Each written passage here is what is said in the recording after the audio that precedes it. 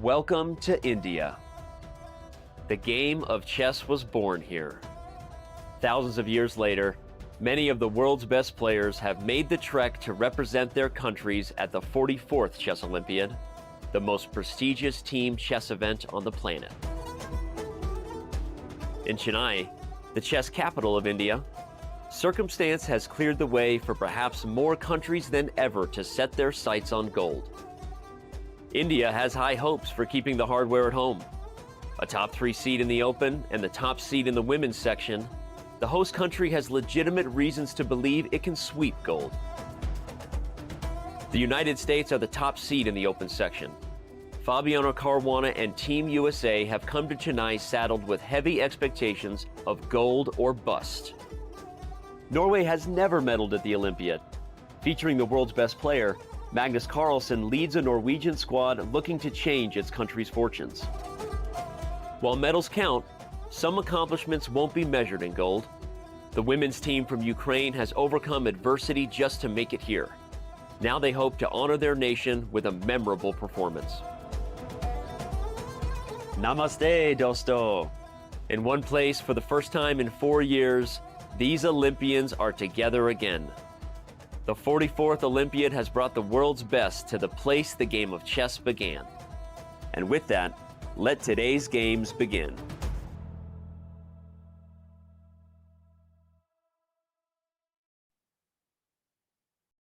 Welcome, ladies and gentlemen, to the 44th Chess Olympiad here in Chennai. Today, your hosts are Grandmaster Artur Snikshans and me. I'm new. I'm Women FIDE Master Alessia Santeramo. I'm super excited to be covering today the 7th round of this Olympiad. And I have a super co-host, Artur. How are you? How do you feel? Are you ready for this? Namaste, Dosto, Alessia, and everybody else who is watching. And it's an absolute pleasure to be back for the round 7 of the Olympiad. Another day after the rest day. Also for the players who had the chance to participate in Bermuda party. I'm not sure. I mean, what does it mean for today's round? But, well, another day, another exciting round. Yeah, Artur said Bermuda party because in the rest day, there is this famous party where all the players are going to this party in the evening, and what happens in the Bermuda party stays at the Bermuda party. But now let's go straight into the format. This is an 11-round Swiss tournament. Every team is made of 4 players that are fighting during the matches. Of course, match consists of board 1 versus board 1, board 2 versus board 2, and so on. Every team wins if they make more than 2.5 points, more than 2 points. And the points assigned for every match are 2 points for 2 points for a win, 1 point for a draw, and 0 for a loss. And the time control is the usual classic time control, 90 minutes plus 30 seconds of increment after every single move, and the additional time of 30 minutes added after move 40. Artur, how is the team? How are the standings? How was the Olympiad by so far? Right, so let's check first the women's section. As you see, India is going really, really strong. 6 victories so far and so leading the tournament. In the hot pursuit are Azerbaijan against Romania. Now let's check who is in the top 6 to 10. Again, a lot of impressive teams have gathered at least 5 victories, 1 loss. This means every single round is extremely unpredictable. And I think we've got still the most exciting action ahead of us. Yeah, and let's go to the first team in the open section. Here we see that Armenia is leading. Incredible performance so far with 6 wins, and they are completely dominating, followed by USA also doing very well with just 1 draw, and then we have India too. Incredible, a team made of super young stars that are lost just 1 game, followed by Uzbekistan and France. Let's go what is from position 6 to 10th. We have the main India team, followed by the Netherlands, Cuba, and India 3. I found it super incredible that both 3 Indian teams are in the top 10. And last but not least, we have Germany. What do you think, Arturs? How impressive it is that India has such a strong country and with all the three teams that are fighting for the lead. Yeah, it's absolutely incredible. And already I was thinking before, I wasn't really sure if the first Indian team is actually stronger than the second team. Maybe it's a bit bold, but actually I think it's good for the teams to have some inner competition, because also the first team, the main team of India, they're seeing how well is doing the junior team. They're again, motivating themselves to fight better. And today, I think we are going to have some really interesting matches. I agree, but before going into that, we should definitely have a look at the profile of Team USA, because they are by far the strongest team by rating. With a couple of powerhouse countries on the sidelines, Team USA is the popular choice to take gold at the 44th Olympiad. Blessed with a talented roster led by Fabiano Caruana, the top-seeded Americans are looking to secure gold, as they did 4 Olympiads ago back in 2016. That gold medal was historic for the United States, as it was the first gold for Team USA since 1976, a drought that spanned across 5 decades. Loaded with Olympiad experience, Caruana and Wesley So were both key contributors to the gold medal team in 2016. Even one of the newest members to Team USA, Levon Aronian, is no stranger to competing at the Olympiad. Aronian bagged gold while representing Armenia during a stretch in which that country won 3 gold medals across 4 straight Olympiad appearances. Also making his Team USA debut in Chennai is Lanier Dominguez. Considered to be one of the strongest players ever to come out of Cuba, Dominguez rounds out a Team USA roster with few weaknesses. Coached by Chess.com commentator Robert Hess, Team USA's roster is so deep that reserve Sam Shankland would likely play first board for most countries in this year's event. As expected, Caruana leads Team USA as the first board. But even with a gold medal already under his belt, Fabi heads into this Olympiad with plenty of motivation. Coming off his clunky finish at the Candidates Tournament, Fabi will need to find his game for the US to realize its potential as the favorites. Carrying 3 of the top-ranked players at the 44th Olympiad while facing a significantly weakened field of countries, the United States is well-positioned to come away from India with just its 3rd gold medal since 1937. The time for Team USA is now. And there we are back, and we should have a look at the match of the day. We have Armenia versus USA. I think this is huge. Armenia is the leader and USA is the strongest teams by rating. So here we have Sargissian versus Caruana, Melkumyan against Wesley So, Shankland versus Dominguez, and Oganian. I say sorry for the Armenia accent. My pronunciation is very bad. And Shankland in board 4. I think it's super interesting that Aronian, and also understandable that Aronian is not in. What are your predictions about this, Arturs? Who do you think will win this match? I think actually United States team is still a favorite, but Team Armenia has been showing amazing team spirit so far. So really, really tough. But I mean, I do predict at some point the leaders have to drop the points. So I would still give the chance for USA to take over the leaders. What is happening in the women's section? Let's check it out in the round 7. Your predictions, Alessia? Oh, my prediction. Well, for sure, India is always a super strong team, and but Azerbaijan are also a team that is playing at all very expert, and so it will be intense. Also, Georgia is one of the strongest country of the women's strongest country in the world against Romania. Ukraine, Netherlands. I think Ukraine is favorite here, but Netherlands have also done so well so far.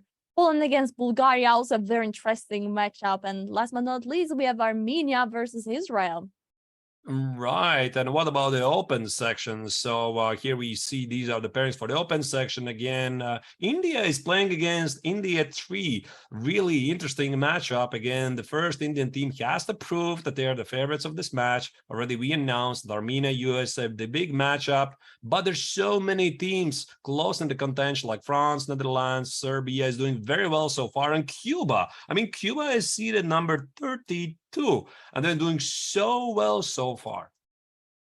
Yeah, this is super, super exciting. I'm honestly, personally, I think that the two matches of the day are India versus India 3, and then Armenia versus USA. I think we have the camera of the players here. We can see already that some of the games started. Harikrishna already seems to, this seems to be like, I think it Queen's Indian, I see D4, the D4, no, E4 pawn pushed.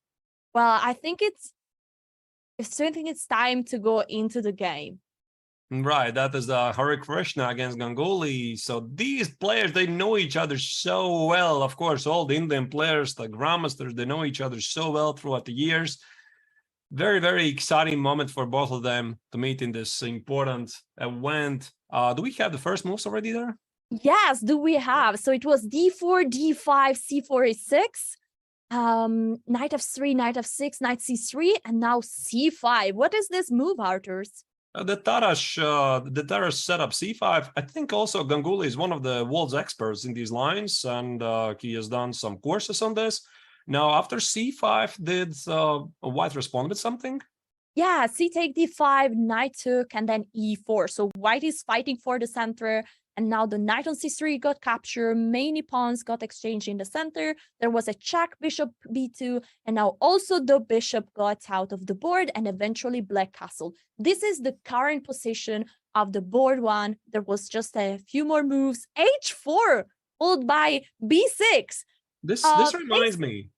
Yeah, this reminds me of recent game by Gukesh against Andrei Yesepenko. I mean, they played it in the Biel GMT tournament a couple of weeks ago. So Gukesh with white, Andrei Yesepenko with black. And I think also it was Gukesh who tried out this idea of H4. And in the end, it didn't quite work for the young Indian superstar because Yesepenko won the game.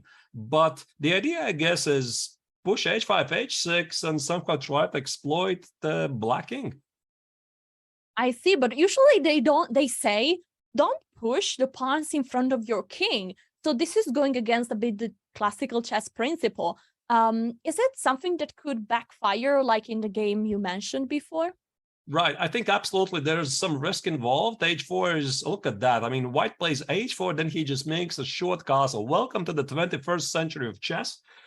It's really amazing where chess has taken us so far. But I mean, talking about slightly about the structure, okay, this H4 is slightly weird, but I think it's quite important to mention one of the core ideas for White is to focus the gameplay on the center and the king side, while Black is thinking about the long-term passed pawn, outside passed pawn and the queen. So if you remove all of the pieces from the board, and in the end we have, let's say, Black has A pawn and B pawn against White's A pawn, then usually Black is doing better in the endgame. But I mean, it's still so far ahead.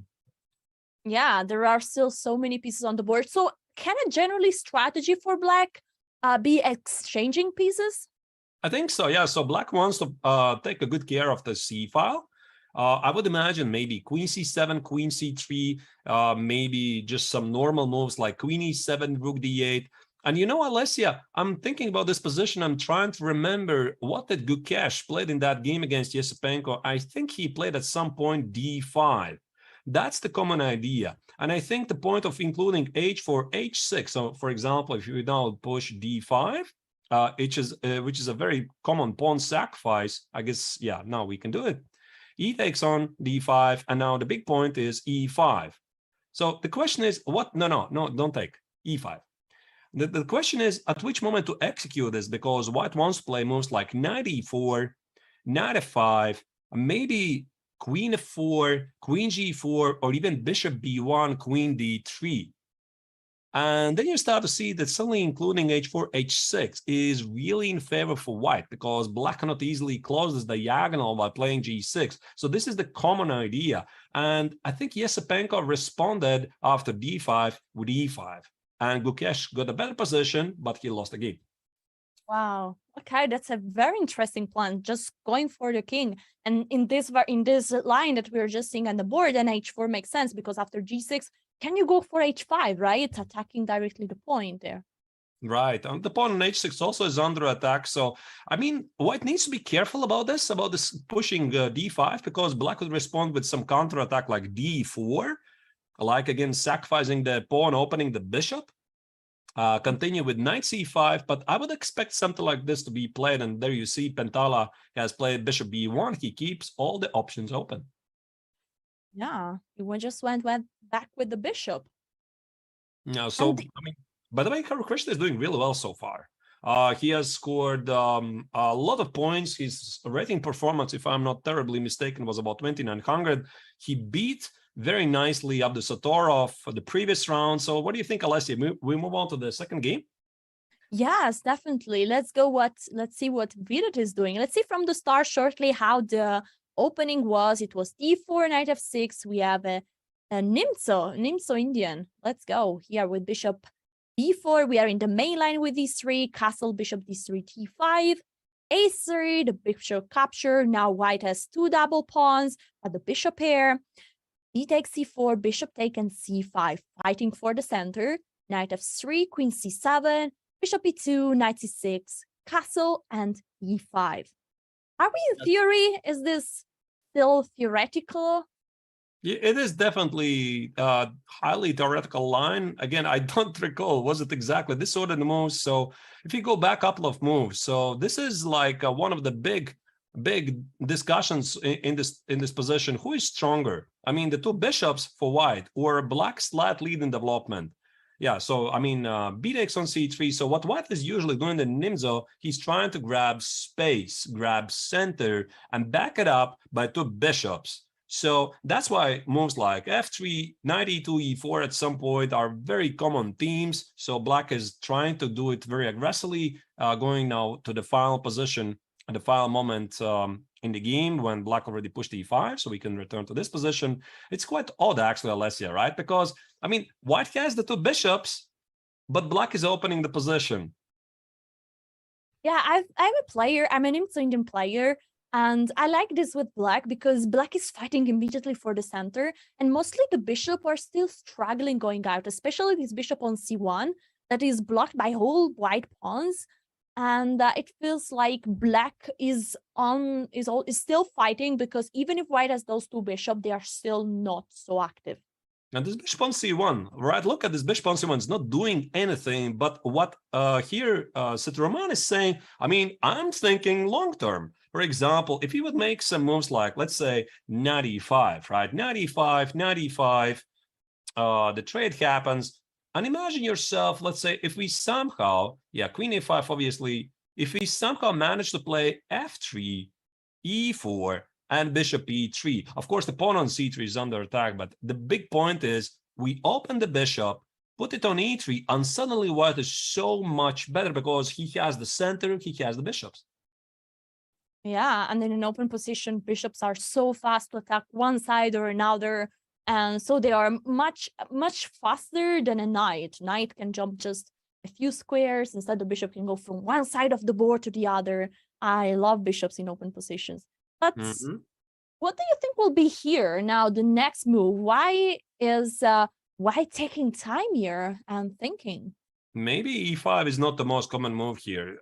You know, there's a lot of things that white can think about. Maybe he's not slightly ready for this line. Maybe the top choice is something else he was expected during the preparation. Because one thing, their viewers, that we are not seeing is obviously the preparation.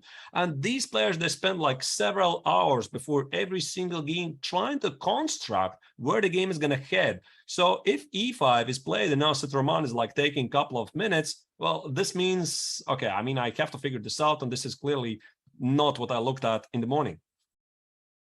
Yeah. And if you would be white now, what would be the move that you would be considering? I guess there's many moves like knight e5. Well, about this knight e5, I think if we don't get to play f3, e4, and bishop e3, which you Alessia already showed, I would say that it's risky for white. Maybe moves like bishop b2, maybe there's something quiet like h3, because, I mean, black did play e5, but this is not a game of checkers, right? You're not obliged to take on e5, because the question is black really interested to push e4? That's a big question. Let's say if I play bishop b2, right? I mean, it's slightly passive move, but I'm saying that we're thinking about long term. So what do? I mean, let's say e4, take the game, push over, knight e2, and now I'm going to claim that the position is going to open, my bishops are going to open. Let's move on. Let's check the game number 3. Yes, let's go. Well, I think I need a bit of time here. All right. So the game number 3 is Arjun Narigaisi against Abhijit Gupta. Essentially, this is a fight between youngsters again, a youngster against experience of the grandmaster, because Gupta has been around for quite a while. He's well known, regarded as one of the strongest Indian grandmasters. There you see, there's the Narigaisi, play with white. Wait a second. Look what happened. It's a London system. Oh my God. Arthurs, do you like the London system? Are you a fan or are you an hater of the London system? Well, I used to be a hater of the London, but I came to appreciate it. I came to appreciate because it's simple to play. And I think we have to thank a lot for the popularity of the line for the world champion Magnus Carlsen, who brought it at the highest level. I mean, I'm not sure if that's correct, but I would say that almost single-handedly, he started to play it, and people decided to pay much more attention to the London, and it's easy. It's very structure-based, easy to carry out plan. Yeah, let's see what black made here. Knight f6, e3, c5, knight f3, knight c6, knight bd2, and knight h5. This is unconventional. Mostly I've seen many suggestion of going with the queen on b6 and all the lines where you're attacking the b2 pawn. Knight h5. This is really tricky because again, the question is, knight h5 is one of the common themes. So for example, let's say if I don't know what I'm doing here, I'm going to play bishop g3, and after bishop g3, black is going to take on g3, h takes on g3, and the thing about this position is that in the long term, the position will open. Again, we had this discussion before, the two bishops, the power, etc., because it's not a secret. Bishops best operate in open positions. So I don't think white really wants to do this without making black to make some concessions. So while the bishop trade is in the cards, maybe it makes sense for white to provoke some weaknesses first. And I'm talking not bishop g3, maybe let's think about most like bishop g5. So knight h5, bishop g5, h6, bishop goes to h4, g5, bishop g3, and now that's something else. So it's usually about these ideas. What is always aware, there's knight h5. Sometimes he plays h3. If we not include, let's say, knight b to d2, I mean, typical on these positions, sometimes he plays h3 so that there's no knight h5, and then just in case, take care of the g4 square. Yeah, but now there is knight h5 on the board, so you cannot really cannot really save the bishop. Is it an option to leave the bishop on f4, like defending the pawn on d4 with the move c3 and then let black capture? There are some positions like that, but I don't think this is the one. Sometimes white does play c3, but I think the big point is to take on d4 with the knight, establishing some good control to dark squares. But you know, Alessia, I wouldn't rule out anything because chess has become so interesting. The modern theory is moving on, so anything is possible. Do we move on to the board 4? Yeah, sure. We have today Sarin against Puranik.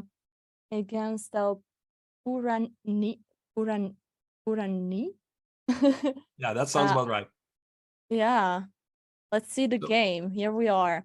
So we have e4, e5. This is the first time that we see e4, e5 here.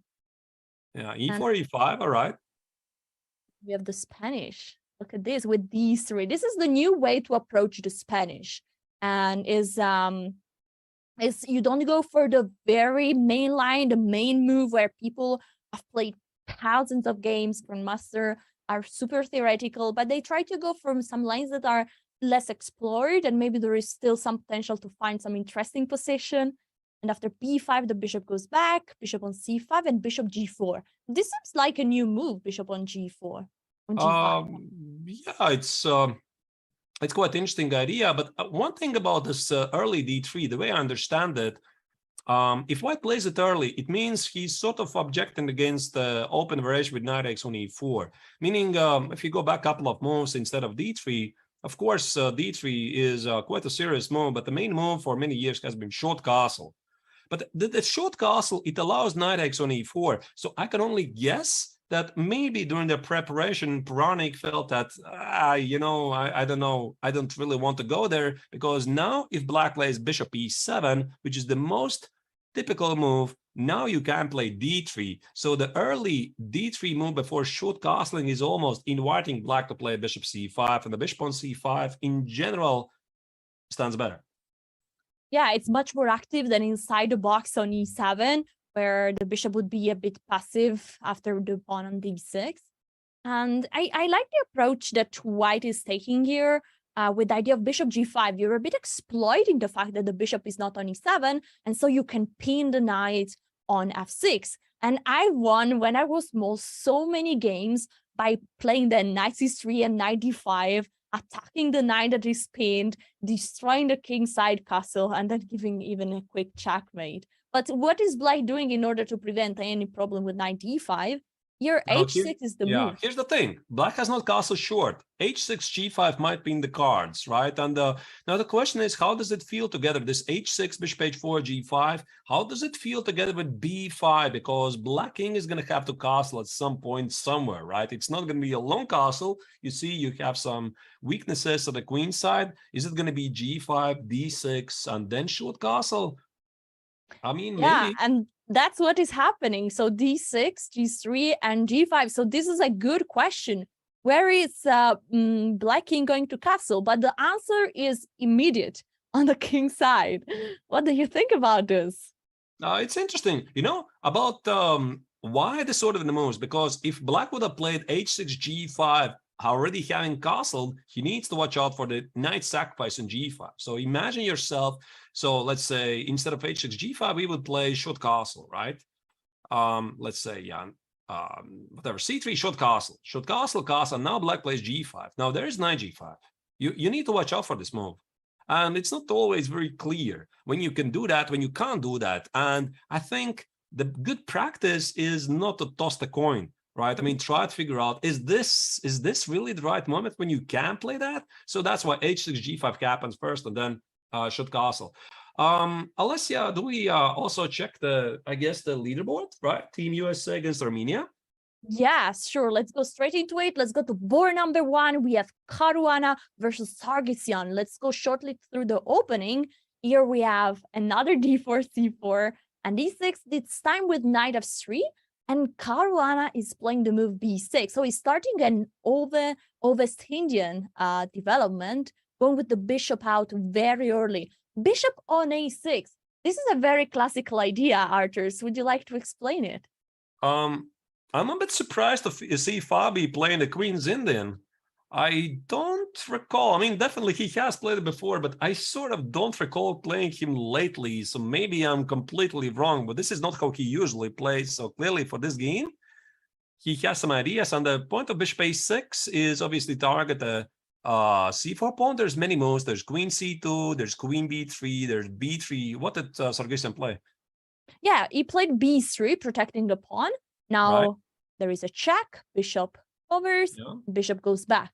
I find it so hard to understand these moves in this opening that sometimes you go with the bishop on a square and then you go back. So you created this bishop, you helped white to develop the bishop on d2, but actually this bishop on d2 doesn't seem in the perfect square. So what is the sense a bit of these moves here?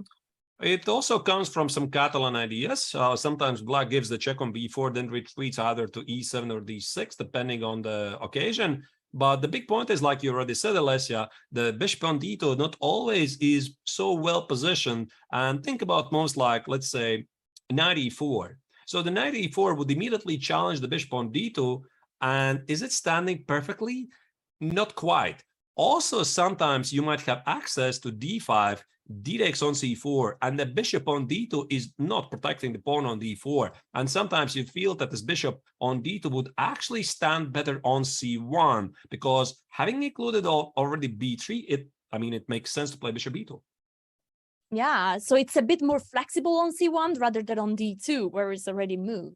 Yes, this is the idea. After knight f3, d5, black is going exactly for this idea. For the center, he would like to take on c4, and now white is basically has to take on d5. That's exactly what it happened. Development goes on. Both players are castling. Rook on the open file. Knight e5, bishop back on b7. Finally, the bishop didn't have any more a role on a6, and so went back to a better diagonal. Rook c1, knight bd7, and rook c2. This was a hot topic something like, 5-6 years ago. They used to play it quite a lot. Maybe also Fabi. I don't really remember. There's many Queen's Indian experts, and it used to be popular. Then for some reason, it just disappeared. Not so many games before, so clearly Fabi has some new ideas here. He wants to test it out, and I'm not really surprised, because with the openings, it's like with fashion, they come back at some point. So Queen's Indian is maybe very hot today. A couple of years, so somebody finds some new idea, it's not so popular anymore, or another opening becomes incredibly popular, and then it comes back at some point with new ideas, and hey, everybody's playing it again. Yeah, and what makes an opening comes popular again? What is at top level? What does make the difference? I'm sorry, what makes the difference? What makes the difference when an opening comes popular at top level? Because players usually don't want to have dry position, don't want to go in a fast throw, they want to play. And I think there's just some new ideas, maybe with the help of the engines. Obviously, these best players in the world, they're working with the best engines. They have a team, they discover some new maneuver, like h4, a4, aggressive pawn pushes. It gives a different perspective, and it's like, I just want to test it out, right? And that's how it usually goes. I have a question. What is the idea behind rook c2 here? Oh, rook c2. Okay, that's slightly mysterious. Maybe bishop c1. Maybe reroute the queen somewhere to b1, a1. I don't know, Alessia. Looks a bit I think mysterious to me. sometimes grandmaster moves are so deep that just a few moves later you realize the idea. That's why for amateur, then it's too late when you realize the idea of sub moves. Right. Clearly, the idea is to free some squares, right? Maybe it's c1 square for the bishop. Feels a bit slow, but also I think there could be an idea, maybe double very quickly the heavy pieces on, let's say, the d file. For example, I don't know, let's say knight e5, right? Knight e5, I snatch the knight on e5, take, and let's say knight g4, very aggressive. So suddenly, after bishop f4, maybe this rook on c2 somehow is joining the second rank, and the pawn on d5 is, targeted. And of course, you can still play g5. I don't know very quickly what to make of that. But pawn on, by the way, pawn on d5 is already under attack. Bishop c1, and then we ask black some questions. What do you have for the weakened squares at the king side? Yeah. Here you could take on e5. Yeah, you take on d5. Yeah. The point was, maybe sometimes even white is happy to sacrifice the pawn like that. Expose the king side. Also, one of the modern ideas of today's chess. It's going to be definitely interesting. What is happening in the second board? Wesley So against Franz Melkumyan. Here we are. It started with e4 c6. So we are in a Harikan for the fun. We say hello to the fan of Gotham chess that is always loving this opening. And white is playing the two knights, so not the most popular variation against the Harikan, but probably Wesley still wants to get to a position where he can maybe show some new ideas. Mm-hmm. So now white is fighting for the center with the move d4, bishop e7.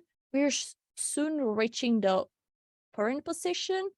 And now this is very nice. I love what Wesley is doing here.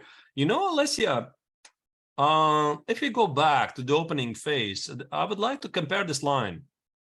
I would like to compare this line with one little thing. I mean, e4, c6, d4, d5. And we trade on d5. This is what we call the exchange variation. And now the big point is after bishop d3, knight c6, c3, mainly this is reserved for some accelerated time control games. We already, by the way, saw, I think it was Daniela Vokatura playing it against the world champion, Magnus Carlsen, here in the Olympiad, whichever round it was, round 3 or 4. And the big point is go slowly at a king side. So bishop f4, knight f3, knight e2. But the theory says black is doing all right. That's the bottom line. And now we check what Wesley is doing.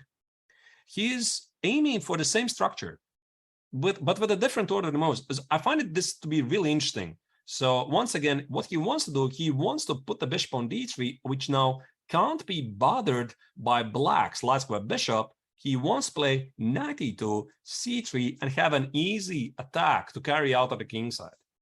And this is exactly what he's doing. He's bringing the knight towards c2 and eventually protecting the pawn on c3. And now this is the current position. This is what is on the board. This is clearly an improvement. I mean, comparing to that line, my feeling, this is an improvement because I've played the exchange Caro-Kann variation for years. So, I mean, I love the variation. I think it's very easy to play. But here the bishop on d3 gives white some extra chances because, I mean, black cannot easily get rid of this bishop. And also, I mean, if you look at the pawn structure, right? Again, this is the Caspet structure, b2, c3, d4. The pawn structure, like, is aiming. You have to do something on the king side, and it's quite obvious, right? I mean, Wesley is going to focus on the king side. I don't know how, g4, h4, g5, whatever. Black. Yeah, I like to say that the pawns are like creating an arrow and indicating you where to go to attack. And the white pawns are really showing towards the king side, boys. Right, and black also has the same pawn structure, right? f7, e6, d5. And that means black wants to do something at the queen side. a6, b5, b4, establish a weakness on c3, something you can target. But you know, in practice, one thing is it's always easier to play against the king. So that's what I like. One thing is getting a weak pawn, one thing is getting mated on the king side. Exactly. Right. So it's a great idea. You know, somehow it transposed from the two knights variation. And yeah, so Wesley is actually doing well so far. What would be the move that you would consider here? For black? White, next move. White. Well, I was thinking, do I want to immediately charge at the king side, like g4? Or maybe that's a bit too rush. Right? Maybe I need to be a bit careful. I would think about the rook on a1. What's the rook on a1 is doing? So maybe Wesley is thinking about some moves like rook d2, rook e1. But then again, I'm thinking maybe the rook d2 is a waste of time. Maybe I play something like king h2, rook g1, and the other rook goes to e1. So it's important to think about the harmonious cooperation of all the pieces, because to be successful in chess, you have to use all of your pieces. And I think the best players in the world, they're showing how to do that in the most precise way. So I think Wesley is going to find a very nice way how to coordinate all the pieces. g4, yeah, maybe definitely there's g4, but maybe he's going to find a way to bring the rook on a1 in the game. All right, we will come back later. Let's go to board 3. We have here Shankland versus Dominguez. The game started with a Sicilian. We have lots of fun of the Sicilian. It's one of the most dynamic opening in chess. And here we are in the main line, guys. We are in a neither with bishop g5. There is so much theory about this. Yeah, I used to call this the old theory. I mean, bishop the g5. Old theory. Yeah, the old theory. Of course, it's not old theory, but there's so many moves. I mean, if you go back a lesson to bishop g5, I mean, professionals are even making fun of this position because there's so many moves. Every single legal move has been tested here. Again, bishop c4, bishop d3, bishop e2, bishop e3, bishop d2, bishop g5, queen f3, queen d3, a3, a4, knight b3, rook b1, rook g1, h3, h4, g3, even g4. I mean, everything has been every legal move. I think b3 as well. So it's like becoming quite a joke, to be honest. Meaning a joke in a positive sense that people are trying to come up with a lot of ideas here. So bishop g5 is like one of the old moves, one of the conventional ways to continue here. During one of my stream, I was attempting siding the knight for the white pieces, and a grandmaster came to the chat and said, "Good luck, Alessia. You have to face at least 16 good moves for white." And yeah, it's lots of work. But bishop g5 has been played, the old moves, as Arthur says. Knight bd7, now queen e2. Isn't the queen like blocking the bishop on f1? Yeah, this is interesting because queen e2 clearly indicates that white wants to go for early f4, e5. And maybe without developing the light square bishop, white is trying to win time. Long castle f4, e5. This is still theoretical discussion, but what white is saying here, I'm going to figure out where to position the bishop later. This is definitely playable. All right, and that's actually what is happening. G6 is a shy way to develop. Is it? I think that's the main move here. I sort of recall it. I played myself a bit Najdorf here, unless I'm terribly mistaken. H6, G6 is how they played here. F4 and E5. So yeah. Black is blocking white's idea. Now there might be some crazy lines here. I recall some exchange sacrifices on the E7 at some point. Do we have any more moves? Maybe we have more moves. F take E5, D take E5, and now castle, leaving a piece hanging on D4. I cannot move on without understanding what is happening if Black is taking the pawn. E5, yeah, must be E5. E5, and if G5, oh, you take with check. Right, and everything falls apart for Black. Amazing. So it's quite interesting idea. White is heavily focusing on development, and Black needs to carefully navigate here. Yeah, so, C7. Yeah. Knight goes back, B5, now knight B5. Was it here, Alessia? Was it here? I'm sorry, instead of knight E5. Was there this exchange sacrifice on the E7, which was sort of drawish, but I don't really recall, to be honest. Rook d7, knight e7, because the knight on f6 is under attack, and knight e5. And there were some testing lines, how you could check it. But obviously, I think that white knows this idea to sacrifice. And again, it really depends on the player. If the player, your opponent, is playing out very quickly, you look at him, look in his eyes. Do you know this line? Okay, he's a knight player. Okay, probably I'm not going to test it because then it's somehow ending with a draw. If you ask me, I don't remember how it ends with a draw, but I just remember that it was supposed to be, somehow drawish. Yeah, and they try to find some new ideas, and so they don't go for a line that are straightforward, very forced, and if the opponent knows it's a draw, but prefer to get an interesting position still. So this is the current position on the board. We have Black that is still struggling with the king. The king is not yet castled. Where is the king going to castle? On the king side, maybe, but is it that safe? I don't know. This is going to be very sharp. So what here Sahakyan is doing, he's going for a big fight. Obviously, because again, we talk about a match strategy. And there's no secret for Team Armenia. They know they're underdogs. They know that. They know that the Team USA wants to beat them. They're the sole leaders of the tournament. And team strategy usually at these levels is that the white player tries to win. It's so simple. White tries to win, Black plays solid. Right? So I think that Tersakakyan should try to take his chances. Otherwise, how else are you going to try to win this match? Or at least try to stay in the game? Somebody has to win a game.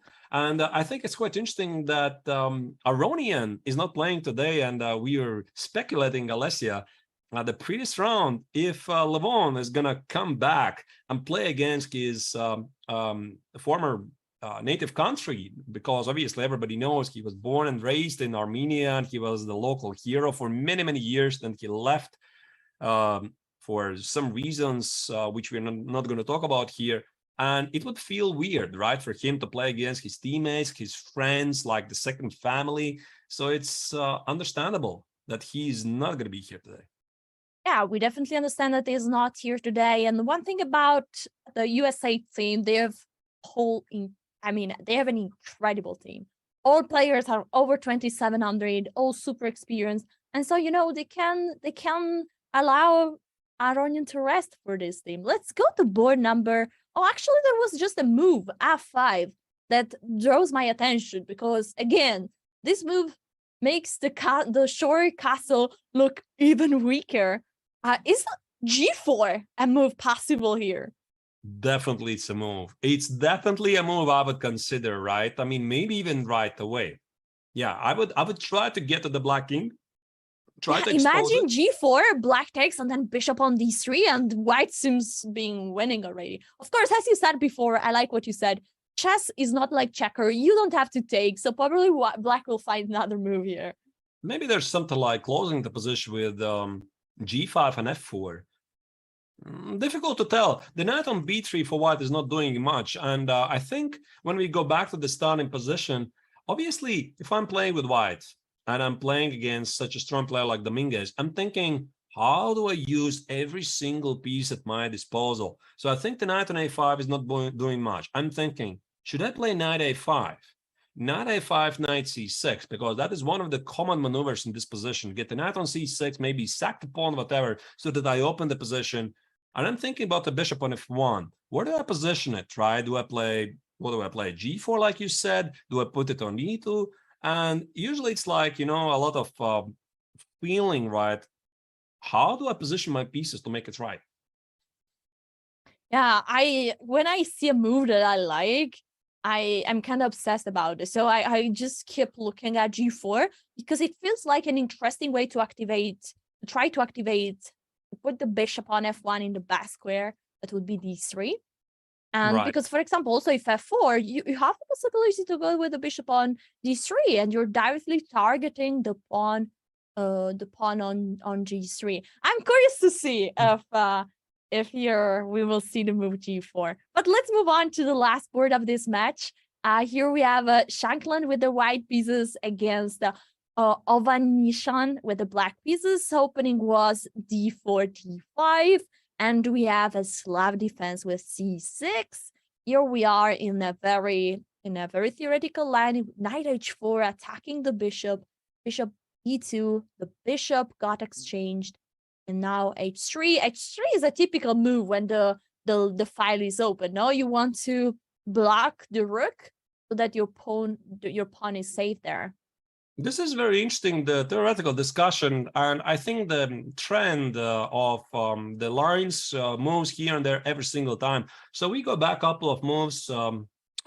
Maybe let's start with this entire sequence of bishop f5. So to explain the thought process, why Black is doing this. So Black plays bishop f5 because he wants to secure the center with e6.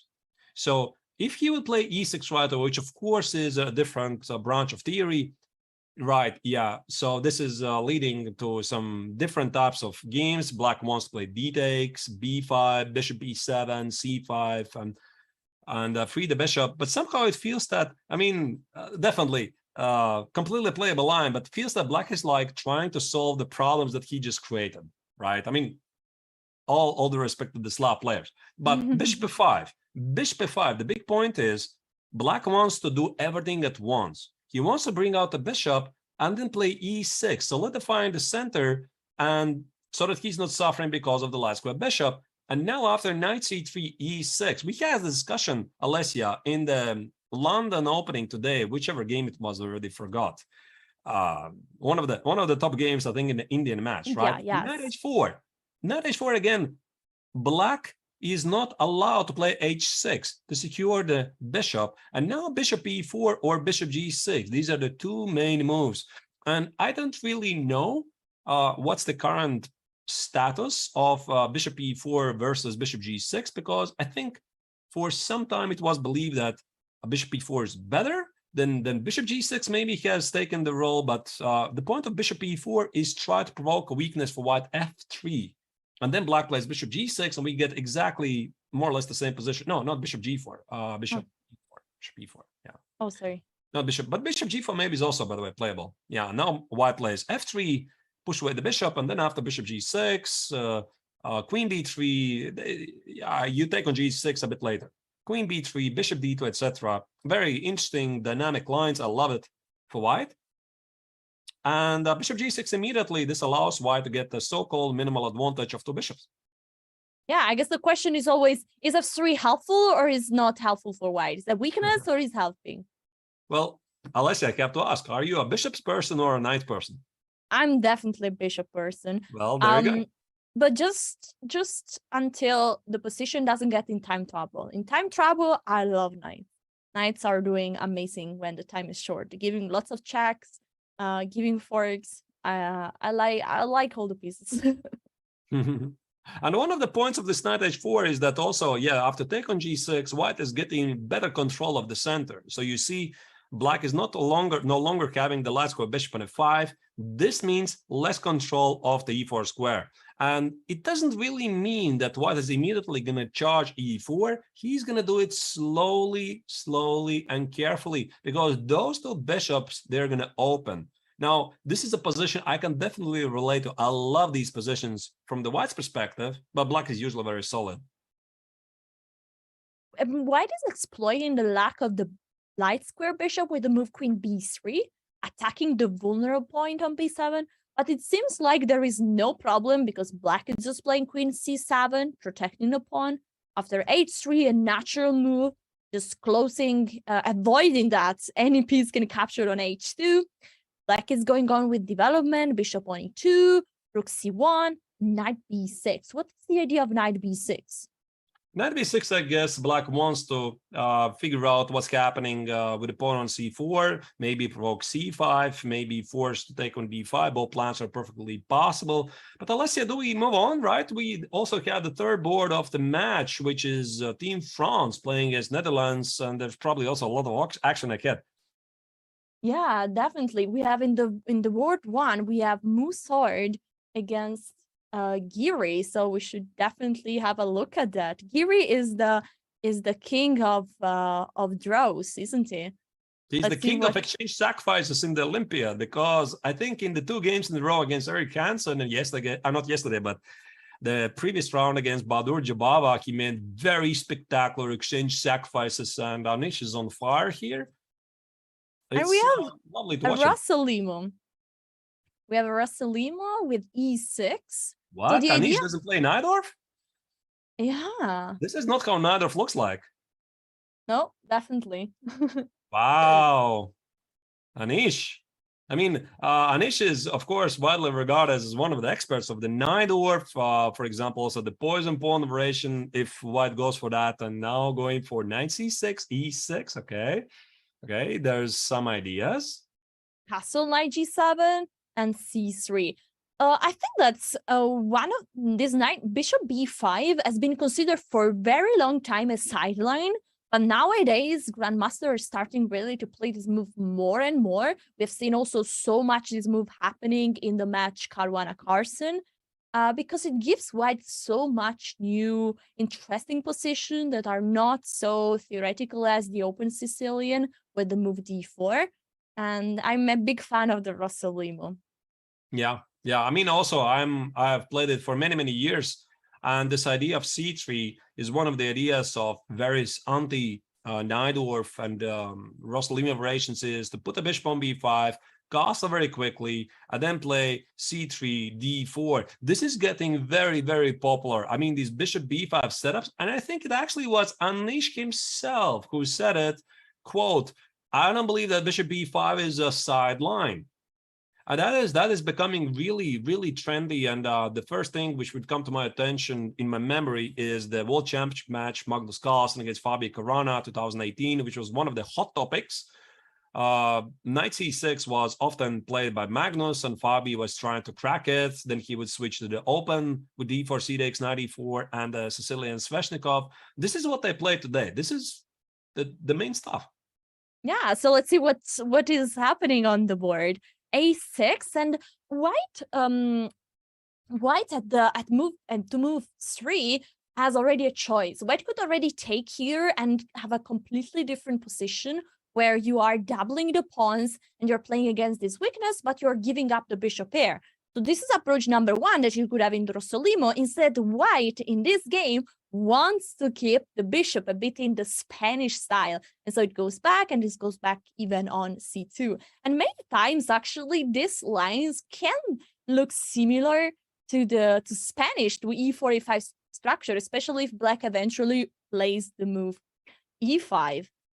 Yeah, it's very nice, like how you said, right? That sometimes there are different openings, like the Ray Lopez or the Spanish by different name, or let's say Rossolimo. Sometimes from some Sicilians, you get the Ray Lopez positions and you carry out the same plan. That's what I've been telling all along for many times, is that focus on the plans, study the structures, so that in case you transpose a certain position from a different opening, you already know what to do. And this is a reason why I like so much this idea with White. I've played so many times the Drossolimo with the idea that Black players are not used to the plans of e4, e5 Spanish. They always like Sicilian, dynamic, they know lots of theory, but maybe they're not so familiar with this idea. And so I agree with you so much. It's so important to study structures and plans, and because then you are comfortable with whatever is the opening outcome. All right, let's move on to the second board. While we do that, I think it's quite important to mention that Team France is not having technically the strongest lineup, and they're doing really, really great. Team France made 2 draws so far without having, and let's talk about that. They don't have Alvarez de Firuja, they don't have Maxime Vachier-Lagrave, they don't have Etienne Bacro. And they're there, right? They're playing against some of the best teams in the world, and they're doing really great. They have such an amazing young talent lineup like Jules Mousard, Maxime Lagarde, very aggressive, dynamic players. Also, one of the youngest French talents, Marc-Andrea Maurizzi. And they haven't lost a single match. They drew round 4 against India, then draw against Poland, and they're here to stay. One thing that I notice about players that are, they are not fixed in the official Olympiad team is that once they get a chance to play, they want to show that they deserve that spot. And so in a way, from a psychological point of view, they're extra motivated to show their best and to try to impress and to show the team that they deserve this spot also in the next Olympiad. Right, and here we have Jordan van Foreest, one of the young stars of the Dutch chess, playing against Laurent Fressinet. Laurent is one of the most experienced, if not the most experienced player in the French team. He's very solid. I actually, to be honest, I'm slightly surprised they didn't put Laurent on the top board, because he usually is very tough to beat. But either way, they decided to do it this way. And what do we have here? What kind of opening was this? Yeah, this was a Spanish with Bishop b5, right. And then it went to our favorite Berlin. But we have the variation with Rook e1. So here there is lots of theory, and with the move d4. This is the main line. I don't know if you would say this is already an old main line, but this leads to the famous endgame after this, the following Famous or infamous? I'm not really sure. Yeah, ever since the World Championship match of Garry Kasparov against Vladimir Kramnik in year 2000, when this line became extremely famous, and it's still there after 22 years. Yeah, this endgame has been fought many times. The latest word, Black is doing really good, although White is usually coming up with some ideas, and that's why these offbeat lines are becoming more and more popular, not to go in the endgame right after the opening. Yeah, another move, a4, Bishop e7, Knight c3, a6, attacking the bishop. The bishop doesn't want to capture on c6, but wants to go back on f1. e4, attacking the knight. This is a pawn sacrifice. Yeah.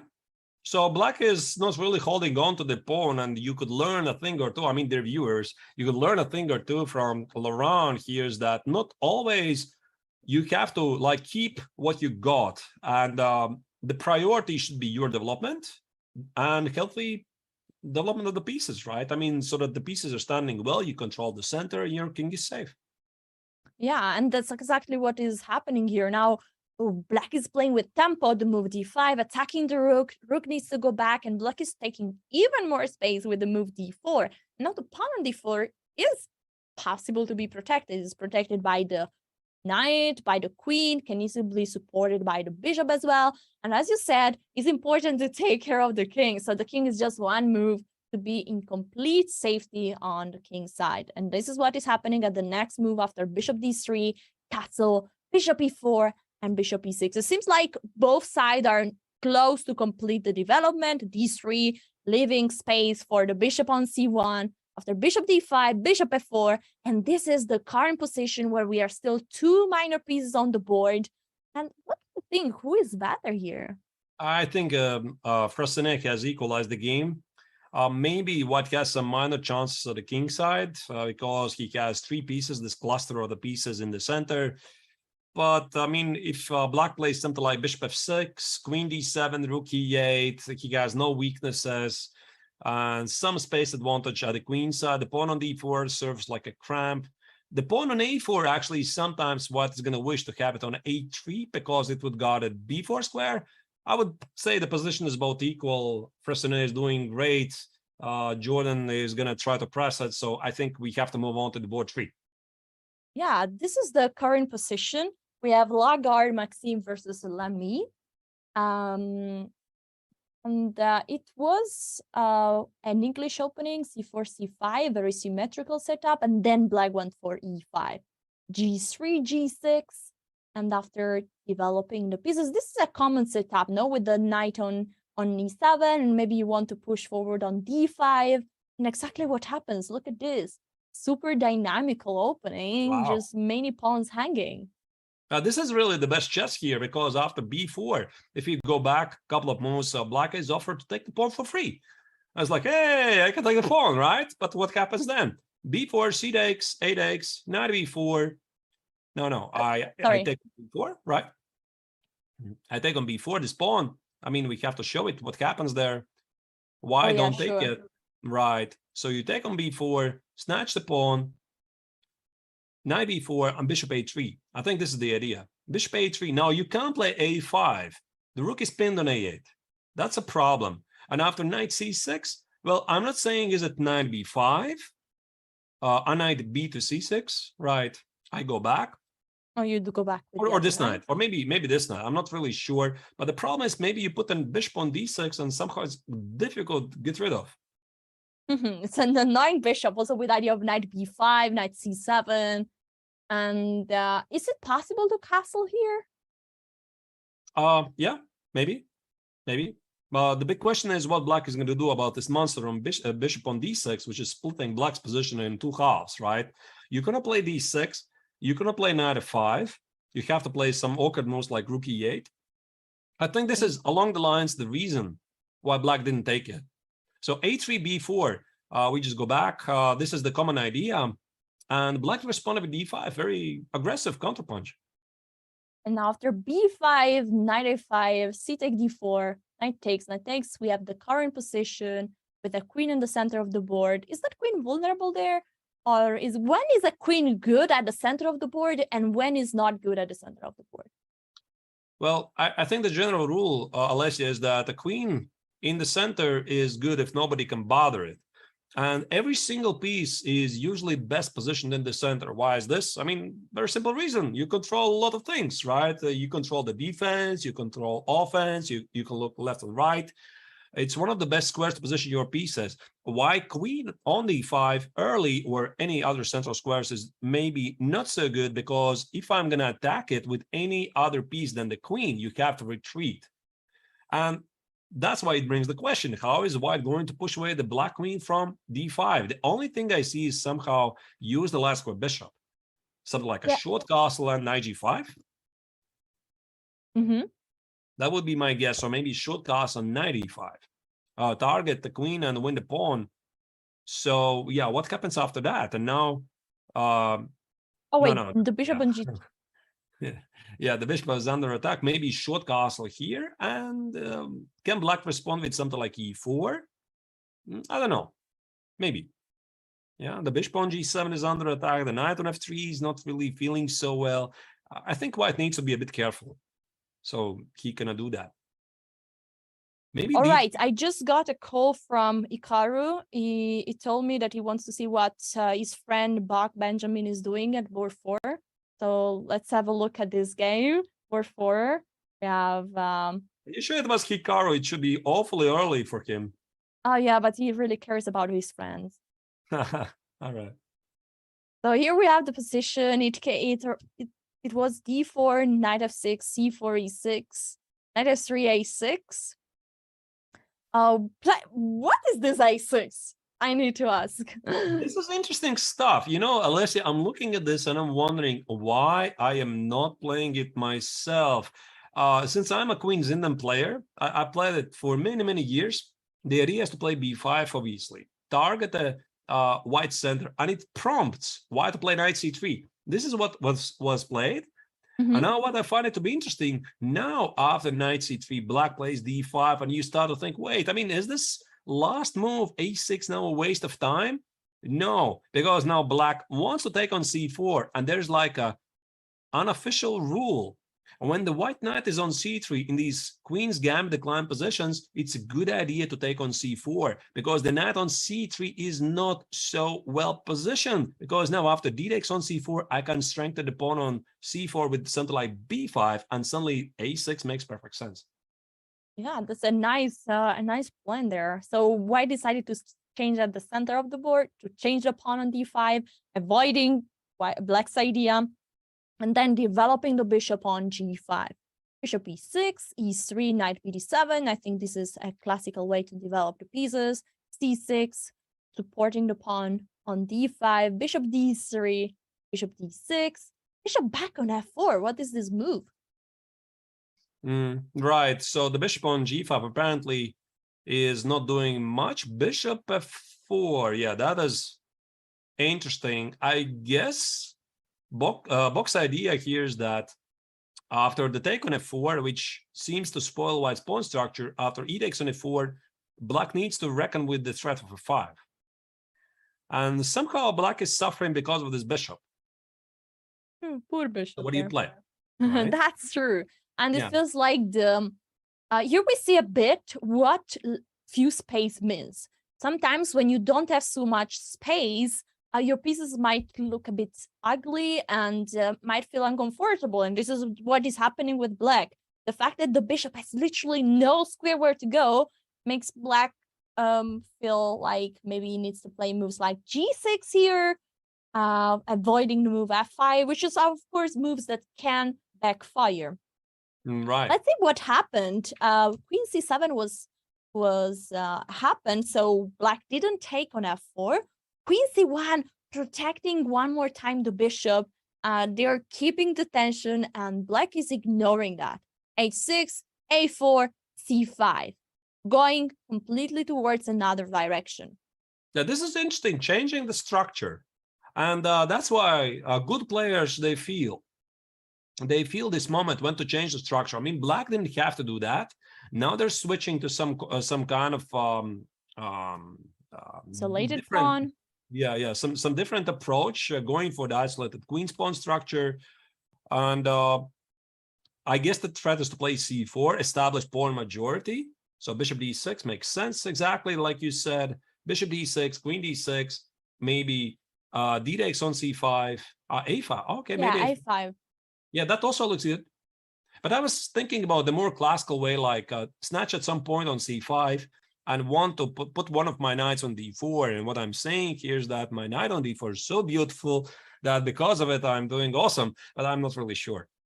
Yeah, for example, would it be possible here? I mean, can white take on c5? Right, and knight c5. And play against the isolated pawn. Is it possible for white to create this position where black is then having this pawn isolated in the middle of the board, which is, we know that leads to double-edged position, because as the pros, that gives black lots of space, control over the center, but on the other side, if lots of pieces get traded, that pawn cannot be protected by other pawns, and so is considered weak. Right. While we talk about that, I think we are going to make a very short break there, viewers. Don't go anywhere. Hope you're liking it so far. By the way, a big shout out to everybody who is watching this. And also I would like to remind you, we have this amazing possibility to bring up the featured chat. If you have some interesting questions or insight you would like to ask us, please do it. We're watching you. What you're saying there, your opinion is very important, but don't go anywhere. See you in several minutes. See you soon.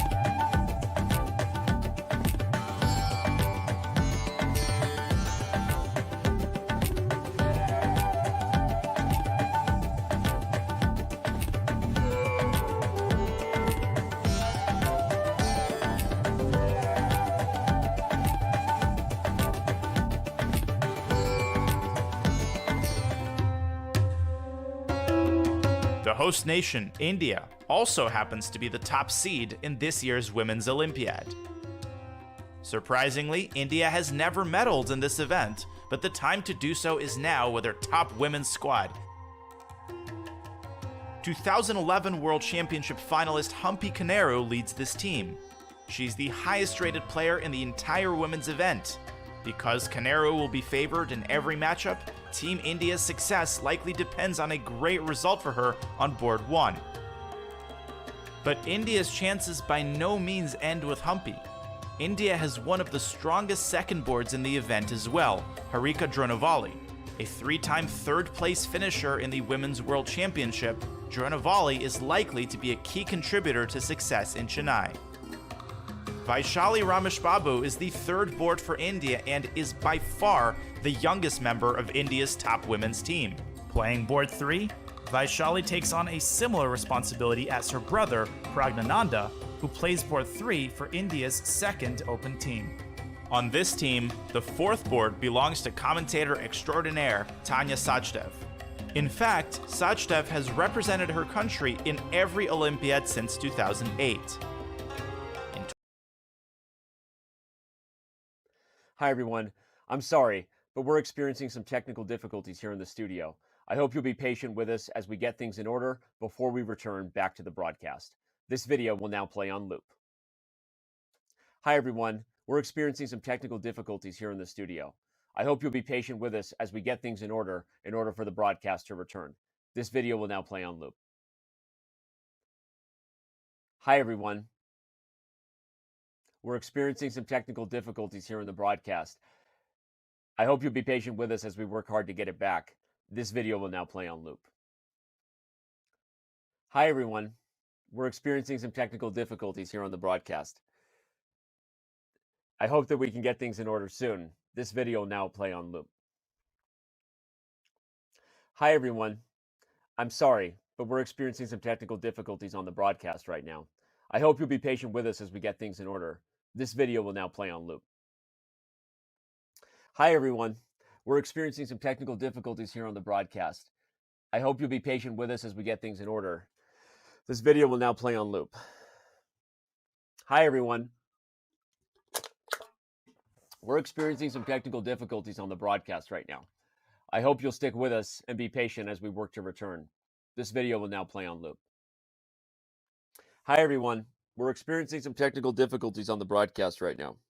I hope you'll be patient with us as we get things in order. This video will now play on loop. Hi everyone. We're experiencing some technical difficulties on the broadcast right now. I hope you'll be patient with us as we work hard to get things in order. This video will now play on loop. Hi everyone. We're experiencing some technical difficulties on the broadcast right now. I hope you'll be patient with us as we work hard to get this back in order. This video will now play on loop. Hi everyone. We're experiencing some technical difficulties on the broadcast right now. I hope you'll be patient with us as we work hard to get things in order. This video will now play on loop. Hi everyone. We're experiencing some technical difficulties on the broadcast right now. I hope you'll be patient with us as we work to get things in order. This video will now play on loop. Hi everyone. We're experiencing some technical difficulties on the broadcast right now. I hope you'll be patient with us as we work hard to get things in order. This video will now play on loop.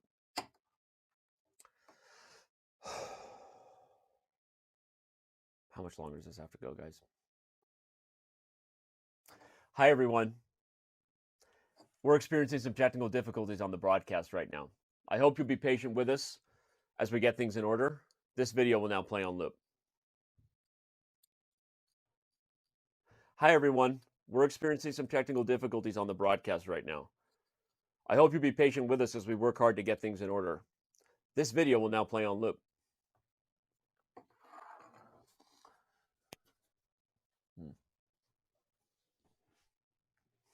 Hi everyone.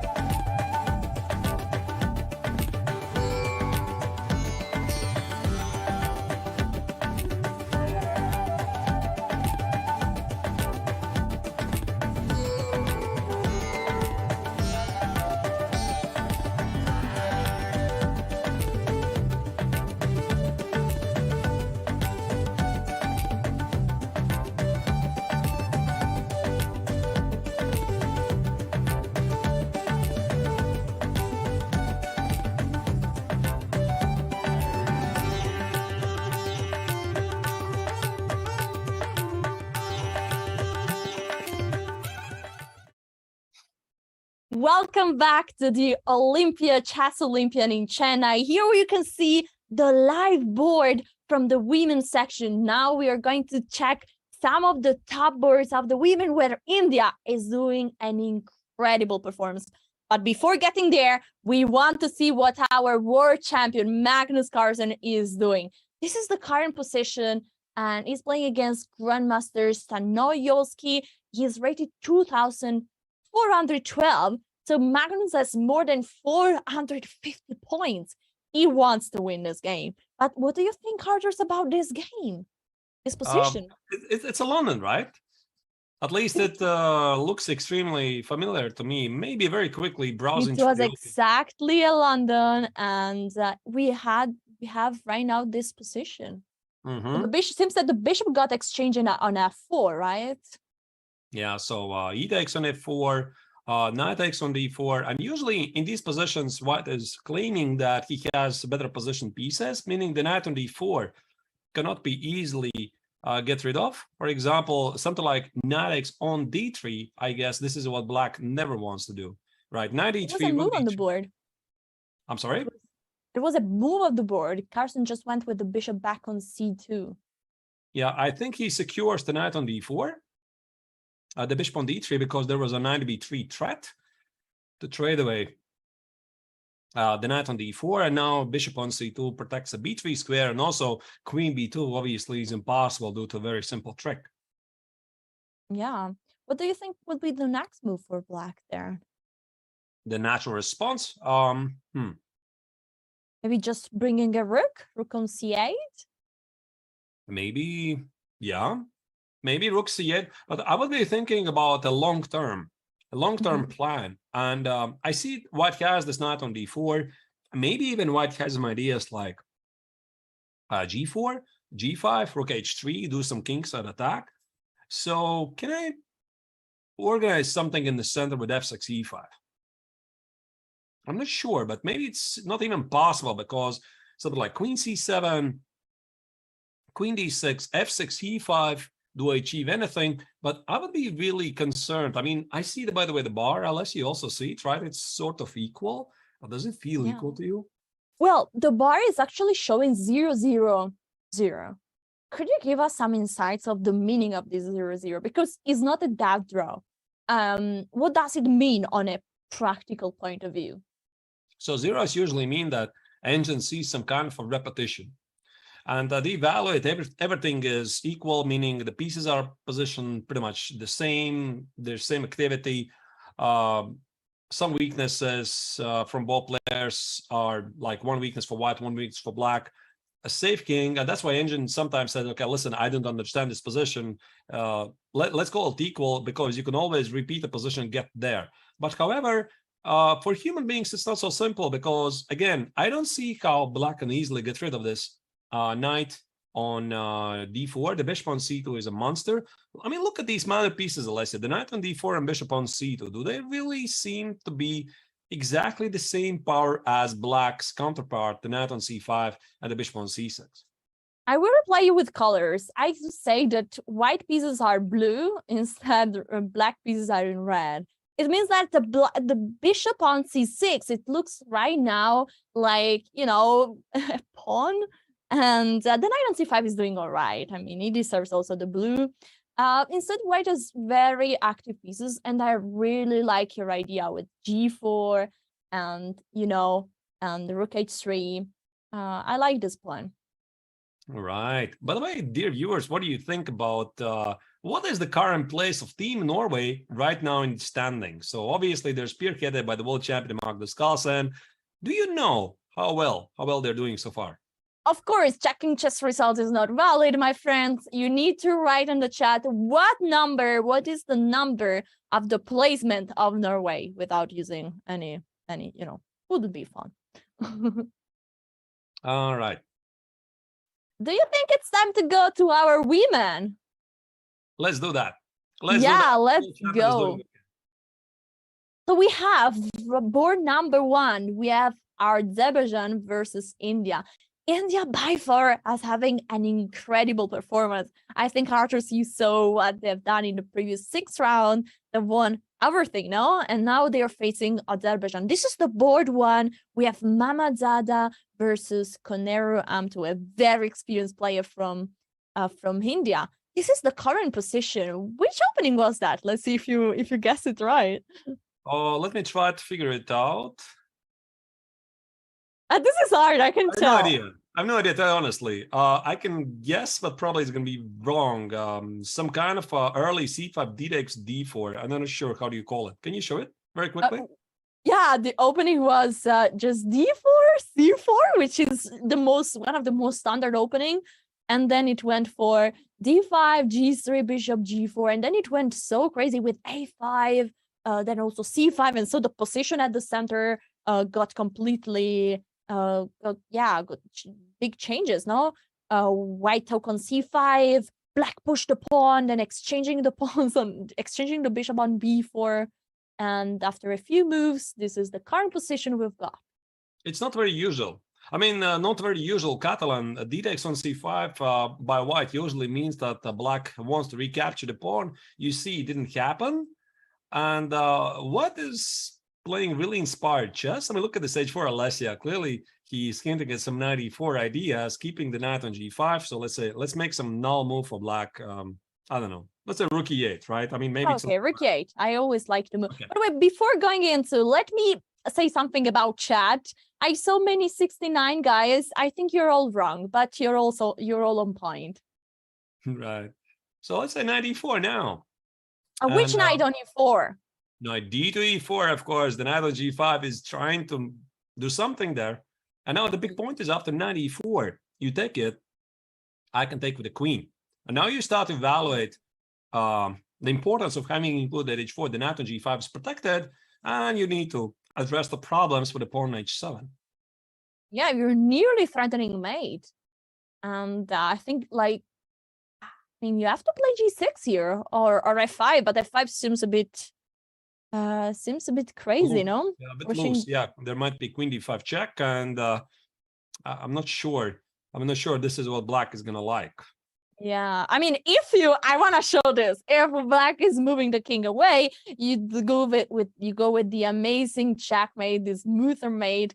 Which have you ever given a smoother mate in real life, in Tournament TB? Yeah, actually in a classical game. It was like last year, even last year, I managed to deliver a smothered mate. It's not very popular. I mean, not very common way, but it has happened. By the way, chat, you were super close with your 69, but Norway placement is right now 56.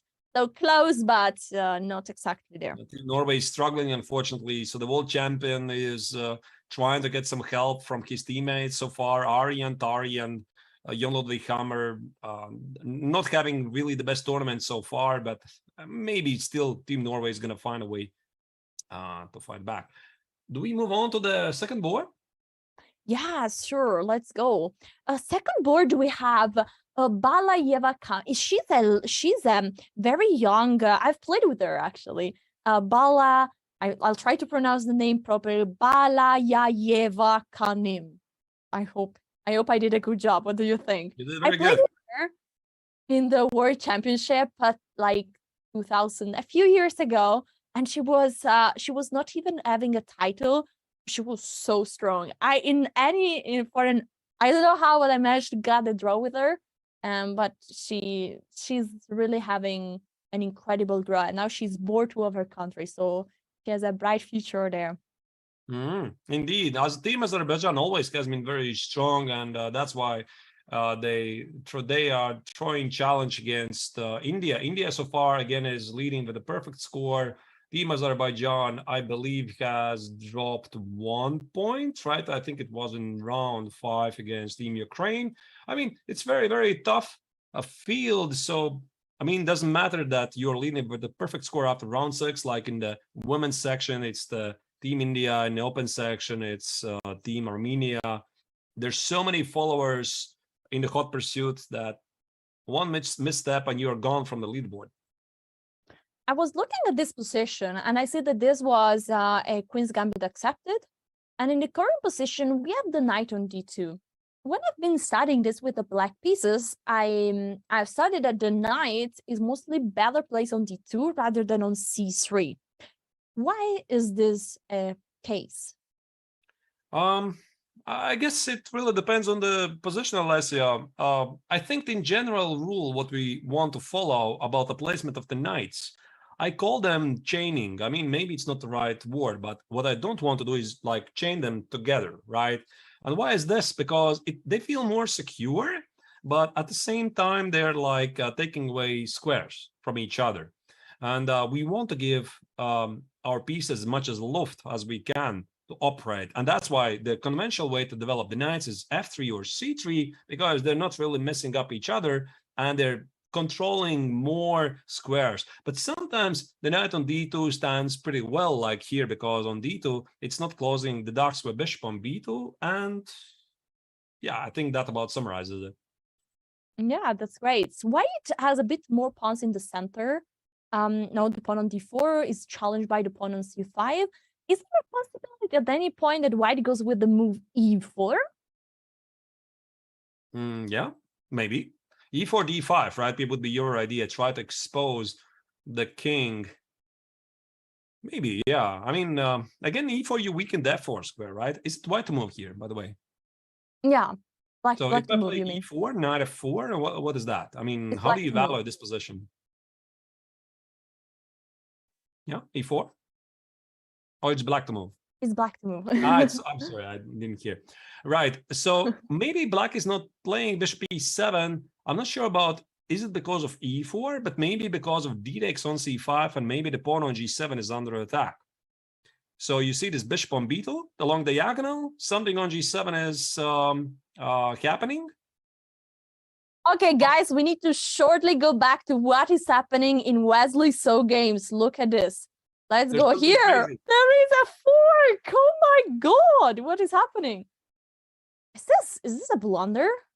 Okay, let's see the last move. So it was e5 attacking the bishop moves, and now e4. There is a fork at the queen and the bishop. Please, authors, tell me that he didn't blunder a piece. Wait, just a second. Oh my goodness, there's knight e4 or rook e4 and queen f7. Just a second. I mean, let's try to figure this out. Maybe rook e4. Rook takes on e4. Did he blunder this? Rook e4, d takes on e4, queen f7, king f7, bishop c4, king f6, knight e4. Don't tell me there's no mates. King f5, g4, king e4. Welcome to the annals of history, ladies and gentlemen. Rook e1, king f3. Wow, what a game. Oh my god, that's so cool. Oh Wow. my god, that's incredible. How did he miss this? Because, I mean, you're sitting against one of the best players in the world, against Wesley So. And after e5, bishop h6, now the question is, did your opponent just blunder the piece, e4? So before I would play e4, I would ask this question, what did I miss? But this is so beautiful. And I think we have the answer, because I see the... Oh no, I have to just reload the board. Do we see already a result? Yeah. After rook take e4, the result is 1-0, or unless I'm wrong. He resigned already? Oh no, I see just the evaluation bar because we gave a checkmate. Okay. So... Oh, right. So, I mean, the point is, of course, again, let's go slowly. Let's go slowly through this line. So d takes on e4. Queen f7. Queen f7 is forcing king take f7. If you go on h8, it's clearly mate on g7. So you have, the king needs to take. And now also the check is forced. Where is the king going? There is just one square. Again, forced. Knight take e4. Again, the king cannot go anywhere in any square rather than f5. Now g4. Again, this is really forced. There is just one move. King take e4. So it's also easy to calculate. Rook e1 check. Again, just f3 is the only square, and then we have mate. This is impressive. Also is a mate, but I mean, it's stunning, and all I can say that this can be missed, but to be honest, I'm surprised. I'm surprised by Melkumyan, because if you play e4, I mean, you should have some kind of alert. alert feeling. Okay, just a second. I'm super excited here, right? I'm winning a piece. What I'm missing? What I'm missing? What I'm missing, right? So I'm asking this question myself, and I'm sitting on my palms, right, so that I cannot physically make the move before I figure it out. And as soon as we looked at this position, my first thought process was knight e4, not rook e4, because you don't think about sacrificing the rook immediately just like that. And then you realize, maybe we go back, Alessia, once again to that starting position, that we need this knight. We need this knight to give a check to the king. We don't need the rook. So yeah, so knight take e4 is a wrong move. So probably what he calculated was knight take e4 or bishop take e4. He didn't expect to move rook take e4. It was probably a shock. This is a shock. Yeah, definitely this is a shock. And again, to the defense of Hrant, this is unusual. This is unusual idea. You don't get to see ideas like this every day. Yeah. Very nice. I like the comment of Chess Lover. Fabiano wants to trade boards with Wesley. And imagine the heat that Hrant Melkumyan is feeling right now. Obviously, he blundered it, and he's oh my goodness. I mean, is this the right way? Is this the right moment to blunder this? It's like one of the most important matches of the year, of 2 years. We're playing against Team USA, and I blundered like this. It's very depressing, to be honest, right? I know that feeling to be in Black's perspective. Still, of course, huge shout out for Wesley to coming up with this idea, but still it was Black who blundered it on played it for himself with his own hands. Okay, Arturus, here why Black is not forced to capture the rook. Is there, it's for sure, of course, now we've realized everything. Is there any possibility for Black to keep going with the game? I think now the best strategy is take a break, mental break. 10 minutes, 10, 15 minutes, just went it out. I mean, otherwise, if you resign, that's it. The game's done immediately. And Melkumyan shouldn't resign immediately. Of course, this is a team event. If this was a single event, he would resign without thinking. Immediately resign, because you just don't want to play. You're disgusted with yourself. Even if it's just a pawn and dominating position. But this is a team event. So he's going to sit there for maybe 10, 15 minutes, just try to gather the thoughts, let it out, and then somehow find a way to get back in the game. Maybe. Yeah. I mean, I'm looking at the live camera and you really see the disappointment in his face. He was looking around shortly the other boards, and then now his hands are on his forehead, and it seems clearly disappointed. You see which board is it? First board is glancing at him. And you feel that stare, you feel it, you feel the heat, right? You're just so embarrassed, to be honest, right? You're sitting there, oh my goodness, how did I blunder this? And you feel that your teammates are looking at you. Yeah, right? This is the moment when you would just want to, just go away, really. But I mean, Hrant is such a fantastic player. This happens even to some of the best. I think he's gonna continue to play. Yeah, I think like in a team composition, in a team competition, you have the pressure of you're not fighting just for you, but for the whole team.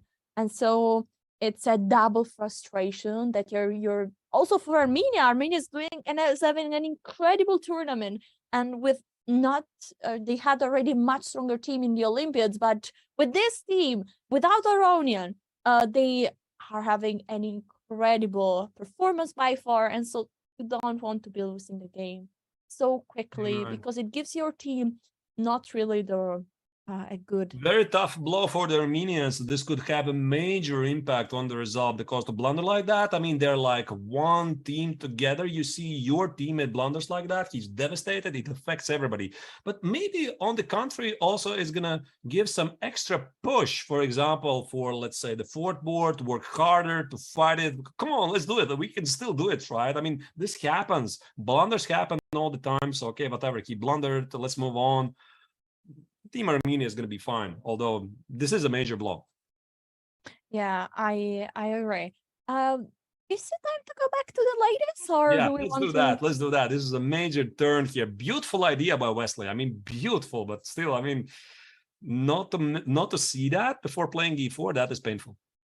It deserves the brilliancy, doesn't it? I like this move. This serves to be brilliant. Yeah, it is brilliant. It's not even double exclamation mark. It's not enough. I mean, it's like Three exclamation mark. Yeah. Or so like because chat it's a would like blow-up. 69 exclamation mark. Right. All right, let's go back to the ladies. We were discussing about his position, and then the shocking move by Wesley So appeared. Okay, now we have a bit more calm, guys. Take some tea, some coffee, some popcorn. We'll go back to the excitement soon, or maybe something shocking will appear also here. We will reach a position with an isolated pawn soon again, or maybe not, or maybe bishop take d4 is just keeping the structure completely symmetrical, and then the position seems to be I mean, white still has some pressure because, for example, if bishop take d4, that seems a very natural move here, attacking pointing at b6, not really attacking the pawn, and also pointing at g7 is making harder for black to castle the king. Right. Is it easy for black to play here? I think bishop takes on d4 has to be played, right? I mean, e takes on d4, you don't want to do. That creates weakness for no good reason. Your bishop is just staring at the pawn. The question is what black has prepared against bishop d4. My thought process is that black took on d4 so that he doesn't have to watch out for d takes on c5. For example, instead of c takes on d4, if black would have played whatever, I mean, maybe bishop e7, then d takes on c5 is going to happen, most likely. And then the pawn on g7 is under attack, and you think about that. Okay, I don't like it. So if I can take it, I mean, let's just take it right away. And most likely, after bishop takes on d4, black is going to solve the problem of the pawn on g7 somehow, which remains to be seen. Maybe bishop b4, sack the pawn for some knight c3 ideas. This could be a move, bishop b4. I'm not sure if I can do that. Looks very logical, to be honest. And what happens if bishop take g7? I have no idea. It's like a gut feeling. Rook g8, knight c3. I mean, there should be something, you know? Oh. Because not, yeah, some tricks. Knight c3, knight e3, something, you know, there's like the evaluation bar agrees and likes what you're doing. All right. Looks good, right? Yeah, it looks good. I mean, now the queen needs to move, and there is lots of pressure on white. I mean, where are you moving your queen? Aren't there problem with the g file, with the bishop on f3? Knight on d2 needs to be protected. What is the move that is saving? The point is that, for example, after queen e1, you cannot just take on d2 because b7 is hanging then. But there could be some tactical ideas which I don't see immediately. Maybe something like queen d2, knight d2 ideas, maybe bishop f3, queen d5 ideas. I cannot immediately tell, but I would be extremely scared to go here because this is the kind of position you miss one shot, you're done. And yes. White doesn't see the bar. White doesn't see he's doing fine. I see if I miss something, I'm immediately losing. So is this really the practical way to continue for just one pawn? I agree. And we got just this position on the live board with the bishop on b4. So now the pressure is all on Harika. Will she take the pawn on g7 and go for this crazy line we've just seen? Or will she go for something more solid? But probably then black will be able to castle and to equalize this position. I think she's never going to take on g7. I mean, not like right away. Maybe she's going to play some more positional moves like knight c4, targeting the pawn on b6, activating the pieces. Maybe she's just, you know, trying to make sure, can I snatch the pawn? I don't know, probably not, looks risky, but you don't really want to give black so much counterplay. All right, let's move on to another board. Here we have Vashali versus Balajayeva. And this position was a Oganian with bishop b4, and this is the current position. Why does some space, no? Yeah, a lot of space advantage. You know, Alessia, I don't know about you, but I'm a big fan of not only two bishops, but also space. Because why space? It gives you so many possibilities to do very, very good, nice things behind the space advantage. Yeah, I also like candidates, you know, and space, having space advantage is like one of the candidates you want to have on the chessboard. You just have more room for your pieces, more possibility. and your opponent might have pieces looking a bit weird. For example, what is this knight on a6 doing? I guess it wants to go somewhere to c5 somehow. But here's the trick. I mean, okay, knight c5, maybe it's an issue. How do we stop it? So if I play b4, right, it makes sense to some degree because I want to stop this knight c5. I want to feel the knight on a6 feel silly. No, let's check this out. Because if I play b4, a takes on b4 could be an idea, takes, and c5. So suddenly the knight joins the game. b5 is going to be knight b4, and b takes on c5 is going to be knight c5. So if I can't do that, what else? Yeah, b5, yeah, maybe b5, knight b4, and the knight on b4 is feeling really good. And despite my enormous space advantage, I have sympathies for bishop on g2, which is not really doing anything at all. Yeah, one thing, I mean, this bishop on g2 is close right now, but one thing I once a coach told me about nice looking pieces is that this knight on b4, yeah, it's a good knight.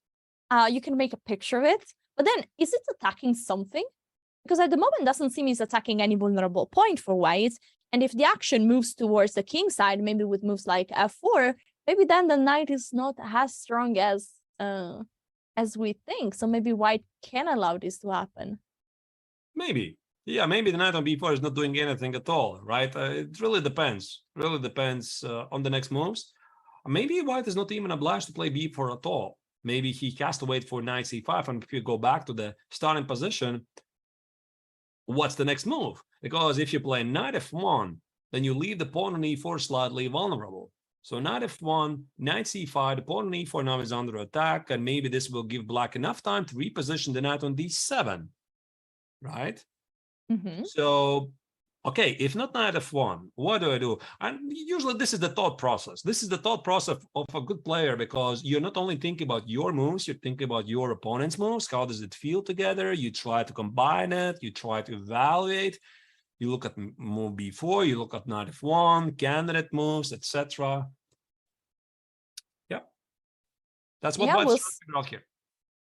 Yeah, we'll see if white is going for a move like b4 here, or for some slower approach.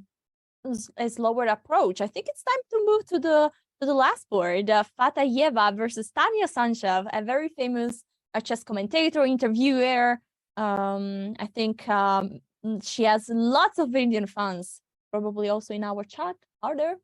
Yeah, and she is going to have a tough task because her opponent, Olivia Fatalieva, has started the tournament with 5 out of 5. I mean, this is really serious. And Olivia is one of the strongest performers so far among the women tournament, with a performance of 29-43 ELO, winning all 5 games. She's one of the strongest performers for Team Azerbaijan. That's why here it's so critical for Sachdev to stop, I guess, the strong opponent. And on screen we have the live board with the players, camera. Now we have Tanya. This is just she just stood up and she did an expression like she feels stressed maybe about this position. She feels under pressure. It seems like black has all the pieces exactly where you want to have them. Look at those bishop on b7. On b7 and c5, they look amazing, pointing towards the king side. Also, the queen is well placed on b7, cannot be attacked. The rook on c8 is doing amazing. Black will castle short, and it feels like, black pieces are where they should be. Instead, black bishops are a bit passive. White bishops are a bit passive there. I would take black 100% here. Totally. I mean, black is doing fine. And if I look at this position, I'm slightly surprised by this move of h3 because white's queenside pieces are not yet developed. Maybe she's waiting for black to castle short.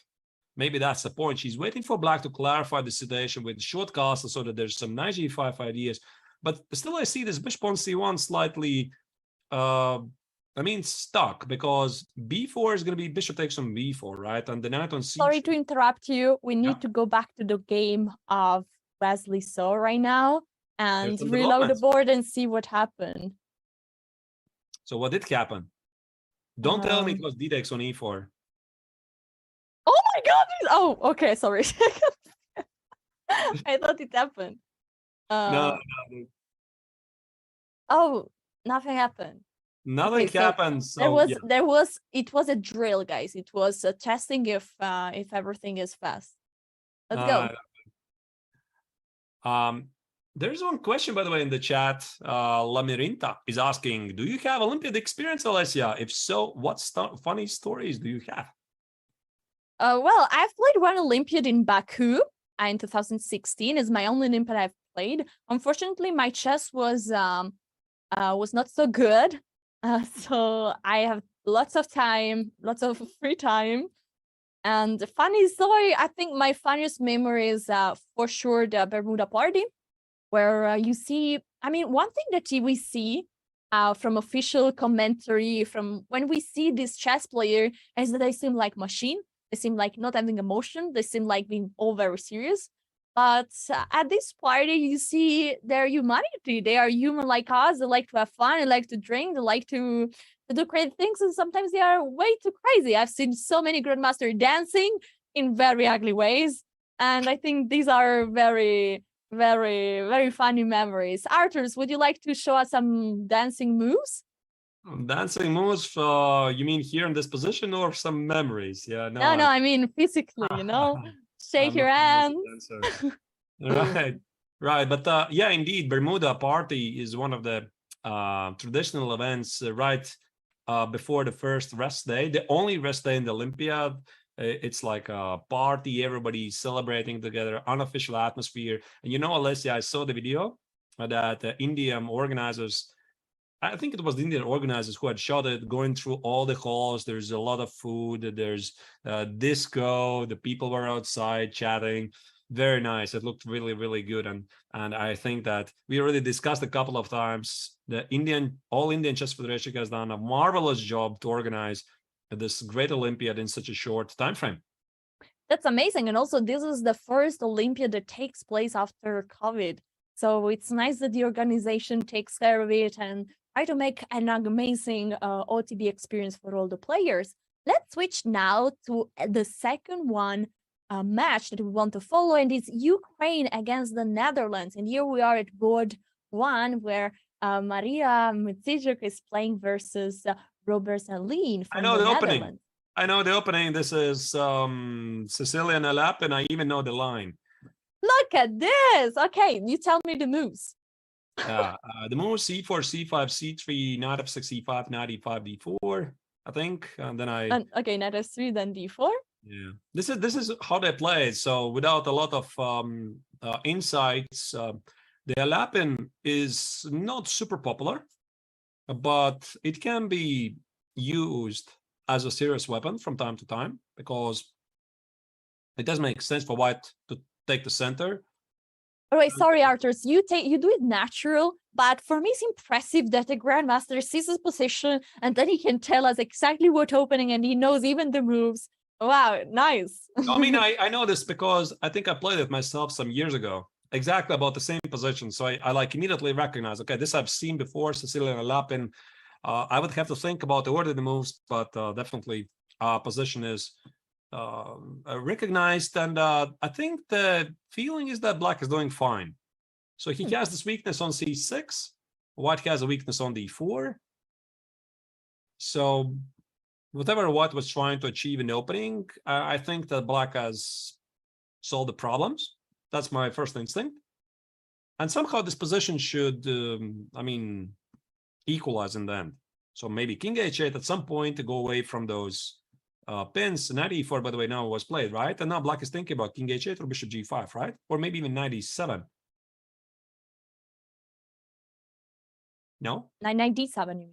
I don't know. I mean, knight e7 or king h8 or bishop g5, all of these moves look... Maybe bishop g5 is the least appealing move. Because, after bishop g5, h takes on g5, you start to have some funny ideas. You start to see ghosts that something might happen at h file. Yeah, exactly. Maybe one of the rooks joining with a Maybe very satisfying rook knight lift. f6, by the way. Immediately, knight f6 issues. The queen on g4 is positioned perfectly. So probably this is something black doesn't want to do. Okay, if not that, what? Yeah, maybe king h8 then. Maybe the king h8, but yeah, now what happens after king h8? It's interesting because black has an option to play with the knight. Knight f6, g takes, bishop h6, and the black king is feeling a bit vulnerable, right? So But then you mean again, to take either with the knight or either with the bishop on f6?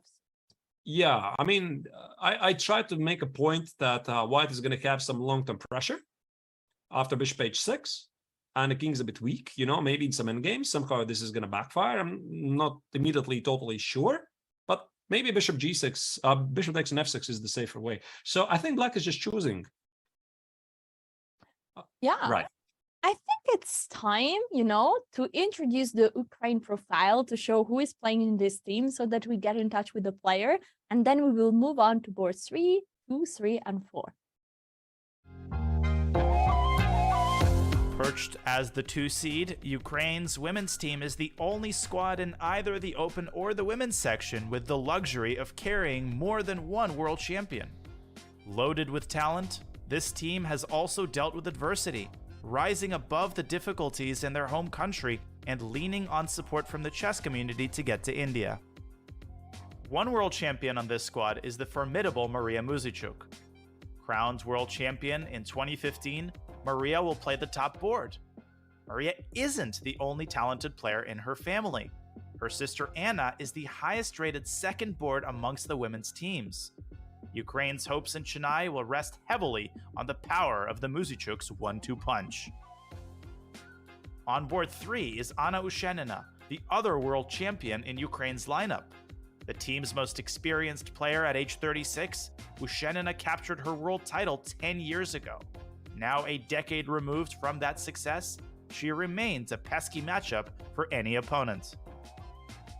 In contrast to Ushenina, the youngest players on this squad are the international masters Yulia Osmak and Natalia Buksa. Each of these up-and-coming competitors round out this solid top-to-bottom roster, making Ukraine one of the favorites. The only team in the Women's Olympiad with 3 Grandmasters, Ukraine looks poised to bring home a gold medal for the first time since 2006. A national victory for Ukraine would doubtless be sweeter than ever before.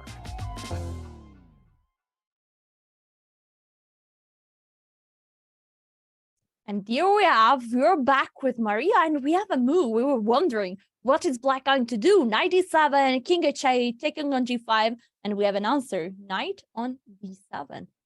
Protecting f6 and saying, there is no threat, there is no pressure there, I'm not scared. Right, 97 looks really good. And actually, after watching this amazing team profile of Team Ukraine, right, made me wonder how mentally maybe it's tough also to play for the Ukrainian ladies, obviously, right, given the situation in the homeland, right? So a tough moment for everybody, but I'm happy. They're one of my favorite teams, obviously, in the open and the women's section. Always good to see that they're doing really well. And Team Ukraine, I think, always have been known for a very good team spirit, especially also the men's team, right? I recall they've won some impressive team events lately without having some superstars. And here the Ukrainian women team have very strong lineup. And one sometimes hard moments are a way to be even closer with your own country, your own team. So I think there will be a very good team spirit in the Ukraine team at the moment. And of course, there are 2 sisters, the Muzychuk sister, that have an amazing relationship. So I think that they have a fun time in this competition. Let's go straight to see the other sister, Anna. She's playing with the black pieces against Grandmaster Peng Zuquin. So what's happening here? Something has gone slightly wrong for white. That's my instinct, because black is ahead in development. That's the first feeling. And the pawn on f3, although it protects the pawn on e4, the knight on d4 might be vulnerable very quick. So instead of, let's say, short castle, let's say we play short castle, right? That's the first option to consider. What happens after queen b6? You know, I would be really, really concerned. Queen b6, rook d8, the knight is pinned, and not only pinned from the d file, also you see this diagonal. Exactly. Yes, a7, g1 diagonal. And I start to get... According to QC, it would be this is the wood shield. Right, the wood shield. Indeed. So here, short castle apparently is impossible because white loses a piece. So if not that, then what? What? I mean, queen e2 instead of short castle. So let's go back to current position. Instead of yeah, let's say queen e2 maybe, right? Remove the queen. But there's already a couple of choices. I mean, knight a4 is a move, yeah. Queen b6 still is a move. e5, knight e3 is a move. But if queen e2, isn't there a piece hanging on d4? Queen e4, there's going to be no. The point is, yeah, I'm protecting the pawn on e4 in some variations. So queen e2, maybe I'm thinking about a long castle. But, you know, to be honest, Alessia, I just don't know a good move here for white. I mean, yeah, it's hard to find. Yeah, it's hard to find because if short castle doesn't work, I mean, what's supposed to work? Maybe long castle. I mean, oh my goodness, did I blunder the knight on d4, right? I just realized. Yeah, I think you meant the idea is great. You know, you want to go for long castle. That's what you were saying. Yeah, I was so busy with my ideas, I didn't even notice there's some pattern little thing as the knight on d4 under attack. Yeah, good morning in Riga. That's what I say. Okay. Good morning. Hello. Okay. Queen d2. Queen d2. Okay, not queen e2. That's ridiculous. Queen d2.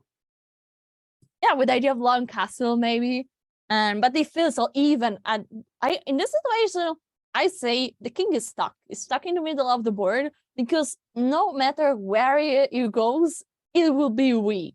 On the king's side, potentially on h1, the king would be safe, but I think there is no time for that. I mean, black is so fast with queen b6, rook d8, and this is it's a very, very tough situation for white. Let's move on. I think here Anna Muzychuk is clearly in the driving seat, and something Joachim Peng has misplayed. I don't know what. I mean, clearly things are not good looking good for her.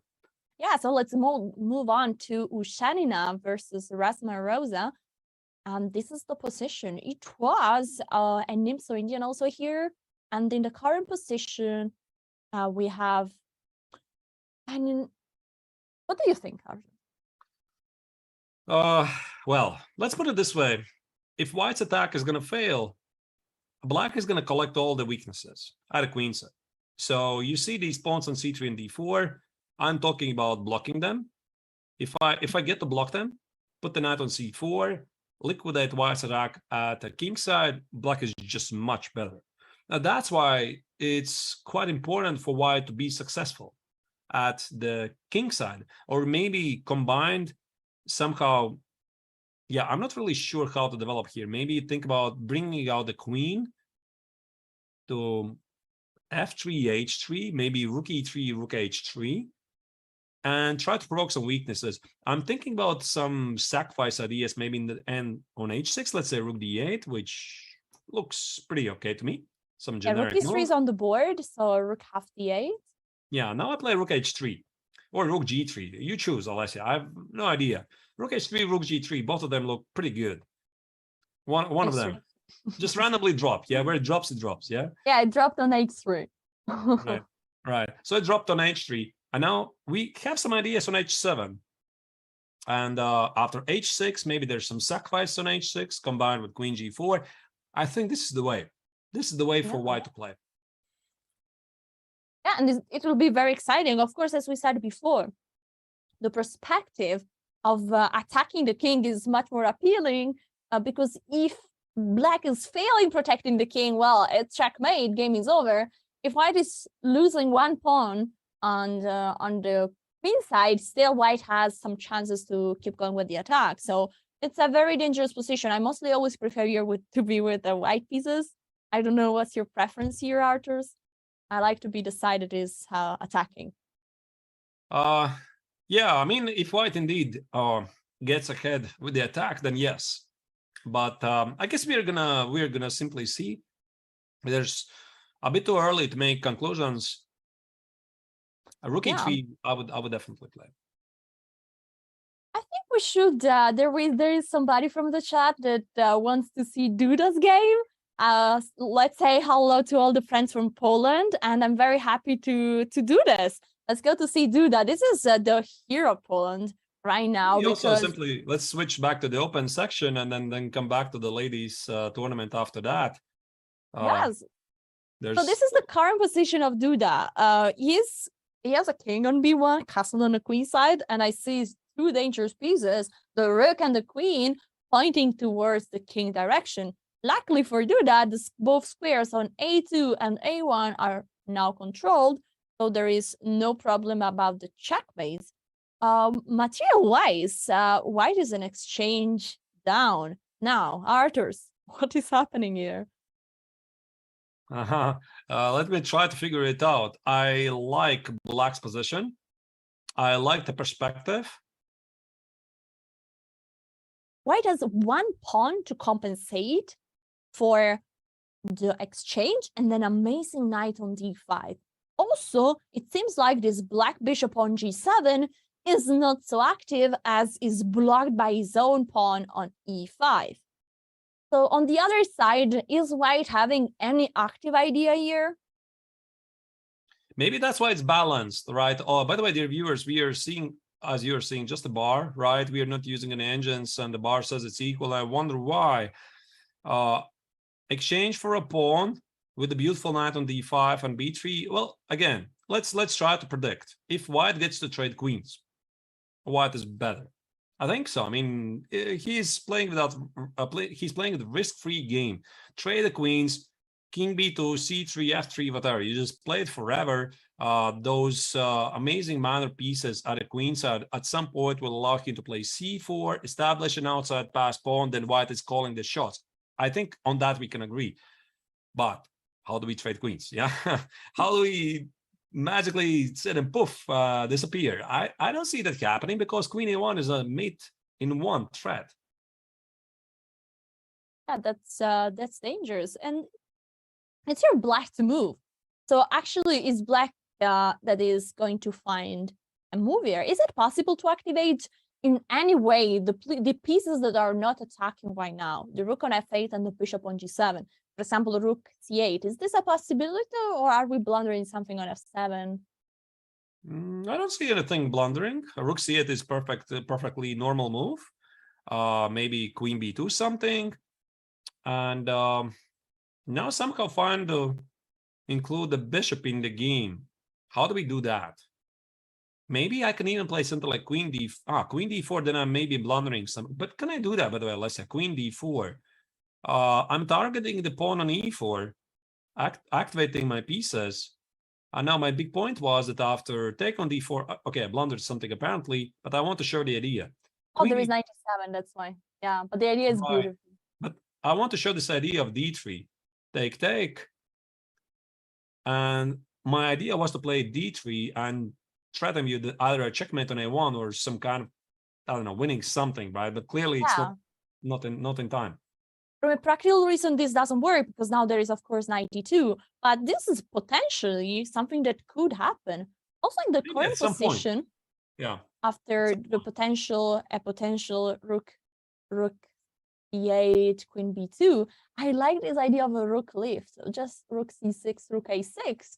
And another way, to keep attacking on a1. That is a brilliant move, Alessia. Yeah, rook c6, rook a6 looks very good, right? Think about this, maybe rook c6, rook a6, and if the king wants to escape, maybe bishop h6 at some point to keep the white king in the corner. Yeah. All right, guys. Wonder about white's position. Maybe it's not so great after all. Again, that's why this evaluation bar sometimes affects our ability to think, right? We see the bar, we immediately adjust to it, right? And sometimes you don't see the bar, and then you have different thoughts. No, I agree 100%. Unfortunately, for our friends from Poland, we don't have good news about Duda. The current position is also the following. So the move rook c8. Oh my God, this happened. So this is happening on the board. So definitely Duda is under pressure here. But now it's time for us to go in a short break. as we will be back, we will go back to the USA team and to the game of Wesley So. So exciting game after the break. Don't go anywhere and see you soon. See you soon. That's one of my goals with chess. More people play chess than those that play football. Like millions of people play chess around the world. So why not, like, why isn't it more mainstream in terms of like pop culture and stuff like that, you know? Yeah. So that's one of my goals with chess, just to make it to where people actually enjoy watching chess and being a part of the chess community.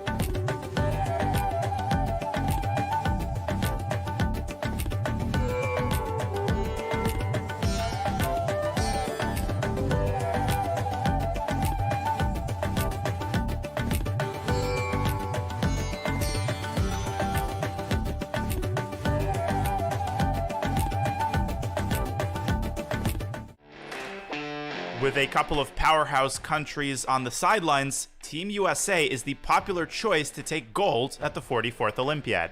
Blessed with a talented roster led by Fabiano Caruana, the top-seeded Americans are looking to secure gold as they did 4 Olympiads ago back in 2016. That gold medal was historic for the United States, as it was the first gold for Team USA since 1976, a drought that spanned across 5 decades. Loaded with Olympiad experience, Caruana and Wesley So were both key contributors to the gold medal team in 2016. Even one of the newest members to Team USA, Levon Aronian, is no stranger to competing at the Olympiad. Aronian bagged gold while representing Armenia during a stretch in which that country won 3 gold medals across 4 straight Olympiad appearances. Also making his Team USA debut in Chennai is Lanier Dominguez. Considered to be one of the strongest players ever to come out of Cuba, Dominguez rounds out a Team USA roster with few weaknesses. Coached by Chess.com commentator Robert Hess, Team USA's roster is so deep that reserve Sam Shankland would likely play first board for most countries in this year's event. As expected, Caruana leads Team USA as the first board. But even with a gold medal already under his belt, Fabi heads into this Olympiad with plenty of motivation. Coming off his clunky finish at the candidates tournament, Fabi will need to find his game for the US to realize its potential as the favorites. Carrying 3 of the top-ranked players at the 44th Olympiad while facing a significantly weakened field of countries, the United States is well-positioned to come away from India with just its 3rd gold medal since 1937. The time for Team USA is now.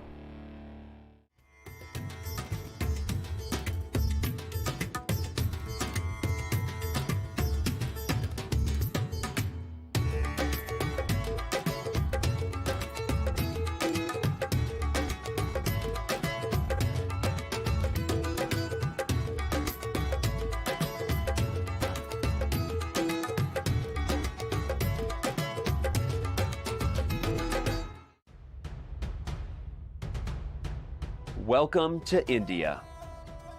The game of chess was born here.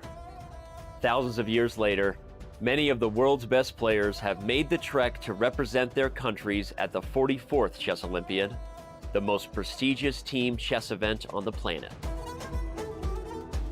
In Chennai, the chess capital of India, circumstance has cleared the way for perhaps more countries than ever to set their sights on gold. India has high hopes for keeping the hardware at home. A top 3 seed in the Open and the top seed in the women's section, the host country has legitimate reasons to believe it can sweep gold. The United States are the top seed in the Open section. Fabiano Caruana and Team USA have come to Chennai saddled with heavy expectations of gold or bust. Norway has never medaled at the Olympiad. Featuring the world's best player, Magnus Carlsen leads a Norwegian squad looking to change its country's fortunes. While medals count, some accomplishments won't be measured in gold. The women's team from Ukraine has overcome adversity just to make it here. Now they hope to honor their nation with a memorable performance. Namaste, dosto. In one place for the first time in 4 years, these Olympians are together again. The 44th Olympiad has brought the world's best to the place the game of chess began. And with that, let today's games begin. Ladies and gentlemen, we are back for the Chess Olympiad 2022. Here we can see some footage of the playing goal. We are on the match USA versus Armenia. And of course, the hot board there is for sure the Wesley So one. And we are going to be there in a second. But before that, we want to remind everyone what is the current situation of the standings. And hello, everybody. I'm Alessia Santero, and I'm with the amazing co-host, famous, yes, Arthur Nixon. Namaste, Dosto, as they say in India. Of course, welcome back, everybody. Talking about the overall standings, you obviously see it's Team Armenia, who is leading with a perfect score, but they are about to receive a blow because Melkumyan blundered against Wesley So.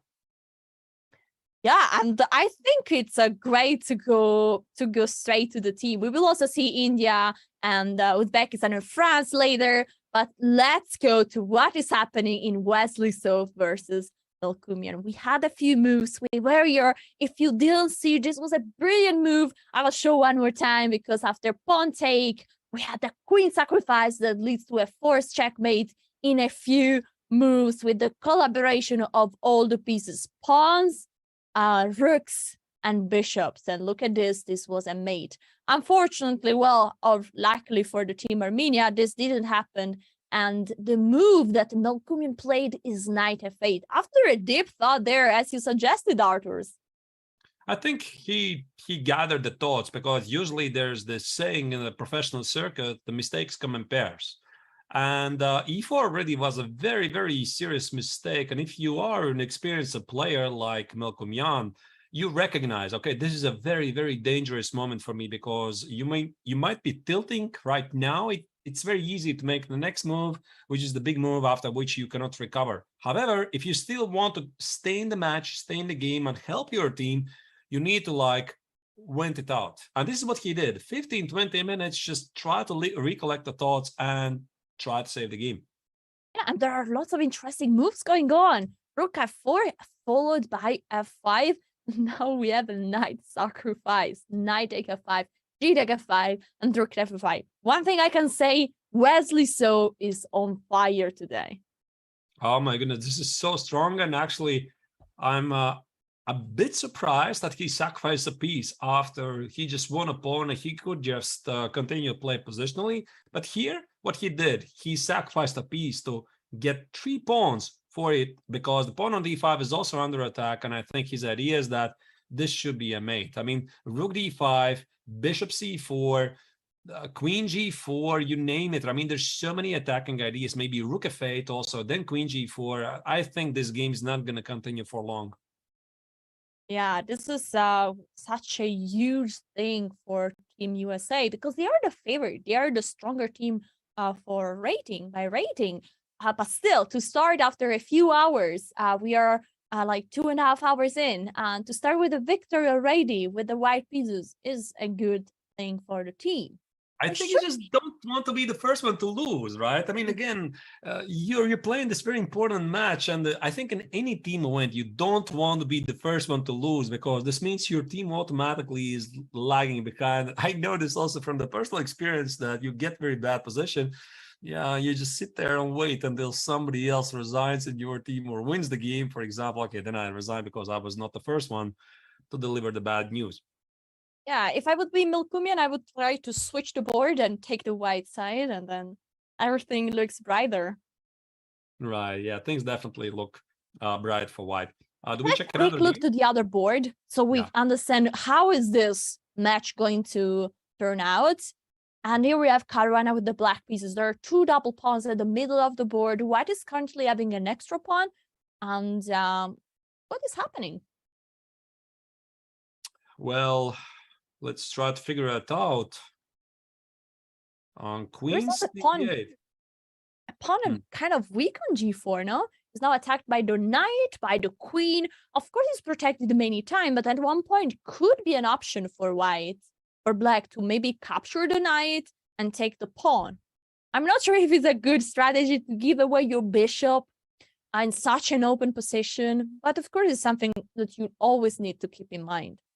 My gut feeling is that black is doing fine.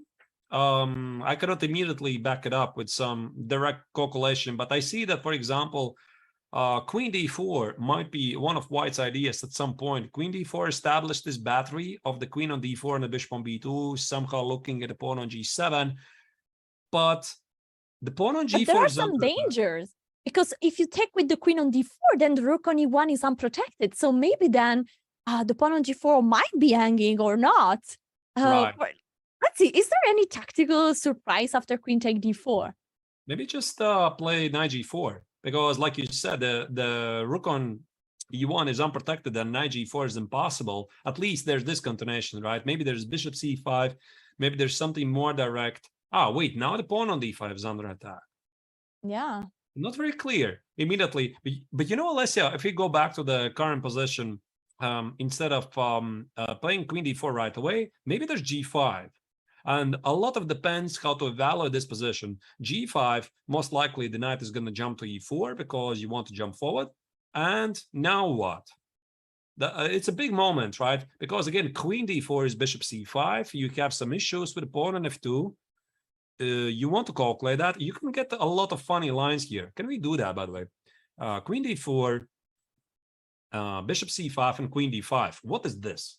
You know, I don't think I can tell immediately what is this, because yeah, there is a pawn hanging on f2, a pawn hanging on f7, and here I think you need to just calculate it all. No, we can show already the mate, but on the board, bishop takes on f2. That's impossible. I mean, at least winning the rook. King h1, bishop e1, and that's a forced mate. Queen f7, king h8, knight g6. Right, beautiful. Boom! You say boom when you do these moves.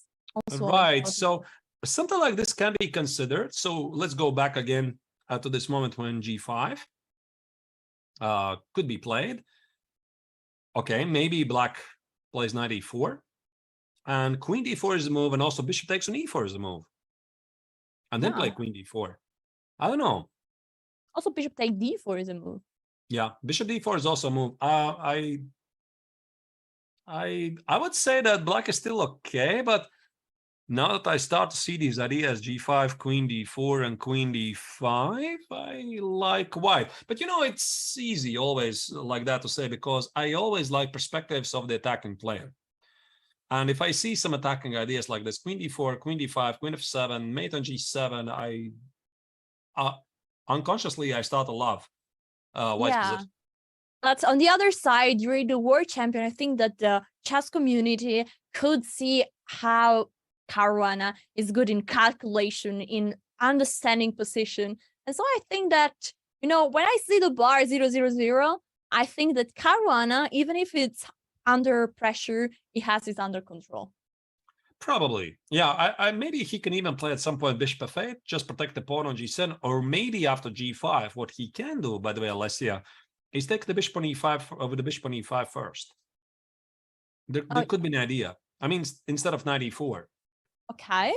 Maybe that's an idea. Bishop e5, for some reason. I'm not sure why do we need this, just to have the pawn in front of the bishop, and then knight e4. Because now the pawn on g5 is under attack.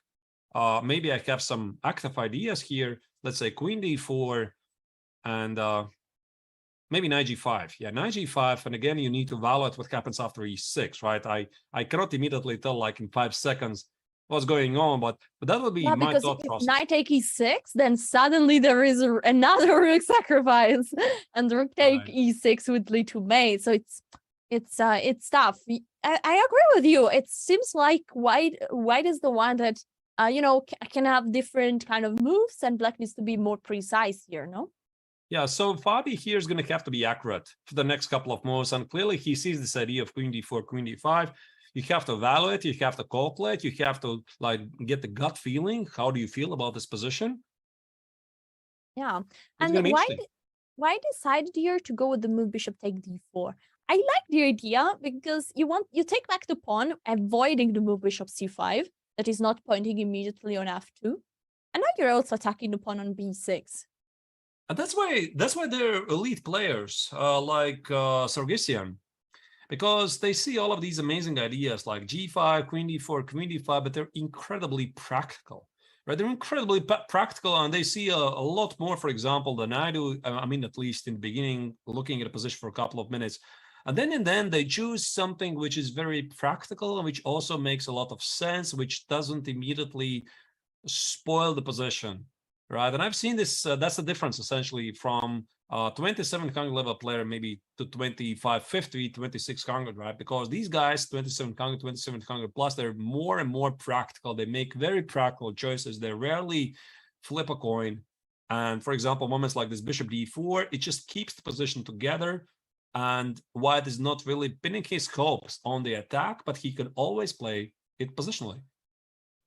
Let's go back to board number 3 so we get a full impression of what is this team battle going to hand. I see for here, first of all, we see some opposite side castling. White king is on the queen side, black king is on the king side. And the pawn structure is pretty unusual. We have one pawn on d5 that is strong, and if it could be pushed, would open up the diagonal to the bishop, pointing directly at the queen and the rook. Also, mostly we say, don't you dare pushing the pawn in front of your king. But black did exactly that. g5, f5, e5. White's king is safer, and why? The white king is definitely safer. It's going to be a very crucial moment here. I think also one of the rare chances for Team Armenia try to save the game. Knight a5, knight c6 are most which jump to my mind. The pawn on d5 is under attack. If they want to equalize, they have to do it right here. I mean, where else? Where else, right? And maybe Sargissian against Fabi is going to try to extract something, but there's plenty of chance for action. What do you think, Alessia? We check another game maybe from another match? Yes, we have very interesting position all over. So let's go to board 1 of Germany versus Serbia. They are on board 4, and here we are the German star Kamer with the black pieces fighting versus a very experienced player in Indiet. Maybe you pronounce it better than me. Sounds about right. Okay. What about his position? Okay, Vincent has played it out a bit more aggressively. I wonder if there's some sacrifice on b5 possible. Wait. There's rook takes on d5 here. So we got in a moment where there is a very sharp position. If we see from a we started, I like always to approach the position counting the material. At this moment, white is having an extra pawn at this exact moment. Is black to move and there is a knight under attack. Also, the pawn on a3 could be under attack by the queen. Black needs to find a move and decide where to place the knight. My gut feeling, Alessia, says rook d5. It just looks so natural. Rook d5, and now the big point is after c takes on d5, bishop e4. So how do you evaluate this position? All I see is so many weaknesses in white's position. The rook on h1 is under attack, knight f3 is threatening, and maybe white already has to drop the exchange. I mean, drop the rook by e takes on d4. Yeah, I would feel very scared to have this position with the white pieces, seeing all the ideas of knight f3 check, the rook is hanging. Maybe the queen is also joining, maybe taking on a3 and then giving a check on b4. This looks scary. On the other side, this rook on e8 is not really playing right now, and the queen is not getting super quickly to the attack. So maybe black gets some chances to protect this position here. I see the bar showing some, that white has some potential there. We need to figure out just a way. Yeah, I think e takes on d4 is killing the attack. And after e takes on d4, bishop h1, we just snatch the pawn on e5. And somehow, what I'm saying here, maybe black is not going to have enough pieces to checkmate me. I mean, queen d4 centralizes everything for white. I think this is the thought process right now. Vincent, maybe he looked at rook takes on d5 briefly. If you go back to the current position, it looks very tempting. But again, remember what I said, right? These strong players are incredibly practical. So they see a lot of fancy ideas like rook d5, exchange sacrifices, piece sacrifices, queen sacrifices, you name it, right? And then they are very, very practical. They make something which makes a lot of positional sense. And there you go, knight e6 is on the board. Yeah, just going back with the knight, keeping the option open. And what is white going next? Can white castle at any point? Looks very scary, no? I mean, queen h4, knight g5, I would be, something's bound to happen there. Talking about, sorry about interrupting you. Talking about Team Germany, one thing I would like to mention that they had a pretty rough start, right? They lost against, who did they lose? I think they lost Austria quite early, which was a bit unexpected. And they made another draw against, was it Ireland, right? If I'm not terribly mistaken, in round 4. So they had a rough third and fourth round, and now they're fighting back. Yeah, it's interesting. Koneru is trying to keep the position interesting and to bring a good results for the team. No, Ireland they beat. Yeah, my mistake. They beat Ireland. Yeah, I was confused. No, they beat Ireland. Yeah, so they beat barely because their second board, Matthias Bluban, there was this crazy game against Connor Murphy, one of the stars of also the Olympiad right now, going with a performance 5 out of 5, performance 31-44, right? Crazy. Yeah, but they won a couple of matches in a row, so Team Germany is getting back to business. I think it's time to move to an incredible performer. Gukesh is leading. He just won all the games in this Olympiad. He is having an impressive performance. And today is facing a grandmaster from Cuba, a team that is also having an amazing Olympiad. And that's the position we've got on the board. From a material point of view. He's going to make 7 out of 7? Really?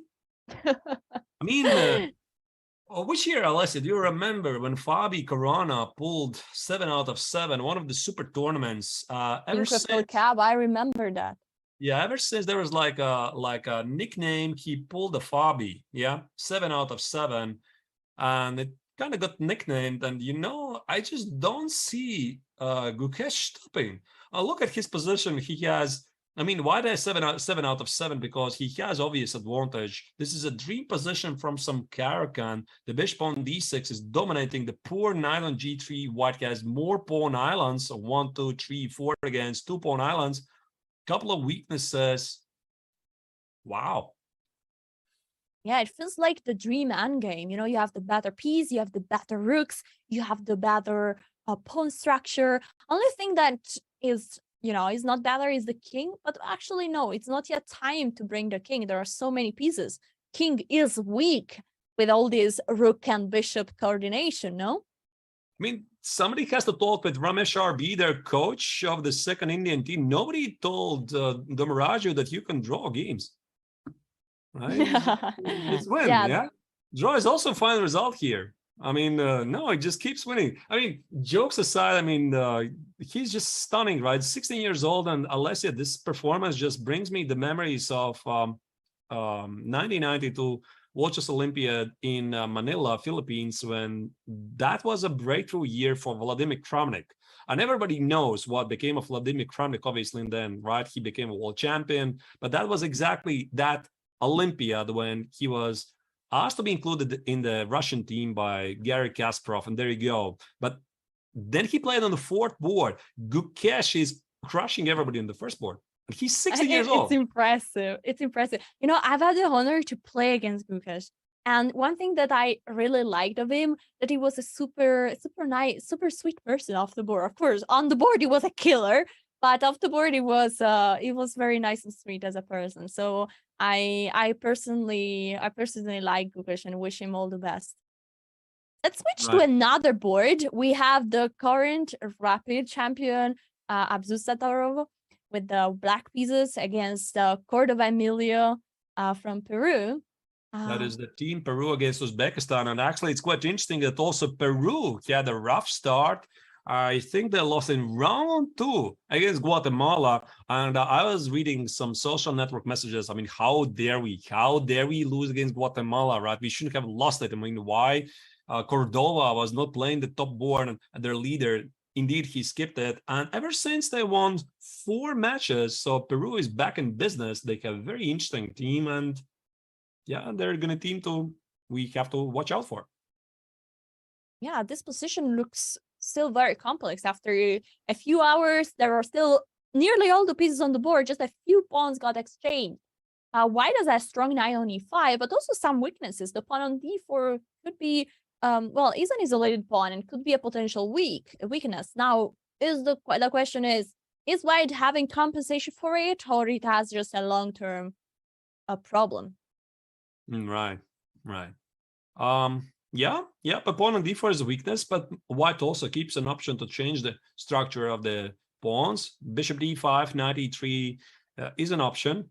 I'm not sure I want to part ways with my beautiful bishop on g2. It's something I would consider. Mm-hmm. But clearly White is aiming for something at a king side, because again, look at the queen on a6 for black. The queen on a6 is disconnected, right? It's somewhere far away. And then you have the queen on h5, and now you have a feeling, right? I mean, maybe I can make something good happen at the king side. How to do that? We'll come back to this board maybe later. Let's go to this board, Shirov for Spain versus Grandmaster Yumabayev from Kazakhstan. Shirov is one of the most aggressive players in the chess scenes. I've seen some of his incredible games, but here we have a bit of more boring position. We have an game with 2 rooks, opposite color bishop, and look at the pawn structure. Which color would you pick here? Or intuitively speaking, black, because I see black has a better pawn structure. The pawn on e4 is pass pawn. White has slightly more vulnerable king, but again, chess is really concrete. And the bishop f4, what White is saying here, that black needs to watch out for the pawn on c7 anyway, and the king is going to e3. So king f2, king e3, I think this is Shirov's plan all along, but probably somehow it's equal. I don't really see immediately how it's equal. Maybe rook d7 seems to be necessary, right, Alessia? We have to... Yeah, you need to protect the pawn, no? Yeah, the pawn is in trouble. And no, maybe not king f2, maybe rook b1, rook b4, somehow try to get to the black's weaknesses, and then black brings the other rook in the game, something like rook e8, whatever you do, rook b4, rook e6, and somehow this is balanced, because in then you have, I mean, opposite color bishops, which usually leads to some drawish positions. I would say it's Right. a draw. Let's move on to another team. Let's see what we saw the ladies from Ukraine.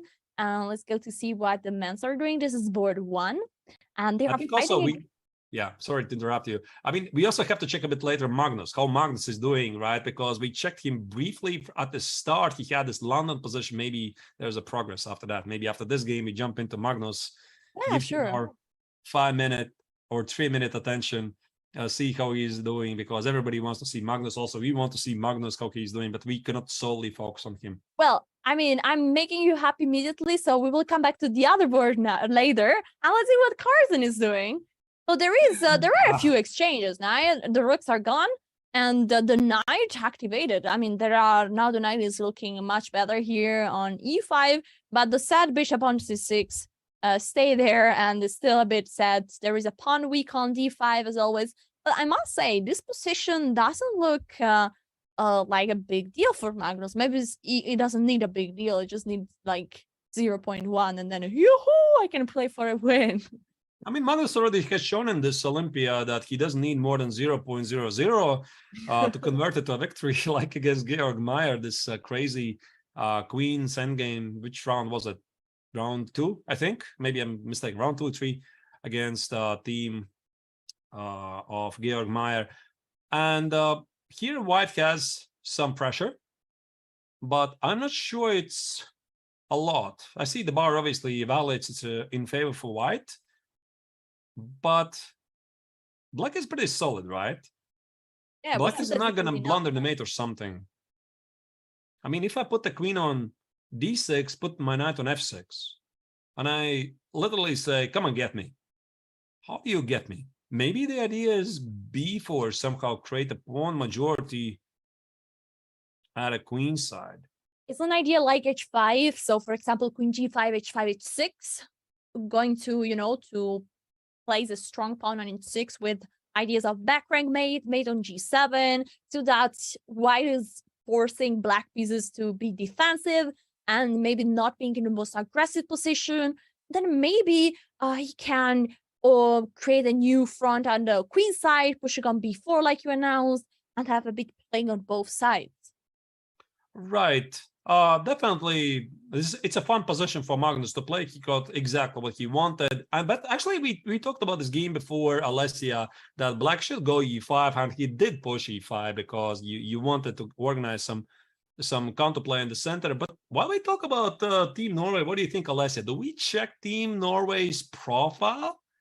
Yeah, I think that we all know Magnus Carlsen, but there are some less known player that you might want to have a look at. So let's see. Let's go straight into it. The Olympiad is the ultimate team competition in chess. However, Norway's chances for medaling for the first time likely rest on the shoulders of one player. That player also happens to be the reigning world champion, Magnus Carlsen. Carlsen will be in Chennai to represent Norway for the first time since 2016. Inevitably, he is key to a potential Norwegian success story.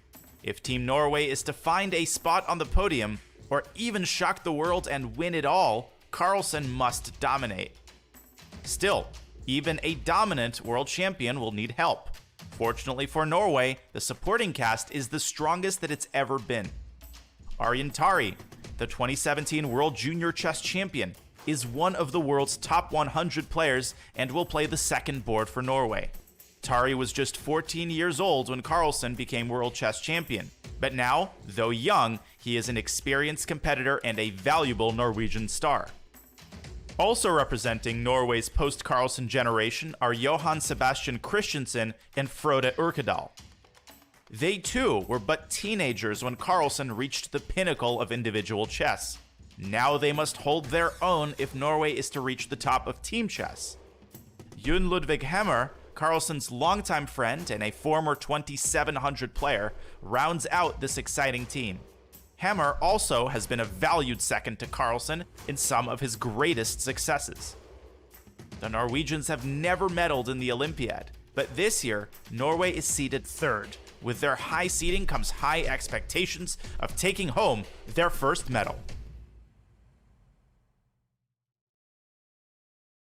So talking about Team Norway, Alessia, I mean, obviously the burning question that many fans and viewers have on their minds, they're not doing well so far, not in the top 50. I mean, what are still the chances for Team Norway? What do you think, Alessia? Can they still do it? Can they still climb back and somehow finish on the podium at the end of the Olympiad? Well, that's a good question. I mean, for sure, the things are not going well for Team Norway. And if I could give them a suggestion, I would say, guys, just win. I mean, they need to win all the key matches in order to get to the top 10, maybe even have some chances for the podium.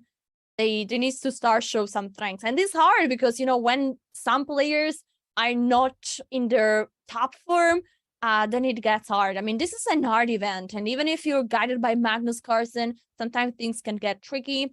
And it's hard. I hope that Team Norway will do better in the second half of this tournament. But They got the third seeded, right? I see the chance are small. Right. I mean, maybe not great. And also I see that Jon Ludvig Hammer is taking a rest day today because his last 4 results have been not very good. Yeah, Jon Ludvig Hammer in the past 4 games scored only 1 point out of 4, 2 draws, 2 losses against lower rated opponents. So clearly he needs to take a break. What would be your suggestion for Hammer in order to get back in great shape? What he should do today? Maybe it's just not for a Hammer. Maybe it's just like a general suggestion. Take the mind off, right? I mean, take it elsewhere. Do something else. I don't go to the jacuzzi. I mean, go to kitchen, have some good food, go to the sea, go to the beach, right? Enjoy some time because sometimes you just, you know, need to restart the brain and think about something else. Clearly, things are not working for you. I don't know what's the reason. Maybe it's the lack of practice. Maybe it's the heat. Maybe it's something too much coaching botas.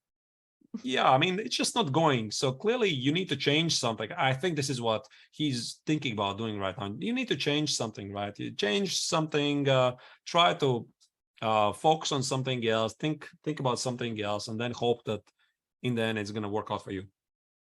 I agree. We had a few moves. I think I really love to see when Carlsen does what I said. I mean, he went for H5. Look at this. He's attacking. I like it. He's creating chances at the king side, right? So some checkmate ideas, H6 ideas. Nice. Combining positional play with mate threats. Well, learn from the world champion. Yeah, and I really like one thing that my coach always taught me, that when you need to put pressure, it's really a good strategy to put pressure on both sides of the board, because when you're attacking, you can do that. Mostly you have more space, your pieces are faster to go from one side to the other. Look at this bishop on d1. I would say super multitasking. Maybe one day white will go for b4, and then the bishop is protecting the pawn on a4. Also, the bishop on d1 is guarding the pawn on h5. So it's looking at both sides. And if you can create chance on the king side and on the queen side, well, then it's tough for your opponent to protect everything. That's a brilliant point, and this is exactly what he's doing. I mean, not really immediately committing to b4, maybe just also giving the opportunity for the opponent to make a mistake. Bishop d7 is a response. Is there the next game, Alessia, that you would like to check? Because I'm sure that Magnus is doing all right here. We are going to come back at some point later. Yeah, we were exactly watching Karbo versus Greece versus the game I pulled away you from, right? Because I said I want to see how Magnus is doing. I want Carlsen.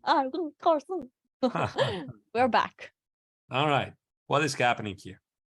We have pawn structure that is pretty strange. We have 3 pawn islands for both players, but white has the majority on the queen side.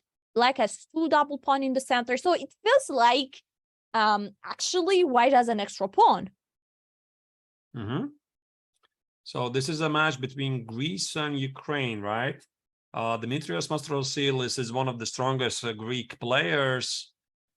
Team Ukraine so far, I don't think they're performing really so well. Let me check again where they are in the overall rankings. They have 9 points out of 12. I mean, not so bad.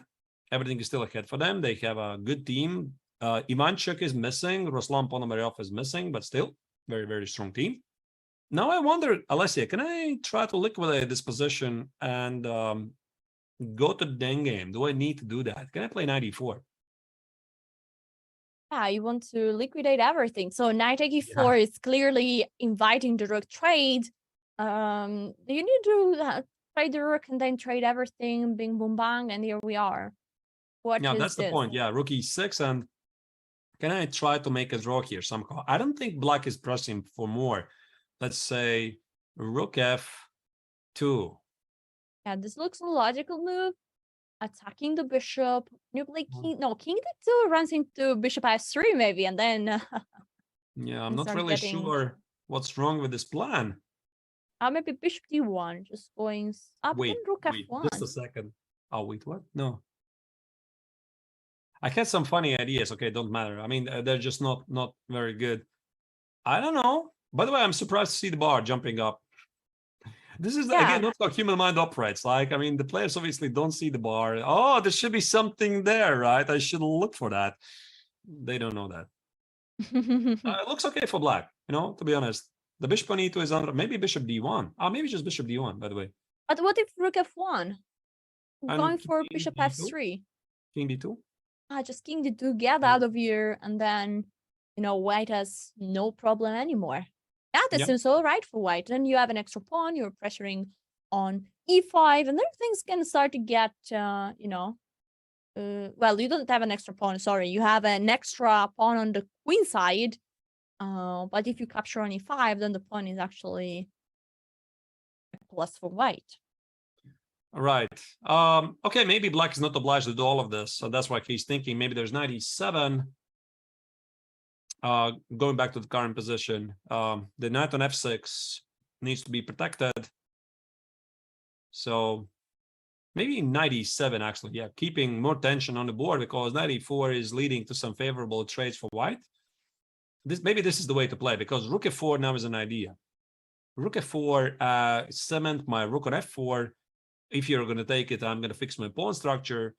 And Are you now, saying that after rook take e6, you play rook f4 here? sort of that was my idea. Maybe it's a ridiculous one. Yeah, I guess. Okay, engine approves. It's a ridiculous idea. Well, but I think your idea looks all right. Once if white takes, probably it's all right. Maybe you take with the other pawn. But what if white doesn't take? Maybe white has something. Maybe white has something stronger there. Knight there. We take on e6. Rook f4. Maybe there's just something like 95. 95, you're forced to take, and suddenly it feels that the pawn is missing. The pawn on g4 cannot be taken due to rook c3 check. And if you cannot do that, then why we're doing all of this at all, right? Yeah. Yeah. So going back here, we feel that black actually has some problem. And that's why it's taking some time. Yes, 20 minutes on the clock. We are getting to a phase where time is starting to get short. So you know what? I want to go to another game. Let's go to Adams. Is, of course, an historical player from England team. Is one of the... I've watched so many games for Adam, especially in the Russell Limo that we were looking before. Is one player that he knows how to place pieces in beautiful squares. And this is what I like of Adams. He maneuvers the pieces in a nice way, and he can really slowly destroy the opponent. I Like a think that's, cobra, that's a brilliant point. If you want to learn some very nice positional chess, just pick the best players to learn from, and Mickey Adams definitely is one of them. He's playing simple chess, positional chess. It reminds me like Vishy Anand, also like Karpov, and sometimes by making the simple moves, you can do a lot of great things. Talking about this position, black is doing it right. His pawn structure is healthy. White is trying to cook up something against the pawn on c7, but I don't see how do you get there. Good question. Right. Actually, Luis Supi is one of the strongest Brazilian grandmasters. I only remember his name. I think it was this famous Magnus Carlsen bliss game, right? Queen c6, which made Magus blundering the queen on c6, very beautiful queen sacrifice. I think that was Supi's game from white, some online tournament, right? Yeah, otherwise a strong grandmaster from Brazil. What do we do now, Alessia? Well, let's keep having new boards. I think we want to have an impression. Savage here is the first bird of Croatia, and today they are playing versus Mongolia. This is a team that is also having a nice performance. They don't have the strongest team by rating, but today you're facing Croatia, which is a very strong team. Right. What about this Croatia position? has been struggling a bit, I think. They lost a surprising match, which round it was 2 or 3 against Bulgaria. It was crushing, actually. Half a point against 3.5. That was one of the major upsets. And then they lost to somebody else recently, I think against Peru. Yeah, they lost, I think it was the last round against Peru. So Team Croatia is still struggling to find a form. Ivan Saric is doing all right in this game, though. What about Rook C1 and Rook C7? Looks killing, no? Yeah. So I give you the pawns on the queen side, whatever. Rook C1, Queen B4, Queen B4. I don't care. I'm saying there's going to be a mate. Can we try to make a couple of monsters? Yeah, Yes, let's go. So, Yeah. actually, it's black to move. So you mean he Oh! takes the pawn? That kind of changes things, right? Because I had some ideas like, let's say, let's make a random move. B6. Well, there's a rook on a4 that needs to be taken care of. Anyway, my ridiculous idea was Rook C1, Rook C7, something like knight E5, knight G5, and Rook F3. Now, this is what I wanted to show, but I don't think it even... Probably after Rook take B4, this makes perfect sense, no? All right. Rook C1, Queen take B4, and you give a check. Yeah, that's a good point. Now, knight E7, and I try to conjure some immortal game here. Knight G5, can I do that? Oh my Knight god. G5, H10, I love it. and Queen Queen F3. F3? Okay. Yeah, that's the idea. I cannot calculate that very quickly, but it looks very promising. Yeah, you're a talented player. Maybe in the Thank you. future you'll become world champion. No, but Alessia, it's very easy to sacrifice not your pieces. I agree. I agree with that. Yeah, I literally it's very agree with easy that. to do that. Looks very good. King E8 is Rook E6, Queen F6. Everything is storming. Gut feeling says looks good. You know what, Arthurs? I think it's time to go back to our top matches. We have India playing against India. So we want to see what is happening. Ooh, lots of pieces got traded. This is the board number 1. We have Harikrishna versus Ganguly. And this position looks equal from a material point of view. White has a pass pawn on d5, and black has the potential to create a pass pawn on the queen side. So white has more space, no? Yeah, Harikrishna is like saying this is how it should be done. I mean, we talked about this game of Gukesh against Yesipenko a couple of weeks ago in Biel, and he's like, I trust this line. I mean, this entire H4 system, and Yesipenko won the game, but somehow Gukesh went, the wrong way, and Yesipenko scored a nice victory with a black color. And now what Harikrishna is doing, he did push this d5, by the way. Do you see it, right? It's exactly the same structure. Again, we talked about this game maybe very, very quickly. Go back to the opening when you got to center and white pushed d5. Can we do that? Yeah, so very, very quickly. Just this idea, right? This idea of pushing d5 at which moment? Yeah, right here. So d5, the point is e takes e5, not e4. And this is what was played in Gukesh against Yesipenko. I mean, also the Russian grandmaster didn't take on d5. He also played e5, and then Gukesh misplayed it. And what I wanted to say is that Harikrishna is saying this is how it's done, right? And now he's showing the final position, the current position we have on the board. Why white is better. He has protected pass pawn in the center, and black has some issues with the pawn on a6. Yeah, so the queen needs to be passive on c8, protecting that pawn on a6. That's a pity. I like to say that this queen on a5 is a big queen And this queen on c8 is a small queen because that queen is strong there, attacking the pawn. Instead, at the moment, the black queen is just on the defensive side. But black looks very unpleasant. I mean, you need to watch out. I'm looking at d6, bishop d5, and queen whatever. Queen c7 or queen b6, you know? So what move do you suggest here for white? I don't know. I mean, for white, it's easy. d6, bishop d5. What do I suggest for black? I don't know.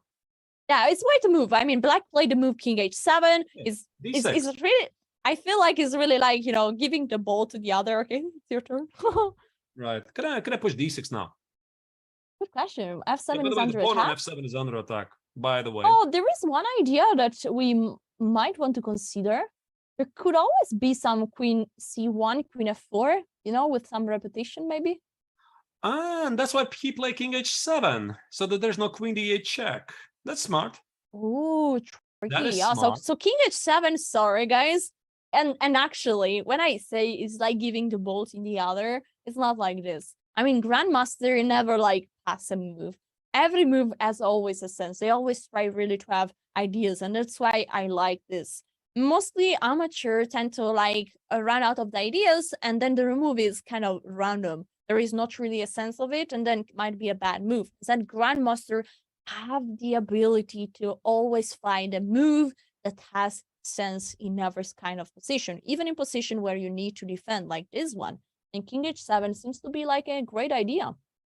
So if queen c1 is the problem, again, you cannot really overly focus on your own ideas. You also need to address black's counter chances. What do you do? Right? So how do you stop queen c1? How at the same time you don't start to play passive? Because the wrong way to continue here would be something like queen d2. I mean, why so passive? Queen d2, queen c5, right? Suddenly black is very active, and he's thinking about pushing his own pawns to the queen side. So the queen on a5 should stay. But what's the next move then? Maybe queen b6? Queen c1 and something like g3? I'm not totally sure. Is that even solving anything at all? Is queen h3 maybe an idea, covering c1? Also aiming for d6, going for activity. Maybe Queen there is queen a3. c3 then. Wow. Queen a3 is a big move. I didn't see that. But what if I queen like it. c3? Queen c3, and now you play something like queen e7. Actually, Oh, and queen a3, you okay, know, let's see this. Queen a3, queen c6, and then queen e7. Yeah. Oh, the bar is going. There's something there, yeah, like a piece or something. So let's see. So if queen c1, aiming for the perpetual. Oh wait, there is just queen take f7, and then yeah, forget Indeed. about it. Maybe you show the perpetual, Lesia. Is there a perpetual actually? I'm not so sure. Queen d7, queen d4, king h3. Uh-oh. I don't see any more to check. So probably, no, there is no perpetual. Okay. But the idea was indeed, like you said, king g1, queen c1, queen f4, or g3, queen f2. Yeah, there were perpetual check ideas. Back, check this. And if you play if you go back, then g3, you take the pawn, and then there is for real a perpetual. Right. All right. So this looks interesting. So after this, queen a3 looks like a move that is preventing queen f1. And then what is black? I like the idea also. Queen e7, as you said, that looks so strong, attacking e5, attacking f7, putting lots of pressure over there. Maybe Ganguly will have to play something like queen d8, queen f6, you know, protect the d6, e7 squares, try to control the 6th rank, target the white king. And I think they're already expecting that from each other. So you see that Ganguly is sitting there still. He's not walking. He's looking at what I would play if I was white, right? And queen a3 makes perfect sense to me. I'm thinking, what am I going to do after queen a3? So that's why they're the best, really. They're chess professionals. They're the elite players because they're not walking. They're not randomly wandering around the hall, and then they come back and, oh, queen a3, look at that. What a great move, right? And he's using every single time he has, trying to figure out what I'm going to do against queen a3, what I'm going to do against queen b6. It's difficult, but it's rewarding. One trick that helped me so much in managing my time much better at the chessboard was the following. When is the opponent time to think, you need always to prepare one move against the most obvious move of your opponent. So if in this position you consider the most obvious move of your opponent, Queen A3, you should take time, you should use your opponent time to think about, okay, what am I doing? Because like this, you could have, in many situations, a fast reply against your opponent move. Sometimes you get surprised and this doesn't work, and you need to take your time, but it's very nice if you use the time of your opponent to prepare a reply there. Queen H3 could be a difficult move to pick up. It's just not something which jumps on your radar. I mean, not immediately. Queen B6 would be my top choice. Queen B4 maybe. Queen A3 is a bit mysterious move, but once you understand you need to stop Queen C1, then Queen A3 starts to become a candidate move indeed. Do we check another game? Yeah, sure. Let's go on to Vidit, board number 2. We want to have an impression what is happening Team India. And this position looks like a mess. There are 2 pawns on the center. The material is equal at the moment. We have opposite color bishop, but still all the heavy pieces, the queen and the queens and the 4 rooks here. It's white to move. There are 30 minutes versus 30 minutes. So also equal the time situation. Which color do you prefer here, Arturs? Well, I can reveal you my prognosis, Alessia. I think India will win. Which India? That I don't know. All right. One of the Indian teams obviously is going to win here. So visually, I like slightly more black. Let me ask one question to the chat. Guys, let me know for which India you're cheering. Write 1 in the chat if you're cheering for the main India, and write 3 if you're cheering for India 3. Let's see if they prefer the main team or the underdogs. There is not a 4. Choose wisely. Why I like black's position slightly more? Because I see some ideas like bishop f7 going after the pawn on c4, and if I get the c pawn move, something like c4, c5, then suddenly black has a pawn majority at the king side. Yeah, I like this idea. I see the chat responding. They started with the number 3, because they were cheering for the underdogs. So many of them were cheering for the underdogs, but then there were lots of trolls that were saying they're cheering for India too.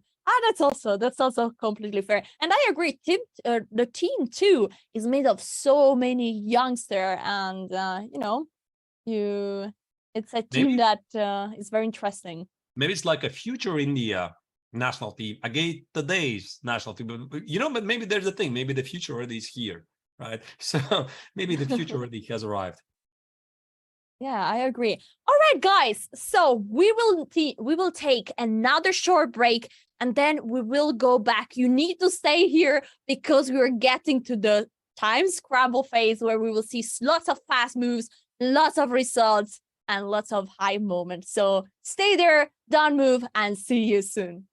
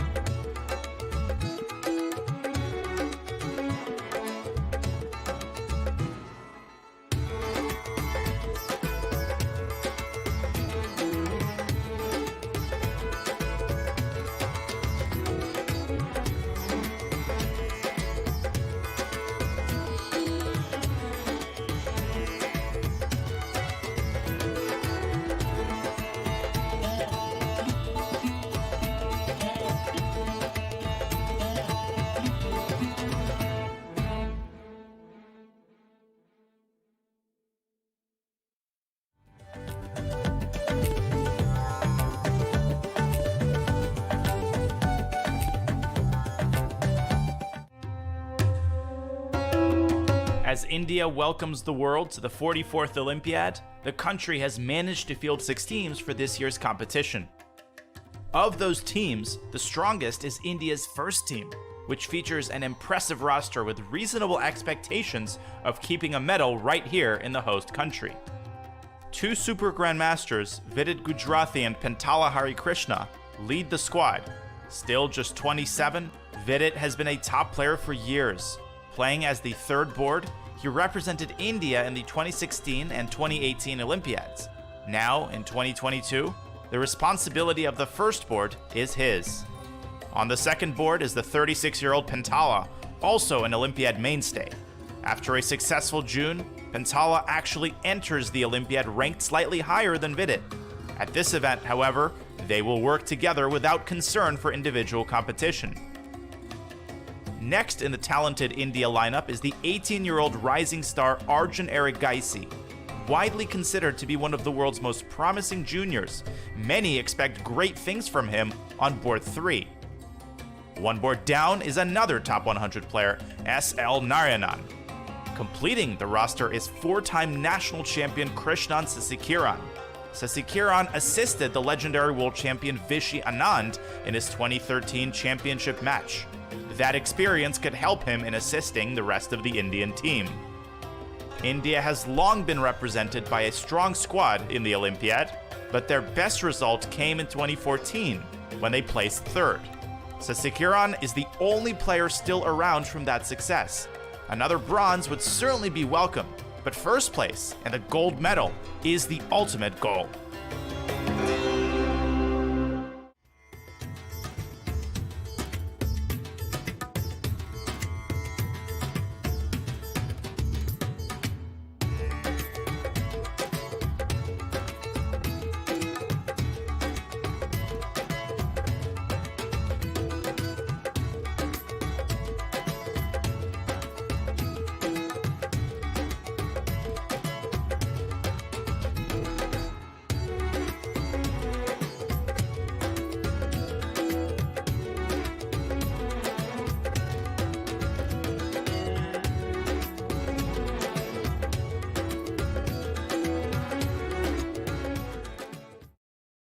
Ladies and gentlemen, we are back and we are going to approach one of the most interesting phases of this round 7. Time is getting short. Arjun, I'm super excited about Time Scramble. I don't know if you feel the same, but I feel like Right, and there's a Wesley So match already has finished. Apparently, Wesley has the victory in the bags for Team United States. This means USA scored already the 1st victory.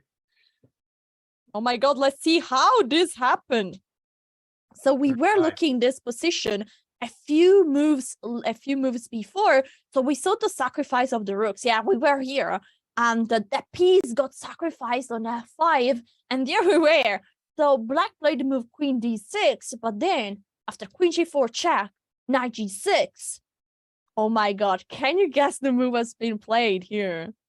Yeah, what was it? Rook take d5. This is impressive. And after Wesley sacrificing rooks to the same rook twice. that rook has so much life. What is happening after queen take d5? Bishop g6. That should be a mate, right? Oh, and that's just going to happen. After pawn take, you take here and you give mate on g7. Voila.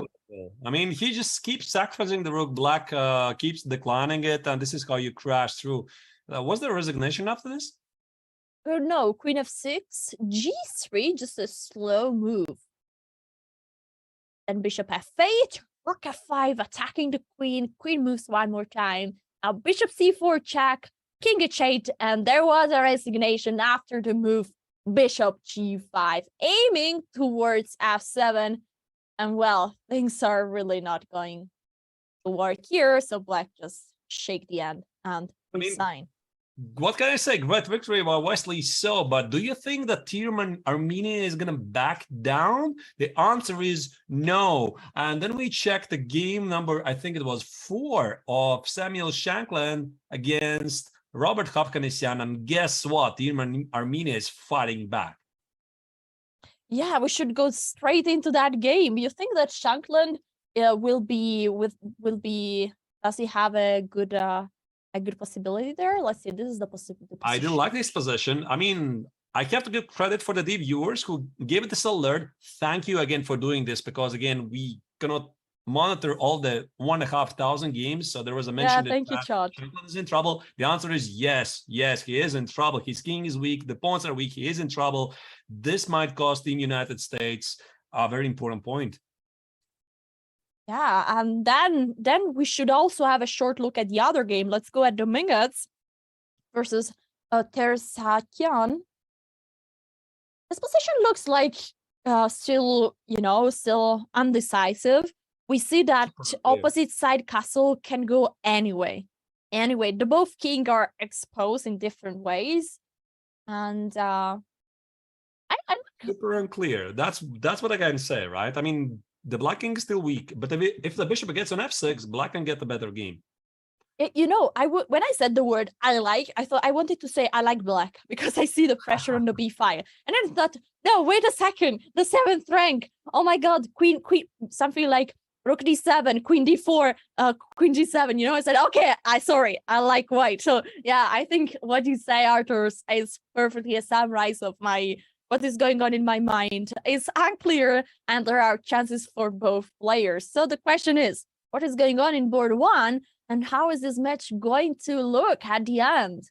Super unclear. I already gave Team USA the big favorites, especially after this blunder by Melkumyan. Look at that. They gathered it together. They're fighting. They're showing a great team spirit. So Team USA is not only fighting against leaders, they're fighting against united team, right? So it's going to be very, very tough on one of the central matches of today. But Alessia, I got another word that apparently young Krzysztof Duda is also in a lot of trouble. Can we pull up this game and see what's going on there?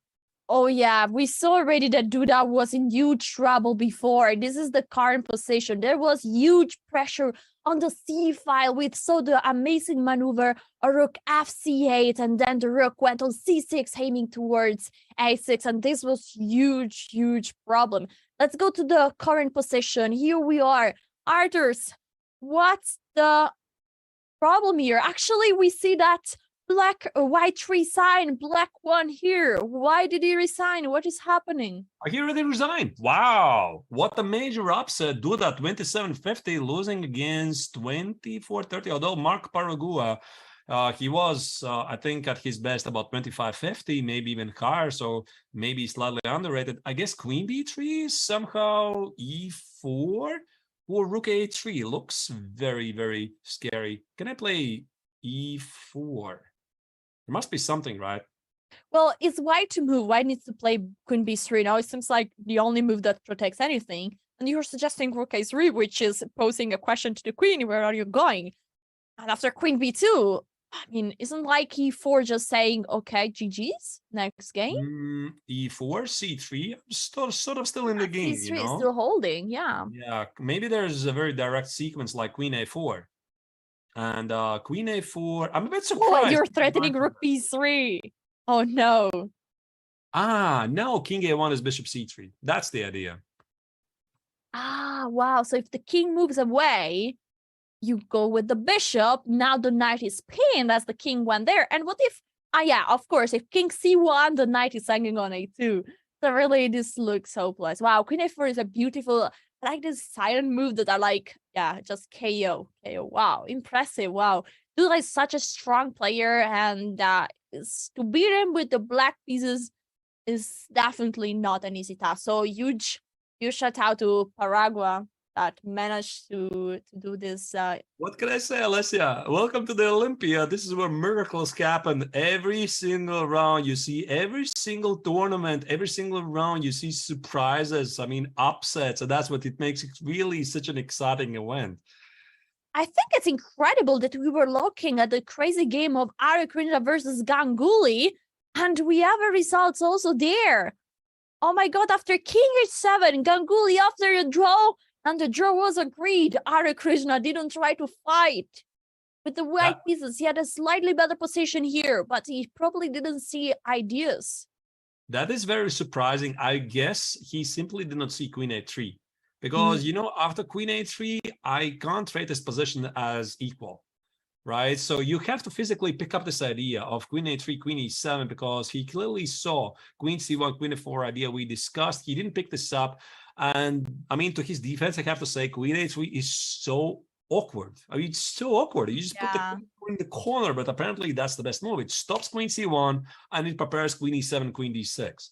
And probably in his mind, he was thinking that if he wants to avoid queen c1 with a natural-looking move, queen d2, then blacks get actually a very interesting position, bringing the queen maybe to c5, and just, it looks like black is starting to activating the pieces. So probably then he decides to go for a draw. Let's go to board number 2. Vidit is fighting here with the black pieces again, Sethuraman, and they're actually friends. I've seen some collaboration of them, and but okay, you know, you can be friend out of the chessboard, but on the chessboard, I mean, you gotta look at the position and you gotta try to find just the best move in order to defeat your opponent. Well, you just have to find it out. I mean, this is still sports. This is still a team event. Also, like Magnus and Nepo, they're friends, right? And yet they're supposed to play the World Championship event, right? And they did, of course, and Magnus won convincingly. Sometimes this happens, and there's friends, very good friends among chess players, very close ones, and at some point you have to beat your friend. Nothing to be done about that. Before getting in the last few minutes, let's switch shortly to the women's section, and we should have a look at a team that we didn't look at all. So should search what is happening in Georgia versus Azerbaijan. No, sorry, Romania. Right. Are there any results, by the way? Yeah, this is what we are trying to figure out, no? Hero Shenina's position looks good because my very immediately jumping in the action, I see that black is about to lose an exchange. I mean, the pin looks very deadly. So without a lot of analysis, it's becoming quite apparent that black is in trouble. What does it mean for Team Ukraine? Team Ukraine, that would be the first result against Netherlands. Yeah, it seems like White will be winning. But let's switch shortly. Sorry, I was introducing Georgia versus Romania. So let's go to board number 1 and let's have a short look of all the 4 boards and see what is happening. Arthur's quick evaluation of this position. I don't know. You know, you're like a machine. I put the coin and you tell me the evaluation. White is doing all right. I think this exchange sacrifice was done on purpose. So I'm thinking about bishop c3, queen d4, creating a battery. Apparently, black is not getting mated immediately because king h7 and there's no mate. So let's say I play whatever. I mean, bishop c3, I guess I target the queen, right? We can move it, I guess, on the board. It's black to move. Oh, even better. And black is even to move. So what about simply rook e3? So if you want to play queen c3, I would say, what did you have? Which drink did you have in the break? Nah. All right, I didn't know who is to move. Okay, rook e3. Of course, I want to trade rooks. Now, otherwise, if you keep too many pieces on the board, black's king is weak. So take it, many times take it. Maybe bishop c3 needs to be reckoned with. But okay, for the start, let's take the pawn on c3. Okay, bishop c3 also is a move. Oh, you want to take the pawn on e3? Yeah, queen h3. I don't know. You know, would be, of course, not very fair to say it's balanced because I see the bar. But yeah, I was scared about the pawn on b2. But I see that obviously black king is in slightly weakened, but white doesn't have enough resources. That I see, right? So there's no mate. You can always play king h7. Maybe indeed white, instead of grabbing the pawn on e3, he has to play bishop c3. So going back to the rook e3 idea. Yes. So we take it, rook e3. I think we want to trade rooks. That's quite clear. And after f takes bishop c3, maybe I can... No, black is much better, I think, visually. Queen f5, yeah, very good point. Queen d4. Somehow go for the mate, but there's never a mate, right? I can even play... king f7 is queen a7 with a check. That's interesting. It looks scary, that diagonal. Maybe this is the compensation that white is having. Queen d4 has been played. So we are this is the current position. So we are there. Now, how to protect the threat? Of course, there is a threat of checkmate on g7.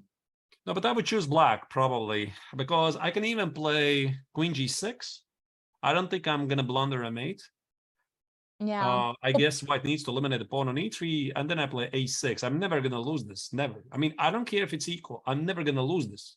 Yeah, I agree. I agree 100%. It's maybe white has a way to avoid that the material advantage of black gets in the way and can secure a draw, but it's definitely black that can win this game if white allows And it. Irina Bumaga has been very, very pleasant surprise, at least to me, in this tournament. Her results are about 50%, but she's played some amazing games. I recall the previous rounds game against Mariya Muzychuk. Do you see, Alessia, this game? Just stunning. Amazing game. She didn't convert it to victory, but Irina is playing some very good chess. Then the round before against Alina Kashlinskaya, she had a very, very interesting endgame night against a couple of pawns. Me and Yasser, we are trying to figure out what's going on there. So she's doing well. What's going on? So we have a result about the same match. Sando Mikhaela, they made a draw versus Mchedlishvili. Why did this game end up in a draw? It seems like it's a repetition, yeah. So it was, if we go a few moves later, there was queen h6, knight f5 attacking the queen, check, knight g7 back, and then they were repeating the position. So let's go to board number 3. This is the current position of board number 3. Another coin, Arthur's.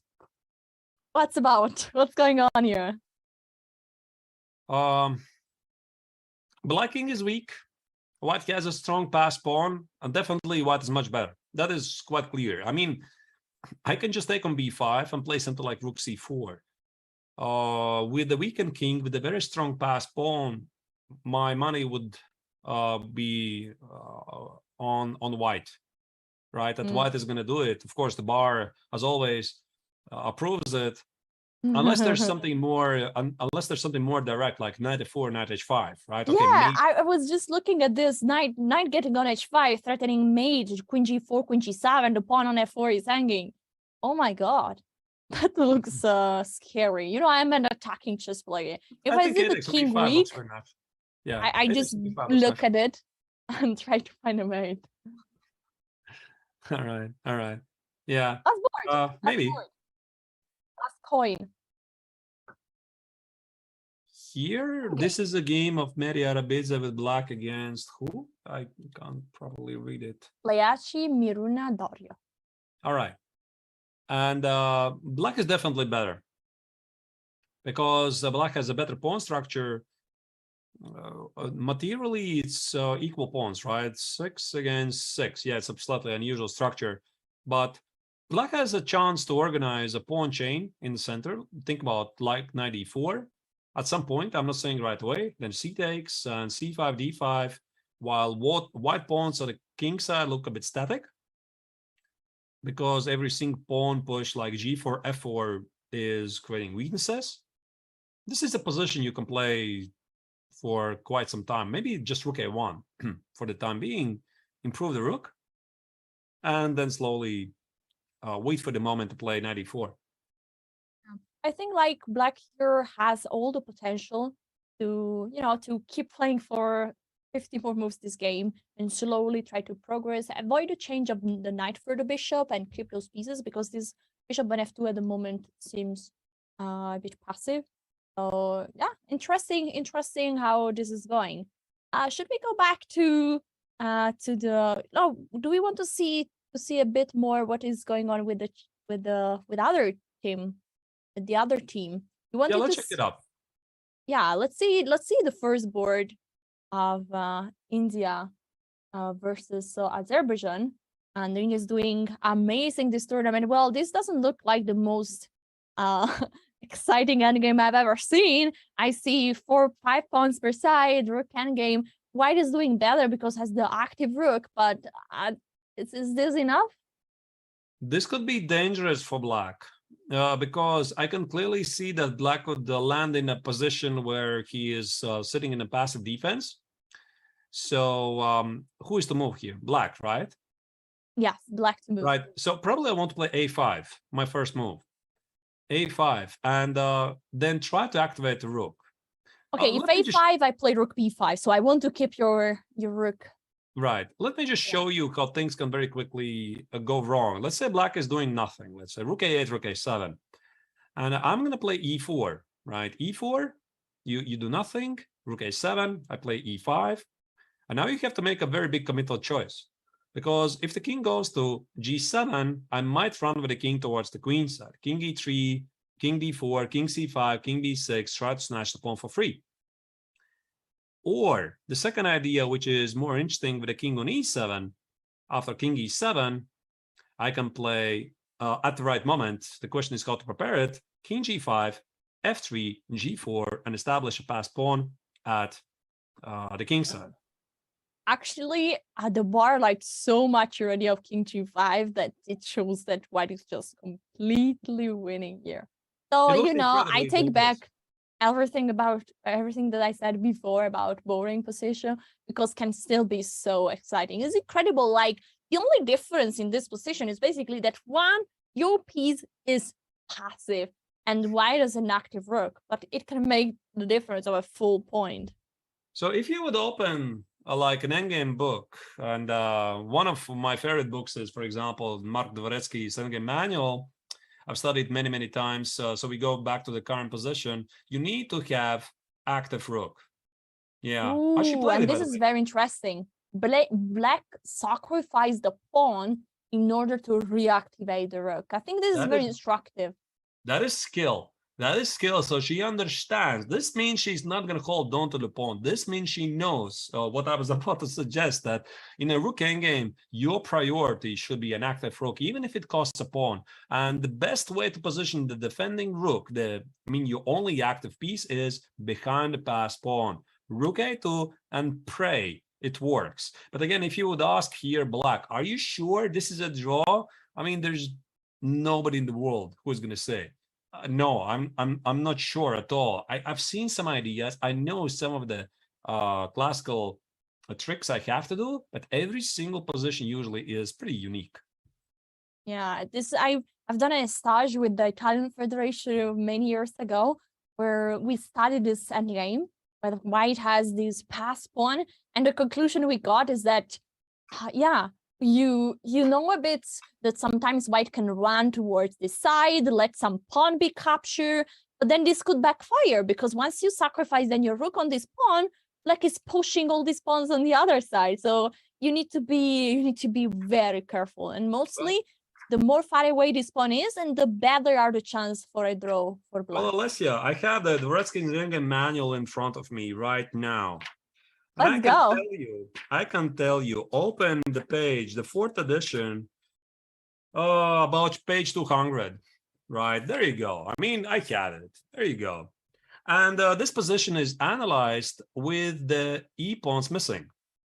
You don't have the e-pawns on the board. So I would have some ideas, right? I know how to play these techniques. I've studied it.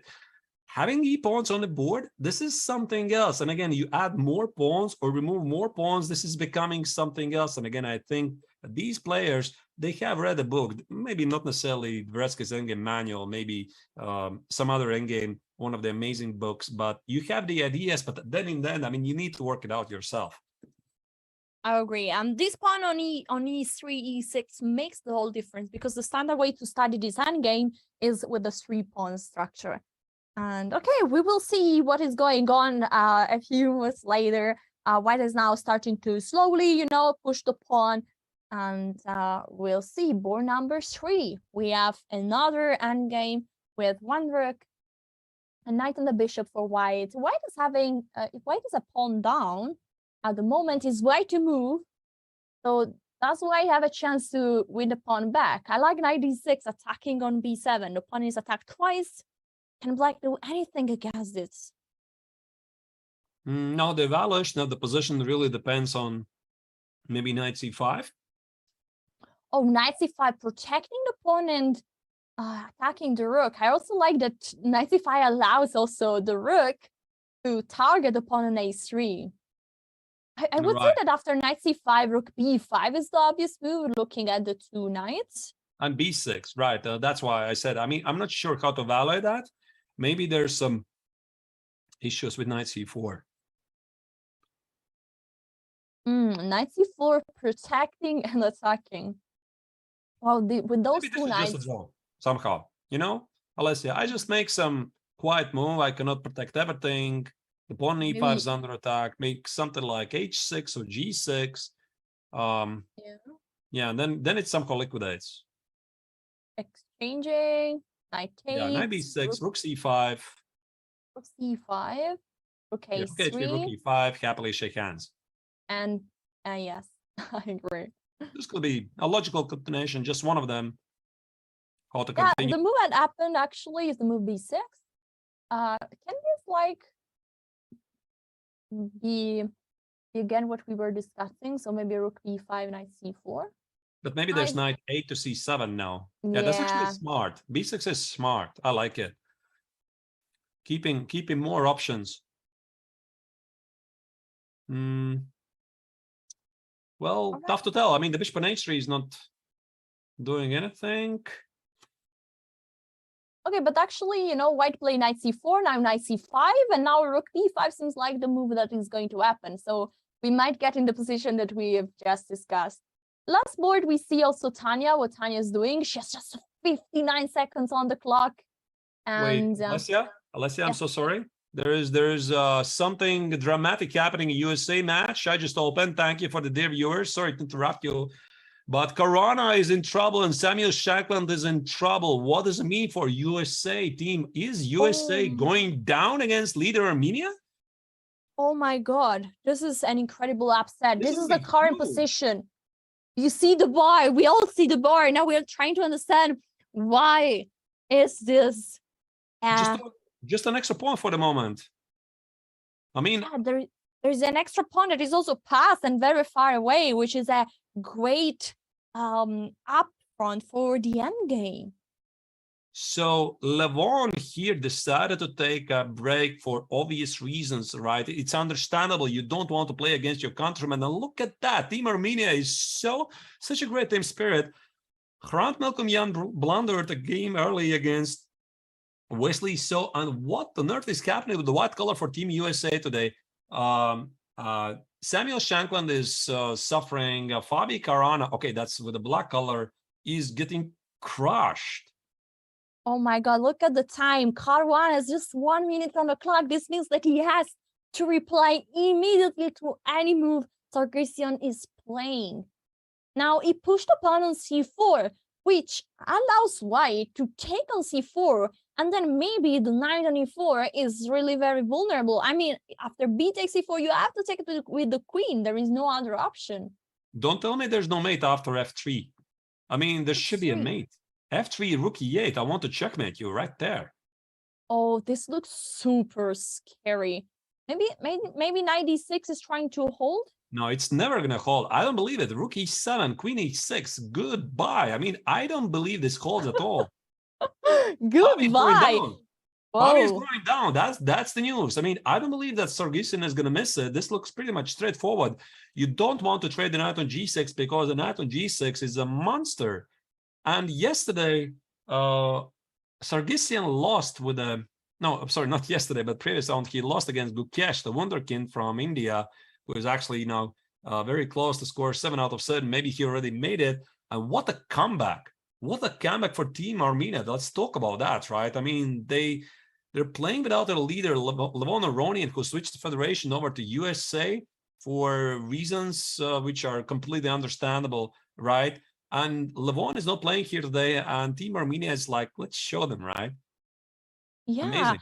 So if Caruana is in a huge pressure, and right now we're about to reach the position that we were discussing before, will white play f3? Let's see what is the pressure that Shankland is about to face, it's facing right now. I see so powerful queen and bishop here, and the king that is, is there and is going to be attacked by the bishop and the queen. Is there a mate? Can you feel the adrenaline flowing in your veins? If you're Sargissian, it's like, oh my goodness, this is it. This is it. I mean, I'm going to take down one of the strongest players in one of the most important matches of the year, right? You just feel so much adrenaline in your veins, right? Wow. Yeah. That is Shankland's game, right? He's also completely busted. It's incredible that if you see the result, you see, oh my God, USA is starting with one victory and one incredible victory of Wesley So, but now things start to look completely crazy. It has two boards. So black is up a pawn and the king is weak. Maybe Samuel still can save this. Maybe he can still save this. There are some problems because still white has a potential check on e8, and if the pawn on f7 is falling, I see lots of perpetual chances here. So if there is not an immediate wait for black, black needs also to be careful because there is something, some danger also for them. And of course, it's not immediately lights out for the Team USA because they still have also Lanier Dominguez, the hero of a couple of matches. He could still turn it back, and Dominguez will have to win the game with the black color if he sees that his teammates are doing badly. I mean, obviously you have to fight for your team. Yeah. Did USA need GM Hikaru in order to win this match? GM Hikaru, I said that? Oh no, I'm asking you. Should they have brought GM Hikaru to the Olympiad in order to win this match? I don't know. Let's not write down their chances because I see that Dominguez has dramatically improved his position, and maybe the match is getting for crazy all results decisive 2-2. Would it be possible actually? Oh my God! Look at this. I see that Dominguez has a great position. Also, there's a mutual time trouble. How do you even choose which game to watch? Because there's drama happening on the first. I mean, all three boards. I will switch very fast and try to understand what is going on. Here, black is having lots of pressure on the B file. Is A4 the move? A4, that's it. No, knight E4, rook D8. That's it. I think that Dominguez is going to do it. Oi, oi, oi. So maybe this is over. This looks clear. That looks very good. This is reassuring for the American fans. Don't despair. Everything is still possible.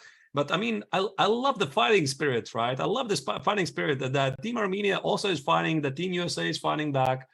I would say that Dominguez is winning this. Yeah, that's it. Yeah, knight E4, rook D8.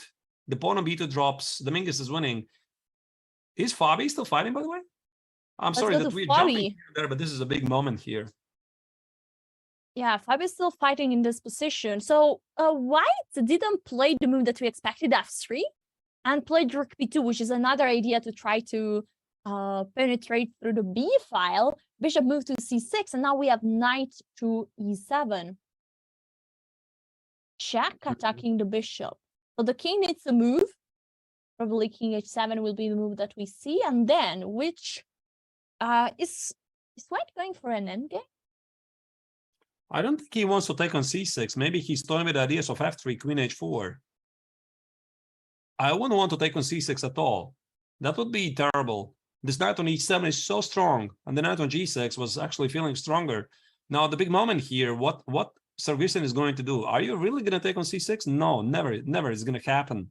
Maybe f3. Yeah, and now there is the pawn on a4 that is also hanging. And so it seems white needs to be precise. If not, Fabi will for sure take the chance and stabilize the position one more time. 1 minute 56 seconds, guys. This is an insane time trouble. On the other side, what is going on in the game of Shankland? Here there were a few checks, and the king is getting to c2. Is the king safe? Is the king in trouble? Is white to move? Well, But why they give have a reached check? the second time control already. They're going to spend some time here. There's Oh, no yeah. no more moves. No more moves. This is move 43. This is what I see. That there's no more moves coming in. So Samuel Shankland is in trouble. He's going to have to work it out. But I would still give money on Black's position. And as I can see, also Caruana against Sargissian reached move 40. So this means that we are in a moment where they will take some time to think, some time to have coffee, drink some water, have a fresh look at the position. And also this game reached move 30. So now that the position, now that they have again time, we can maybe evaluate whole position. Right. Let's jump in maybe to the France match against Netherlands. Yeah, so there were two results already. Giri made a draw against, not a surprise, against Grandmaster Mousard. Obviously, by the way, this is a moment when a lot of results are incoming. I got the word from the reviewers that Koneru Kumpi is losing in the women's section. More games are wrapping up. This maybe could be actually a big surprise of this round in the women's tournament. But we're gonna get back to the women's tournament after a moment. First time control finishes. A lot of action is happening. A lot of games are finishing. So we simply have to choose something here. Yeah, we have two results. Giri against Mousard ended up in a draw. Palm Forest versus Fressinet ended also up in a draw. So we have two more games. Let's see what friends of Ikaru, our Benjamin Bach is doing here. This is the current position. We have an end game with an extra point for white. Knights is black to move. We reached move third. We reached Looks move technically winning for white. Black is completely paralyzed. White can do whatever he wants. Slowly improve at the king side, king g3 or maybe h4, king h3, snatch the pawn g4, f4, etc. The rook at a5 is and the knight on f6 they're pinned to defend the pawn on d5. So white has the pawn and the compensation for it, right? This is what I say. And last but not least, we have Lagarde versus Lamy. And this is another recant game. White has lots of extra pawns in this situation. White can also can push the pawn on, the pawn d is 3 squares away from becoming a queen. This is completely winning for white. The simplest I think is d6. Whatever you do next. You couldn't even threaten the pawn on c5 because there's always d7. I just moved the king closer. Okay, d6. What if rook d5 attacking the pawn? I just moved the king. King f2. Because you can never take because c7 is promoting. Okay, and what if king f6 here? Then king e3, and that should be somehow winning. King e6, maybe rook e8 check, or rook c8 at the right time. Yeah, I don't see black saving this. Yeah, also, for example, I like the idea, the move rook e5 here. Forcing the rook to move away and then the rook e7. That's winning nice the pawn. All right, seems like so here is white winning for France, and in the other game is Benjamin winning for the Netherlands. So our prediction could be 2-2, no? Yeah, they fight like crazy, and then most of the matches seems to be ending 2-2. Okay, last but not least, let's go back to India. India 1 versus India 3. Our fans were cheering for India 3. Most of the chat seem to be cheering for India 3. Here we have a result. There was it was a victory for Grandmaster Narayanan. Players of India won. So it seems like together with the draw of Vidit and Harikrishna, seems like this game is decisive in order to see which India will win here and which India will try to fight for the victory of the whole Olympiad. And Narigaisi also has a great queen endgame against Abhijit Gupta. Yeah, I think it's safe to say that first Indian team confirmed their status of the main team, the strongest team among the Indian teams. So they're winning. They're winning the match something like 3-1 or 2.5. Doesn't matter. It's a win. Yeah, amazing. We want to see. We saw some top boards. We saw. Let me We check saw. Gukesh. Let me check Gukesh. Yeah, I mean, let's we're go. wondering, did he make 7 out of 7 because he had such an amazing position against Team Cuba, second Team India? So also they reached move 40. We are at move 42. It seems like Black is keeping the pressure over the C3 pawn. And look at those pawns, by the way. They're a bit funny. 6, E5, G5, G4. But that's not so bad actually for white. I mean, if I play something like rook e4, maybe the h2 pawn is going to be decisive. Like rook e4, takes, rook h7, everything falls apart on the second rank. Sorry, it's Black to move also here. Oh, even better. Then things are totally bad. What if I play e4? Or maybe it's too much. No, e4, e4. Okay, rook e4 is on the board, so it That's on the board. appears like now your idea of rook e4 can be played. Yeah, but now after rook e4, I get to trade it and play rook h7. And not only the h2 pawn falls, but the a2 pawn as well. So this could be Uh-oh, a bit too much I see. somehow, yeah? So suddenly I start to appreciate this black pawn on a3, which is keeping the white pawn on a2, pressing it, stay there, and the bishop on whatever square d6, e7 is keeping the pawn on a3.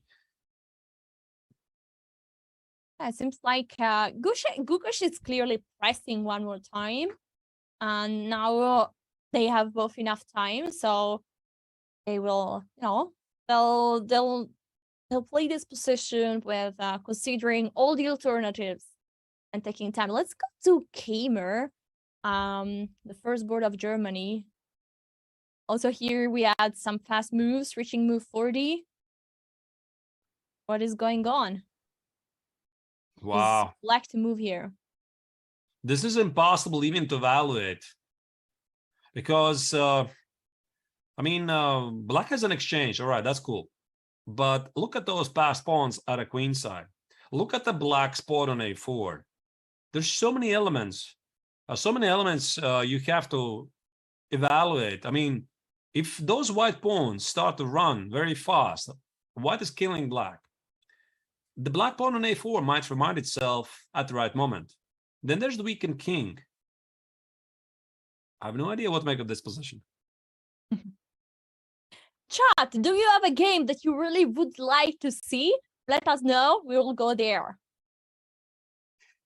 Should we check the word champion? Yeah, so far. Yeah, let's check the champion, of course. So far, the viewers, you have been amazingly helpful, right? So I'm sorry we cannot always respond to your requests, but at least several times you gave very nice insights what's going on. We really appreciate that. But we have to remember at the same time, there's something like 1,500 games being played at the same time, right? So, I mean, this is crazy. So many exciting events. Magnus has one pawn that is about to be promoted. A7 is just one square away from getting another queen. It seems like white gets black got some checks. Still check on d1, check on h1. Check on c3, of course. That's even a free pawn. I think this is looking technically winning position for Magnus, unless he's going to blunder perpetual check somehow, which I don't know. I don't think so, because also the black king is pretty weak. You need the knight for that. I think it's important that this bishop on f5, is guarding the square on e4, and this secures that there will be no perpetual because the king on g2 is safe. Yeah. I love this. I love this comment in the chat. Magnus is inevitable. I'm not sure if Magnus is inevitable. I have a feeling that Gukesh is inevitable, but maybe both of them. Very nice. All right.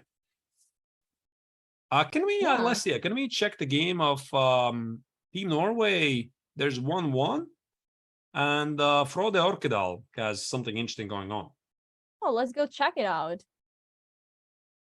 This is the current position. We have moved 44, but the position looks still super close. Equal material.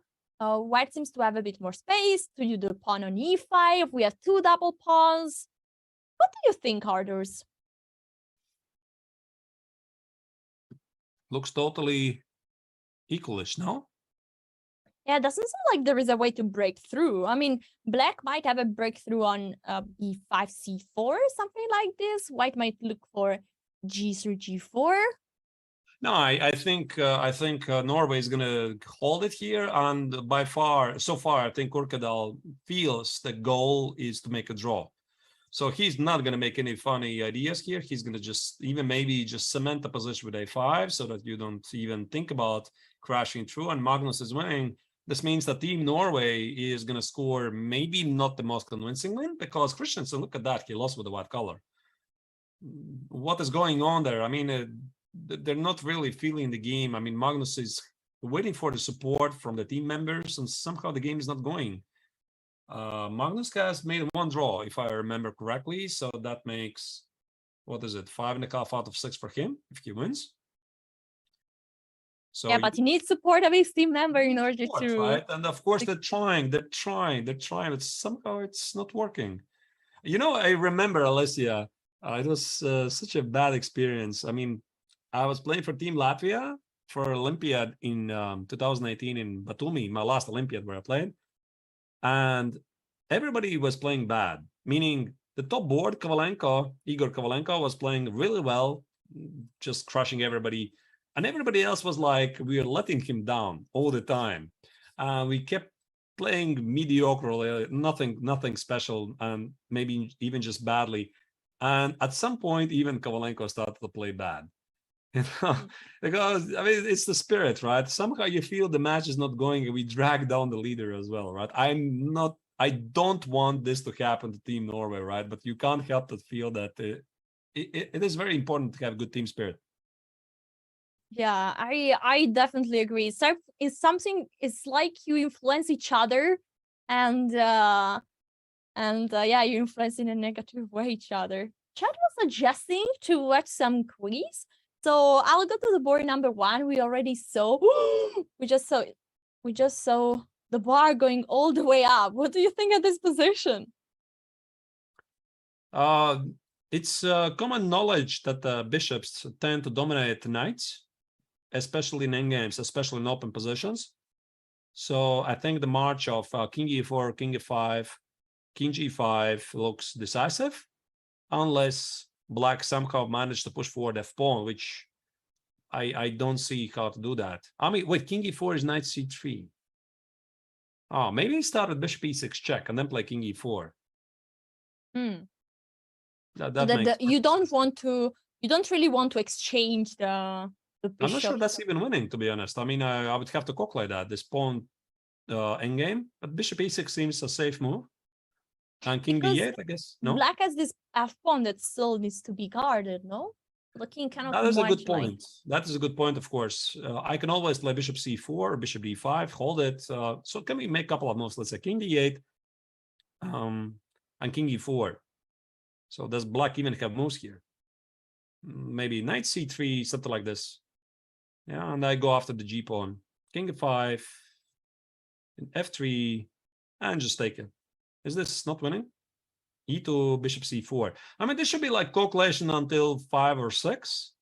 You check if you're not blundering a piece immediately, then you're winning. Yeah. I mean, there is knight e4 check. Yeah, maybe now I rely on my passed pawns.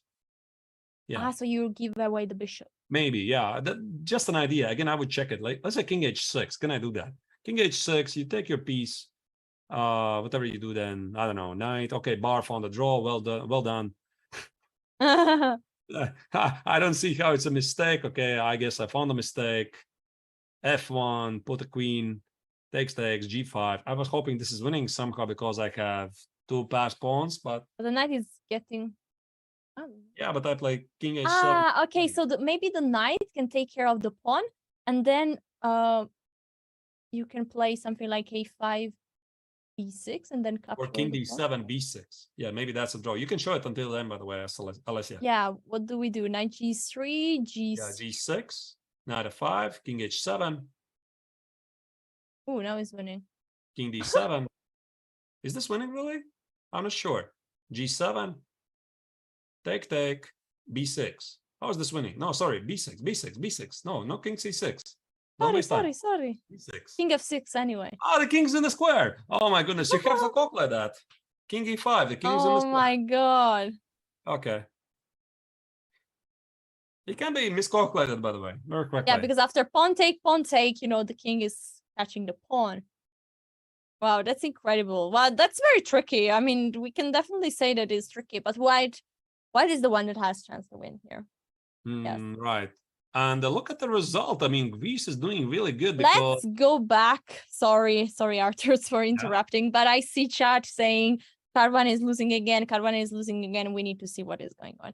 So the knight and the bishop is not anymore on the board, and white is having 2 extra pawns. okay, so he did take on c6 or on d5. I can show shortly. So there was knight e7 check, the king went up.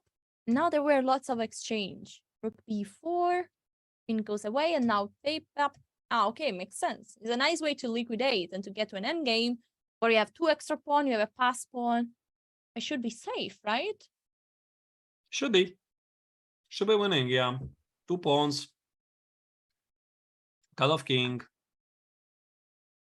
The current position. But I can't help but feel that Sargissian had more direct win.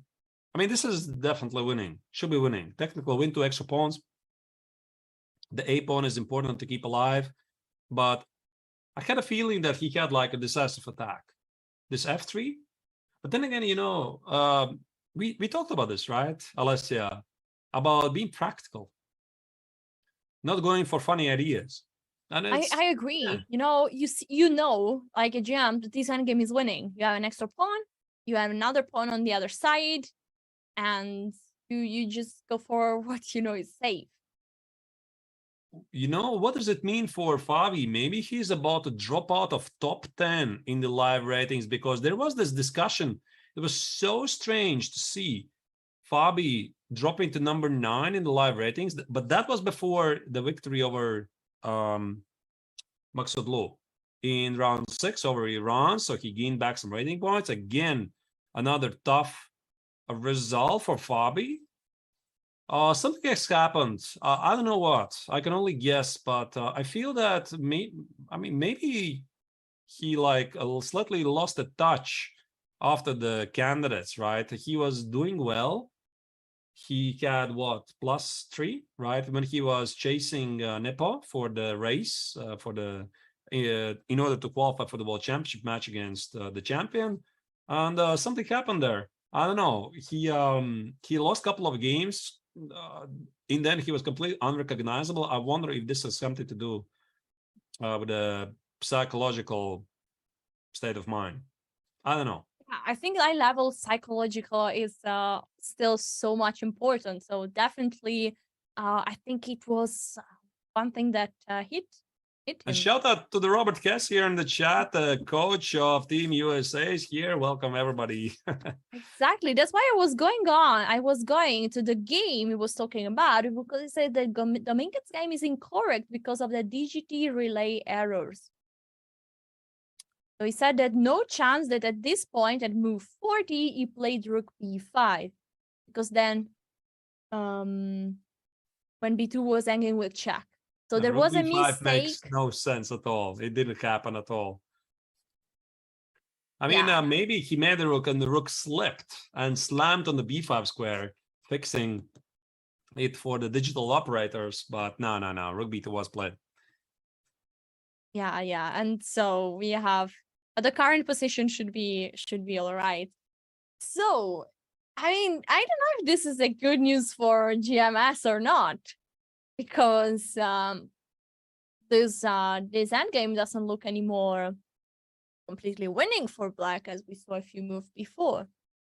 But this is not the right position, right? As I understand it.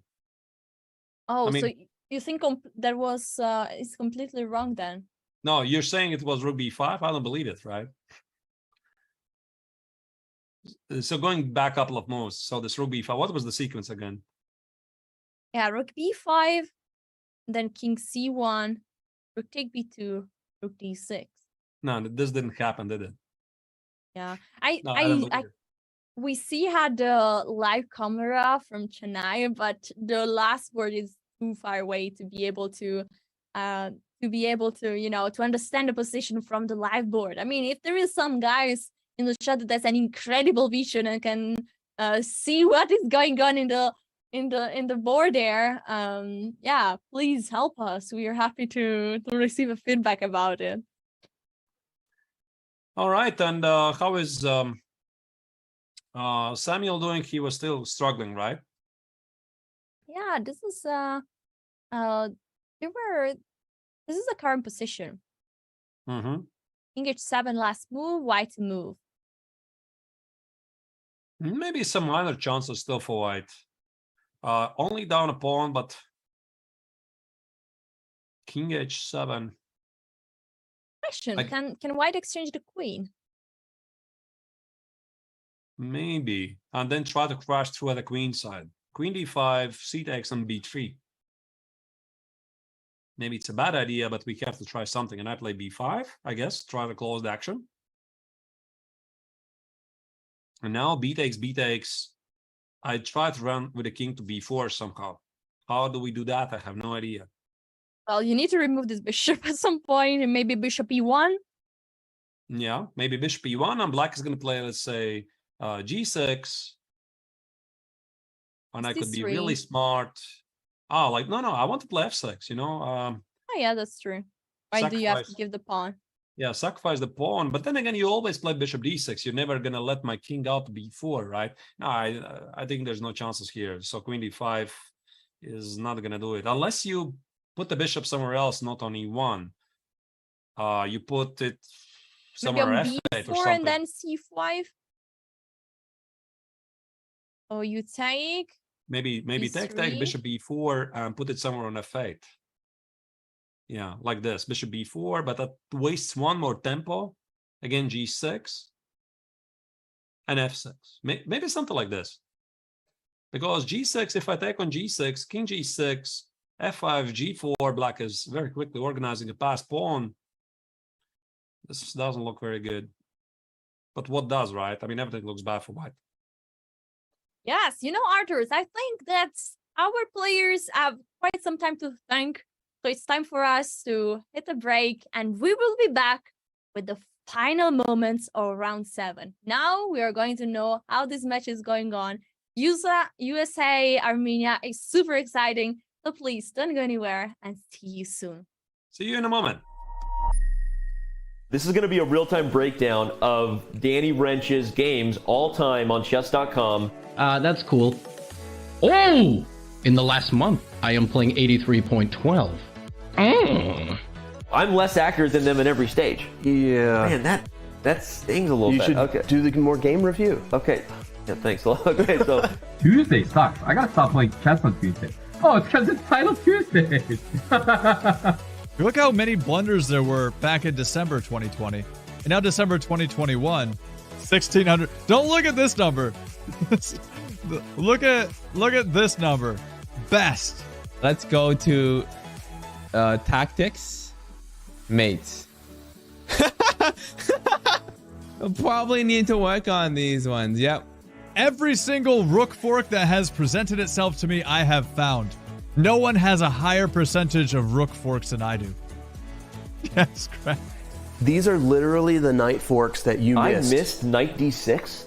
You saw it just now. What the is wrong with me? I could have done here and then taken this pawn, and I'm winning because my pawns get held together. That's probably the coolest part about this feature. Like these positions against Hess? Rook there for rook e2! And he blunders mid and one! Oh my goodness! I'm awful!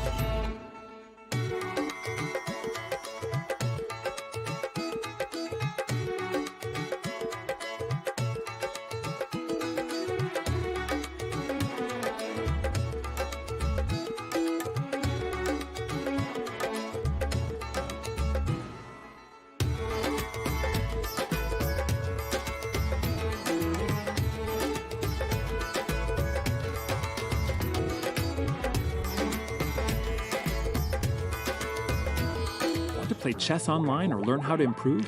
Join us at the #1 chess destination in the world, chess.com. With hundreds of thousands of people playing at any moment, you'll quickly find a game with someone at your level, whether you're a total beginner or a grandmaster.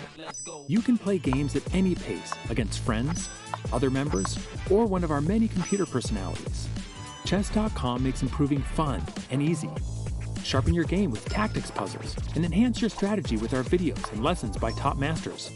Learn from your own games with Chess.com's easy-to-use analysis tool. Regardless of your skill level, Chess.com has all you need to take your game to the next level. Chess.com is your go-to source for chess news, live coverage of tournaments, events, and everything in between. Experience Chess.com anytime and anywhere, whether you're at home on your computer or on the go with our mobile apps. Signing up is free and easy, so what are you waiting for? Join Chess.com today.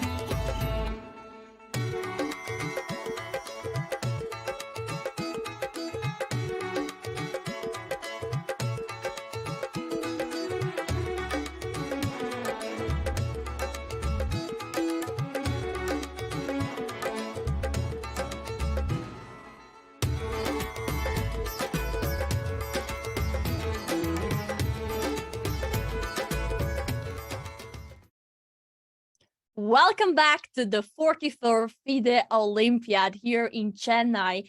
Here we can see the live coverage of the playing goal. You are here with Alessio Santermo, Women FIDE Master, and my co-host today is the amazing Grandmaster Arthur Znikshans. Hello everybody. Namaste, my friends. Namaste, namaste. We should have a look definitely at some results. Here we see the results in the women's section. Azerbaijan is leading versus India. That was leading up to this point. So maybe we will have an upsetting results for India. We also should have a look at the other. We have Georgia. Okay, sorry. We should have a look at the open section by far, because we have India that lost, India 2 that lost, India 3 that lost already against the main India. And I think that very interesting. What do you think, Arjun? Look at what India 3 is doing against Cuba. They're already leading with 1.5 to off. Yeah, they're a very impressive team to look out for. And Prague on the third board has managed to score a nice victory with black color. I mean, Cuba has been quite a surprising team throughout the entire tournament. Now, after the rest day, they got to face one of the most dangerous teams in the Olympiad, as the world champion Magnus Carlsen would say. He would also rate them even higher than the first Indian team. And also, I think that Gukesh is very close to winning. But before we jump into Gukesh's game, I believe there is a very nice video about second team of India, who they are and what they want to do here. Yeah, let's see. India has the most teams in the Olympiad, including 3 very competitive teams in the open section. This gives the host country legitimate chances to win more than one medal. The wild card for these high expectations is the super talented but very inexperienced second team for India. Seated just outside the top 10, many consider this squad to be amongst the most entertaining in Chennai. Norway's Magnus Carlsen even suggested he's more wary of facing India's second team than going up against India's top-seeded squad. That's some high praise from the world champion. Just under 30, Bhaskaran Adiban is the team's veteran. He leads by example with his signature aggressive style. Looking up to Adiban are 4 teenagers, a collective of India's most talented young rising stars. Nihal Sarin, Damaraju Gukesh, Ramesh Babu Pragnananda, and Raunak Sadwani will each be making his Olympiad debut here at home. Legendary coach and team captain R.B. Ramesh will have his hands full trying to get the maximum potential out of a roster dominated by teens. Good enough to win a medal, the biggest question is if this team can hold up under the Olympiad spotlight and pressure. India shared gold at the 2020 Olympiad, which was held online. That said, it has been 8 years since the birthplace of chess took an Olympiad medal over the board. Although in the shadow of India's first team, India's juniors are unquestionably a key component to fulfilling the high expectations set by the host country and its fans. India too is an incredible team. Look at this scene, guys. We have the real board, an amazing profile of the board between Albornoz and Gukesh. This looks crushing, right? I mean, Gukesh is on the verge to score the 7th victory in a row, because after Bishop before, the big point is it's not just a piece sacrifice. G takes, there's Rook takes on C3, killer blow incoming. Wow, that's beautiful. That's beautiful. Arthurs, do you think Gukesh, I saw chat, they were writing 11 out of 11, but do you think is Gukesh going to score 11 points out of 11? Well, I still think it's very early to say, but of course, everybody is super impressed, especially me, right, by Gukesh's performance. I think it's quite clear to state that he's making very loud announcement that he is here, that he is about to become an elite grandmaster, right? Of course, there's discussion that he did not really beat like 7 super grandmasters in a row as Fabi Caruana did when he scored 7 out of 7. But I mean, still, he did beat 27 Ganguly level players in the way, and I would definitely say that more wins are gonna come, right? This is not the last one. And do you think there is any chance that Gukesh might play against Magnus Carlsen if Norway manages to win a few rounds jumping in the to the far future, imagine yourself round 11, Team Norway has won all the matches. Gukesh has 10 out of 10. Norway has climbed up and they're playing the top world champion is examining the young star who has 10 out of 10. That'll be quite a story, right? I imagine there would be something like, I don't know, 500 million Indians watching this match. I agree. Honestly, one thing that is, oh my God, we just saw the handshake on Gukesh. Look at this, the game, the live footage. This means that this is a victory for the Indian star that wins another game. It's official, guys. And to remind you what round this is round 7, because I learned this from a recent tweet. Who was this? Ganguly, who said that in case I mix up what round it is today, right? I just check out how many points Gukesh has. So Gukesh has 7 rounds. This means this is the 7th round. Yeah, this is super incredible. If you guys know the emoticon Giga Chat, I think he deserves this for this amazing performance. 7 out of 7. Look at this. And I think also Team India clinches the match with this. Yeah, and Team India is now with 2.5 to half points, so wins the match. And I'm just seeing what Gukesh is doing with the real board. He's adjusting the sheets where he writes the game, putting it back. in his pocket because you need to analyze games even if you win. And now I think he's about to, to stand up and get out of the playing goal because the players are forced to leave the playing goal. Wow, what an incredible result. I think we should go back to US and go to the game of Dominguez. And I hope that the game that we are seeing is the actual game. Chat was saying Dominguez is winning again. Dominguez managed to capture the pawn on a3. Now, for Sargissian is painful to stop the pawn on a4. I hope they fixed it because this rook b5 looked a really strange way to continue. I'm fairly sure it didn't happen. At the moment, it looks like the match of USA against Armenia is heading for a 2-2 draw. Yeah, we have just at the moment we have just Wesley So that won in an amazing way very early. He's already resting. He's already getting some rest. So apparently we have some updates about what happened here during the game. So instead of rook take b5, the actual game was rook take b2. Then we had rook c1, rook a2. Oh my God, Fabiano is shaking the heads while we are talking. And I see the arbiter adjusting the king. This was a victory for Grandmaster Sargissian from Armenia. Huge result. So this means that Armenia is scoring 1 point already, and that leaves the match equal at the moment.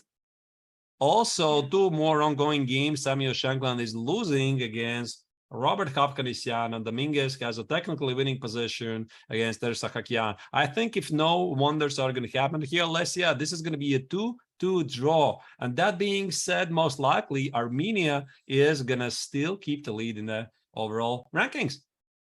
Yeah, I can't. Let's go back to Dominguez. Let's see what is going on. So what we were saying is that actually we have a feedback on what actually happened on the board. There was not the move rook b5 was not happened, but actually there was a mistake with the move order, and yeah, we have this position right now. Yeah, the operators fixed it. This is the current position right now. They gave white a free move after that, so just to fix it so that they don't have to, like, I don't know, reboot everything. This is the right position. Black has 2 extra pawns. Bishop is dominating against the knight. Should be technically easy task for experienced grandmaster. Yeah, so last board. I mean, this means that if here is important for Hovhannisyan to win this game. Yeah. So it's quite amazing, right? So there's a big likelihood that we are going to have 4 decisive games and still the match is somehow drawn. Well, but this is what exactly we want to see. We want to see fight. We want to see results. We don't want to see draw. We don't want to see boring draws, and we want to see fight on the board. By the way, this position is still looking unclear. Which unclear? You mean the final position? I mean this position? The current position of Shankland versus Hovhannisyan. I have a feeling somehow should end badly for white very quick. But you know what, Alessia, I started to think. I don't recall, I mean, definitely there were. I don't recall matches, at least at the highest level here in Olympiad, where when the match was drawn with all games decisive. Maybe there were. Definitely there were matches with 4 draws. But a draw and 4 decisive matches, that is pretty rare. I mean, still. And this guy I agree.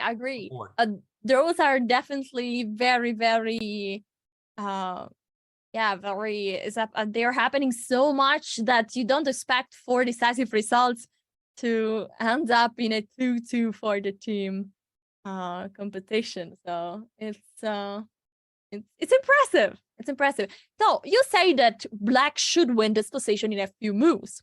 Can you prove it to me? That's a different question. How do I prove it? Obviously, I need to create a pass pawn at the king side. How to do that? I'm thinking, so my thought process, okay, bishop c7 was played. Can we take it back? My thought process is I want to trade queens somehow. I put away the queens. I play g6. I trade the f pawn for the g pawn. Then I play f5, g4, and I create an outside pass pawn, and I'm winning. And also having fixed those white pawns at the queen side on the dark squares gives me extra bonus in let's say, the bishop endgame, right? I can always use them as a target. I'm not sure what white is supposed to do here. By the way, I'm thinking about also, I could play even, okay, maybe it's too early. I was even thinking about g6. G6, sacrifice the pawn. Or without the... Yeah. I was thinking about that. Maybe it's not necessary. G6, f takes, and king g7. And now my point was, which is maybe completely ridiculous, to play f5 next. f5 and king takes on g6. But this is such a responsible move that I'm not totally sure. There could be something like queen e4, for example. You need to evaluate the consequences. Queen e4, activating the queen to e8 or something, which literally forces you to take on e4, I guess. And then you take it, take on g6, d5. Yeah, but I guess it's just winning. C takes, king f5. Yeah, that should be winning. King f5. So this white's d pawn is not going anywhere. Right, So we that have a would be few moves. process. Black took a different approach. Bishop c7 and king g1. So probably the idea is that you want to create a battery with the queen and the bishop and go towards g3 h2. So apparently if exchanging queens is good for black, then it should be possible if you go to threat mate then to exchange queens in a way. Right. He wants to trade queens, and Shankland is not going to do it. He is simply going to sit and do nothing. Just nothing, nada. I mean, not going to do a thing. King f2, king e1, king g1, king f1, whatever. Prove it. Prove it what you have, because I think Samuel suspects the queens disappear from the board, so do his chances to save the game. Yeah. At least right here. Yeah, let's see. It's all, black needs to prove now that he finds a way. I like your plan with g6. That could be something that maybe he will consider later. But let's not write down Shankland's chances completely. I mean, he's a fierce fighter. He can make things very tough for the opponent, and that's why sometimes that's the difference between a good grandmaster and a lead grandmaster. They're extremely resilient. They just don't give up. I mean, you can bend them, but they don't break. So you still need to show flawless technique until the end. And one slightest mistake by Hovhannisyan, that's it. Shankland is going to be there to use it. So Let me give an update about the game that Magnus Carlsen just won against Grandmaster Stoyanovsky. 2 queens on the board, and Magnus secured the victory for Team Norway. So Norway is probably winning this event ever against North Macedonia. There is just one board that is still still going on, and is the board or Grandmaster Orkedo. yeah, that was quite drawish last time. I checked it. The black was pretty solid. Actually, I guess the game seems to be ended in a draw. Yeah, there was a repetition. So yeah, there's the nothing to be results done. should be soon updated. And we have King h2, King f8, King h1. Yeah, not so much to go into here. Not much to do, because g3 actually is asking for trouble. You're trying to either, let's say, g3 or c3. You're trying to break through. It's just creating weaknesses in white's position, which might actually backfire. So white simply said, okay, listen, I'm losing the match by doing this, but there's simply just no way for me to win this. Yeah, very good news for Team Norway that is winning finally a match. Let's go back to Dominguez, and I want to ask chat, guys, which game do you think is exciting? Do you have a game that has a super exciting moment and we should definitely have a look at? In the meantime, Dominguez is about to make progress. Now there are just 2 pawns left on the board. You need to be But careful. how this suddenly is not so obvious now, because white is doing a wonderful job. training some pawns. There might be some potential endgames where the A pawn is traded for the F pawn, and all I see is the wrong corner on H1 and the wrong bishop. This still requires technique. I would say that imagine Arthur's if you jinxed it. You said 2-2 and now somebody wins. No, and then they make 2 draws. And then I believe it's still going to be 2-2, to be honest. I still believe. I mean, it looks very logical. The match is quite even, despite Wesley's amazing easy victory, where Melkumyan handed on the platter this entire idea with E4, but it was so beautiful. You can't deny, really. Yeah, we'll see. I think that Dominguez is taking some time to think for a reason. And but he should still be winning, right? Right. While we at it, do we jump to the women's section again? Yeah, sure. Let's see what is going on. Yeah, I wanted to check since we started to talk about Team USA. How is the women tournament, women team doing? Just very quickly, just to check how they're doing. First player that I would like to have a look is Irina Crash. She's an amazing commentator for chess.com. I think many of our audience knows her. And I saw even, that there was a petition in order to let Irina start streaming on Twitch. So, she's liked by the Twitch community, and that's her game. She's with the white pieces playing against a Weaver FIDE master, Mariya Muzychuk from Argentina. So another American duel. They've already had so many teams. They played Venezuela. Oh my goodness, I don't remember. There was like 3 American countries. And this is the 4th one, if I remember correctly. So it's quite interesting the pairing they got. I could very quickly pull up, of course, Team USA's lineup. So they played against Puerto Rico, Peru, Venezuela, and now Argentina. Look at this. They are playing. Like they could have played in America. Continental championship right there. Yeah. Anyway, this position is black to move. And is white winning, you say? How? Why?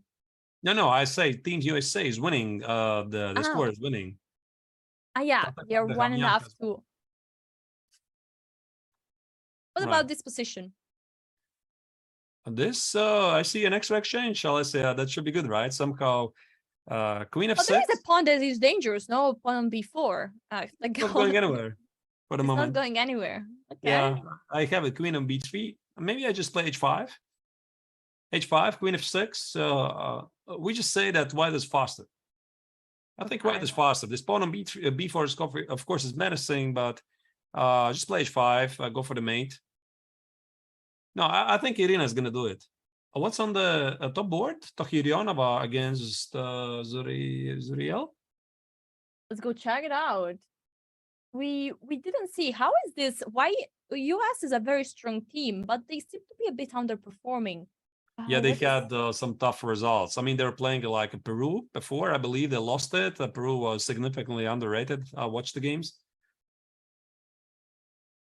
This is a position of the first board. Okay, Team USA is winning. That is clear.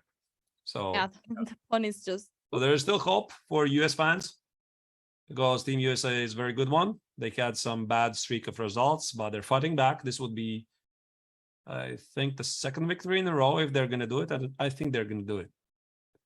Yeah, what else is there? We have to check. There were some big results, right? Koneru lost the game against Azerbaijan. Ooh la la. Mm-hmm. Oh la la. Oh la la. Here we have the game. Look at this. So we go back a few moves. We know already the results. Let's see what happened here. Oh, it seems like there was a strong attack by white. Yeah, white's had 2 rooks on the G file. Somehow managed to play to bring the knight also. And yeah, the attack, yeah, black had like sacrificing time, trouble, and exchange. And then H5 was a apparently a big mistake. G5 is now super weak. No, a rook can go there. And Uchi. All right. So this Good is result by Azerbaijan, and this could mean a tough loss for Team India. The other boards, are they fighting to get back? Yeah, let's see Tanya. I mean, they said Tanya is having an amazing performance, but today she was having a very hard position. This is the current position on the board. Tanya is with the white pieces, and now she has a pass pawn on the B file. This is great. I mean, Alessia, we have to show this. It's quite paradoxical. Look at this. So let's say you play A3. Yeah. And rook D3. You just don't allow this pawn go anywhere. A2 and rook A3. Or rook A3. Yeah, rook A3, even that. I was thinking Yeah, about I love because basically there is mostly you have a check here and you promote, but how do you give a check to this king?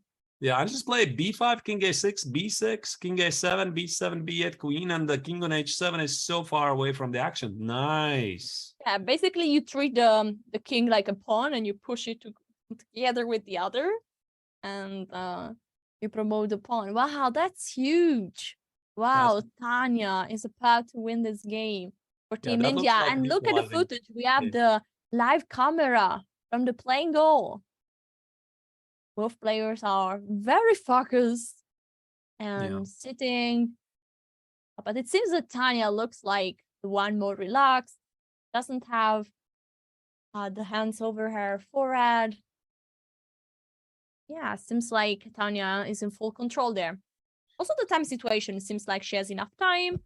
So apparently she will be winning this. So let's see the other board. We have still 2 more games going on here. We have this end game of Vaishali versus Balajayeva. And White is playing this end game with 4 versus 3. This is theoretically a draw, but it's very tough. What do you think? Have you ever played this game, Arthur, in an OTB game? 4 versus 3 is the pawns at the same flank is quite unexplored, but usually it's drawish. But the more pawns, the more chances for the stronger side. So you remove a couple of pawns. Let's say if F pawn for E pawn is quite obvious, G pawn for the F pawn even more obvious, right? You add more pawns and more options start to appear. So I mean, it's a position you can legally play for forever.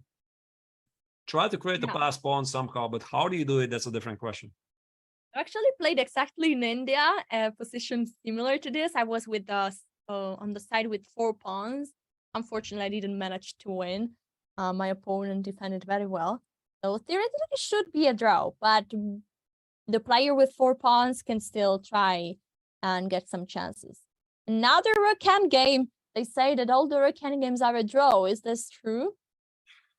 Depends. There's this joke, right? In the rook game, if you have an extra pawn, then it's definitely a draw. But if it's equal, then you're winning.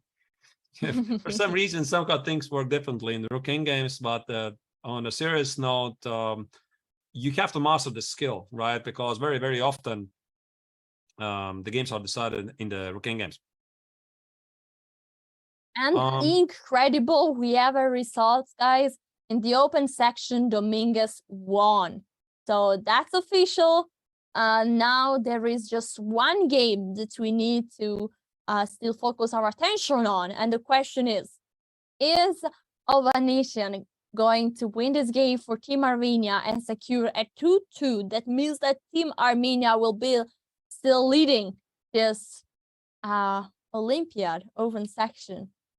This could take a while. Yeah, maybe I was wrong to mention that it's going to finish in a couple of moves. So Samuel is not going to make it easy. Now he sees that it's not a complete disaster for Team USA, because at some moment it did look like Fabi was losing, and also who else lost? I mean, well, Dominguez was not clear if he would have won. Yeah, and he was losing, right? I mean, obviously his own game, and it looked like they might actually lose the match. And now this is okay. I mean, the worst case, it's going to be 2-2, right? Of course, not ideal result, but there's still hope. But it's not yet over for Shankland. Yeah, but I see that, he is in a position from a psychological point of view, that is easier. Because you know that worst case there is still a 2-2 and still the Olympiad is not gone. But for Ovanesyan, that's another story. He needs to win this game in order to secure the lead for Team Armenia. And also is the one that is leading. But I think we have to mention also the time situation here, because you see that Hovhannisyan is burning time. Now, this is what I don't like from Armenia's point of view, because to remind you, the time control of the tournament, it's 90 minutes for 40 moves, obviously plus 30 seconds after that, and then you get extra 30 minutes after that. So what you're seeing here on the clock, that's it. I mean, there's no more time coming, just extra 30 seconds per move. And Hovhannisyan has spent quite a lot of time trying to figure out a plan, but has he? That's the question. Yeah, and that's a good point. And mostly you spend lots of time exactly when you don't see a clear way to win. So, it's not a good sign by far, but let's see. We'll see what. Before, let me tell you that. I mean, before the end of the first time control, he had such a promising position. It felt, okay, this is very close. But again, let's not underestimate Shankland's fighting chances. Absolutely. Okay. What is next? Unless maybe, by the way, dear viewers, you can suggest some interesting games. Your insights, of course, are always very valuable. You see something sensational is going on. I know one game we need to see. Right there. There is one queen versus 2 bishops. And it's crazy. This game is with white pieces from Serbia. We have Grandmaster Indic, Alexander, and with the black pieces, we have Famer Vincent from Germany. This is funny. I mean, how do you stop b6, b7, and bishop a7, Alessia? Just perpetual check? Maybe. Or you push forward your own a pawn. And then we have 2 queens versus 2 queens and 2 bishops. Versus 1 queen and 2 bishops. It's not our game anyway. So black is the move, right? Who is the move? It's black to move. So black to move. Can I play a4? A4? Yeah, let's try. Sorry, which move? A4. A4. Yeah. A4, B6, A3. It's a race, right? B7. B7, yeah. The problem is that A2 is A1 is controlled by the bishop. I see that. I try to make some ridiculous point, which maybe it's not even there. And something like queen. Queen. I think it's B1. time to start giving. Queen B1.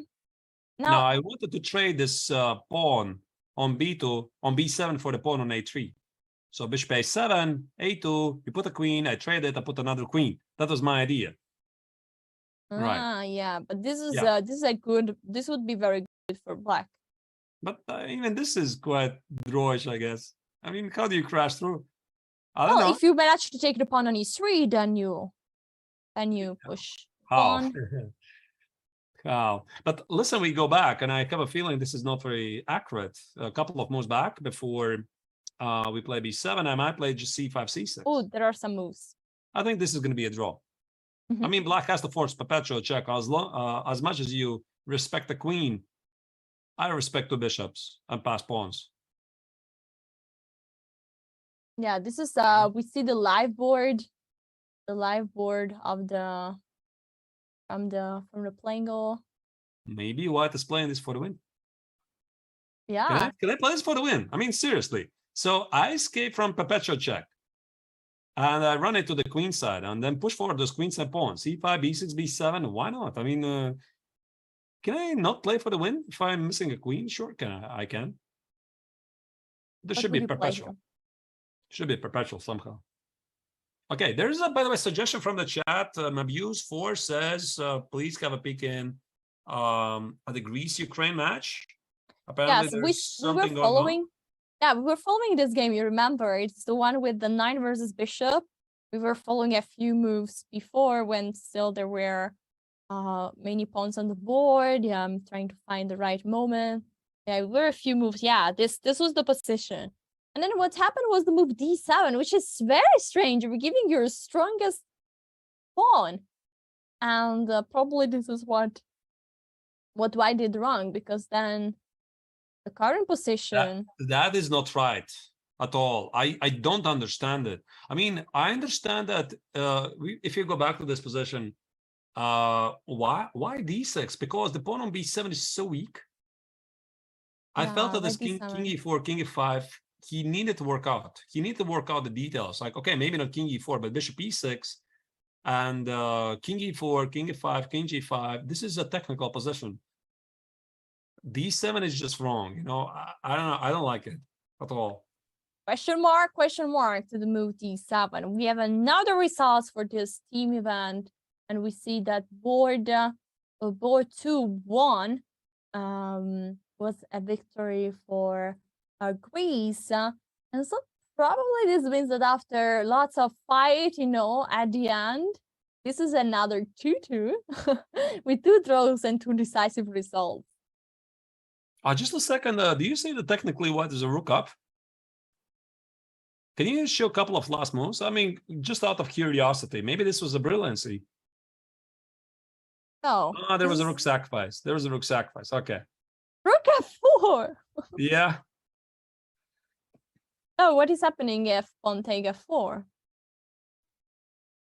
I guess queen f4, the rook on b8 is under attack somehow. Oh, you're threatening the rook and the mate. Yeah. Nice. Okay, so after rook f4, rook f1. Rook e5 attacking the queen. Queen moves away. Rook f3. Rook e1. Rook ef5 not exchanging anything. Rook e2. And now Arthur's boom. Rook h3. H-take, check, king h2, and queen to a1. Beautiful. Threatening Okay, mate. so it was a sacrifice. Yeah, that was really, really, really nice. So I think it's time to, you know, to jump through the game that still didn't finish. We have lots of grandmaster that we didn't even mention. We didn't even see what was going on. So we should have a look at those games as well. So for example, we didn't see at all Israel the match Israel versus Azerbaijan. Should also check Mamedyarova is still playing. If it's still, well, actually, this game finished the moment we were speaking. Black won here. So Team Azerbaijan is gonna take the victory over Israel, which is quite understandable. But look at that, Borushovsky is holding, and he's actually a bit surprising choice by Team Israel on top board, but he's holding the top board against the super GMs. He played a draw against Fabi Caruana a couple of rounds ago. Now he held the Shahriyar, the mighty Azerbaijani grandmaster, to draw with the black. That's pretty impressive. Yeah, let's go back to Kamer.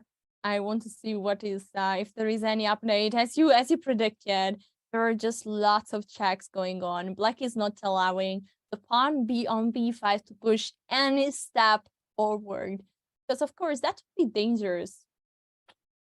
No, this already looks like a forced draw. Unless Black is ambitious, he's thinking about to push forward a pawn. Maybe he can do it. Couple of moves like pretend I'm the one trying to do something, but b6, b7 is incoming anyway. No, this is going to be a draw. It looks exciting, but I don't see this finishing any other way. Another game that we checked and then we didn't see what was happening was the game of Shiro versus Yumabayev from Kazakhstan. This is the current position. Opposite color bishop plus rooks. Shirov is suffering. That is clear. I mean, how do you even avoid some nasty threats like rook f1 check? I mean, rook whatever, d5, f5, rook f1. So Black is seriously pressing here. I don't see a clear draw. I mean, I see the bar, of course. Yes, nice draw. But the bishop on d2 is stuck. It's guarding the d1 square. And maybe after any rook d5, rook f5, Black has bishop f4. But let's move it a couple of moves. Let's say rook d5. Let's say c7. And if I play something like rook f5, maybe your point is after bishop f4. I wanted to play h4, h3. White is also with his own ideas like rook b3. Yeah, rook b3, rook or rook b3. d3. Yeah. Yeah, and now that this strat is so strong, I guess, yeah, it's just not working. So rook f4, g takes h3. I mean, it looks fun, but I could even sacrifice the rook on h3 if I have to, and just take the last pawn on draw. No, it's a draw, but Sheriff has to be careful, a little bit careful here. Yeah, I mean, cannot you play something like even f5, then rook h4, then you? Why you take the pawn on c7 just h3? No, there was rook b8 check. Okay. No, it's just a sample line. This pawn on e2 feels quite strong. So one check, white misses, so white is in trouble. But apparently there's just no way. Okay, I think why don't we go to the ladies? Let's see if there is any games going on. So Harika made a draw here. The pawns are just both pawns are too dangerous. And actually there was a repetition, no? There was check, and this is how the game ended. That's not the end game where the black pawn was in a2, right? This is a different game. No, this was the end game where black sacrificed the pawn to activate the rook. Yeah, that one. Yep. This one. Very nice technique. Well played. And this is the end game of Tanya. The pawn didn't even advance, and we have the same situation that you predicted, where the pawn is just getting pushed, supported by the king. And yeah, basically black has nothing to do. This rook here is also doing such a good job protecting the pawn, taking under control the pawn on a4, and yeah, the rest is just done by the pawn on b6 and the king on a5. Maybe some final tricks like who is to move here? Black, right? Here's black to move. 22 seconds, by the way. What? 22 seconds. 22 seconds. Oh wow, there's another time trouble.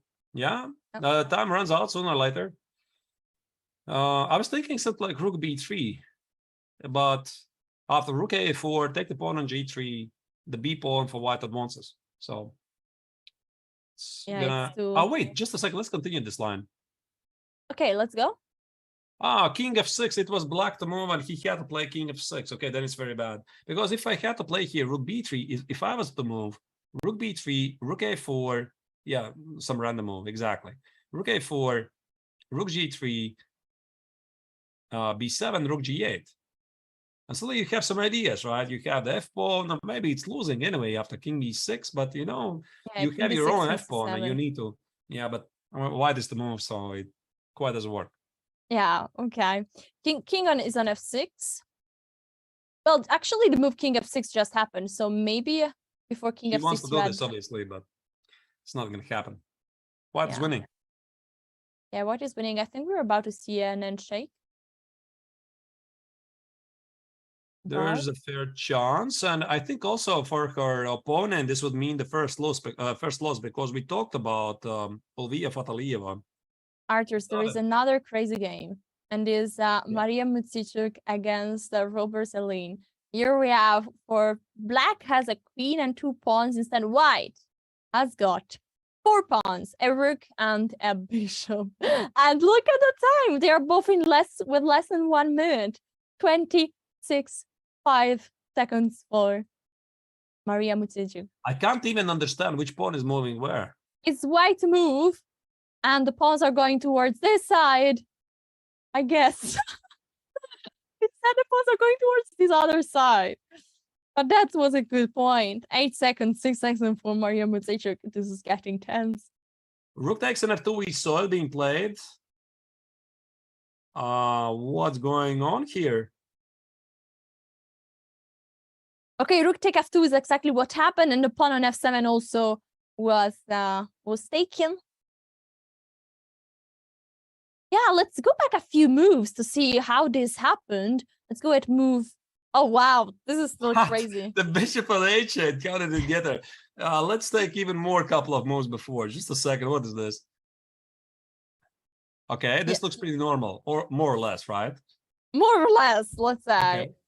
I mean, I want to see if there is a point where, where the queen were on the board. Yeah, this is what I want to see. So white was clearly attacking, and here there was a queen sacrifice, and then here we are. Nice. Very nice, yeah. So king h8, bishop g7 was the idea, right? So black had no choice. So this is how they got there. And now you fast forward a bit forward. Just sorry, I want to show the checkmate because it's not always so obvious. So if king h8, bishop here, king g8, and now we take on f6, and there is no checkmate, but we win the queen back. Right. And how did they get to this crazy position with the bishop on h8? Well, let's see what happens. Pawn was under attack, and now the bishop needs to protect the pawn on f6. The rook are going to farm some pawns. Wow, the knight is there. Oops. Oh, sorry. The game is getting some moves. That's when they refresh the board. Just a couple of moves before. The bishop on h8. Yeah, let's go back here. We saw this, and then. Wow, that was very passive suddenly. Okay. Whoa, bishop on h8. All right. What is the idea? The idea is play f7, I guess, at some point. I don't know. Don't ask me. Maybe rook g7. Okay, fast forward. Okay. e3 check and f7, which seems to be, according to the evaluation bar, seems to be a blunder. This is insane, by the way. Very normal. Okay. Oh my god. That's crazy. Look at the king. That's a hero king. So this is the current position, and black is winning. King a3, f3, the queen, the pawn, the king, they're going to do the job. White's queens and pawns don't matter. A pawn, B pawn don't matter at all. Oh my god, nobody This cares could be a about big it. upset. I mean, Team Ukraine is winning, obviously, against Netherlands, but Mariya Muzychuk was definitely not looking towards to lose this game with the white color. Yeah, by far not. Look at this. It's incredible that it seems like, from a material point of view, white is doing all right. But as you said, A, B pawn don't count at all. Right. So maybe let's say we try to move a couple of pieces here. Let's say king g1. There should be somehow mate. King g1, and I want to play king e3. I want to use the king, and then somehow combine with f3.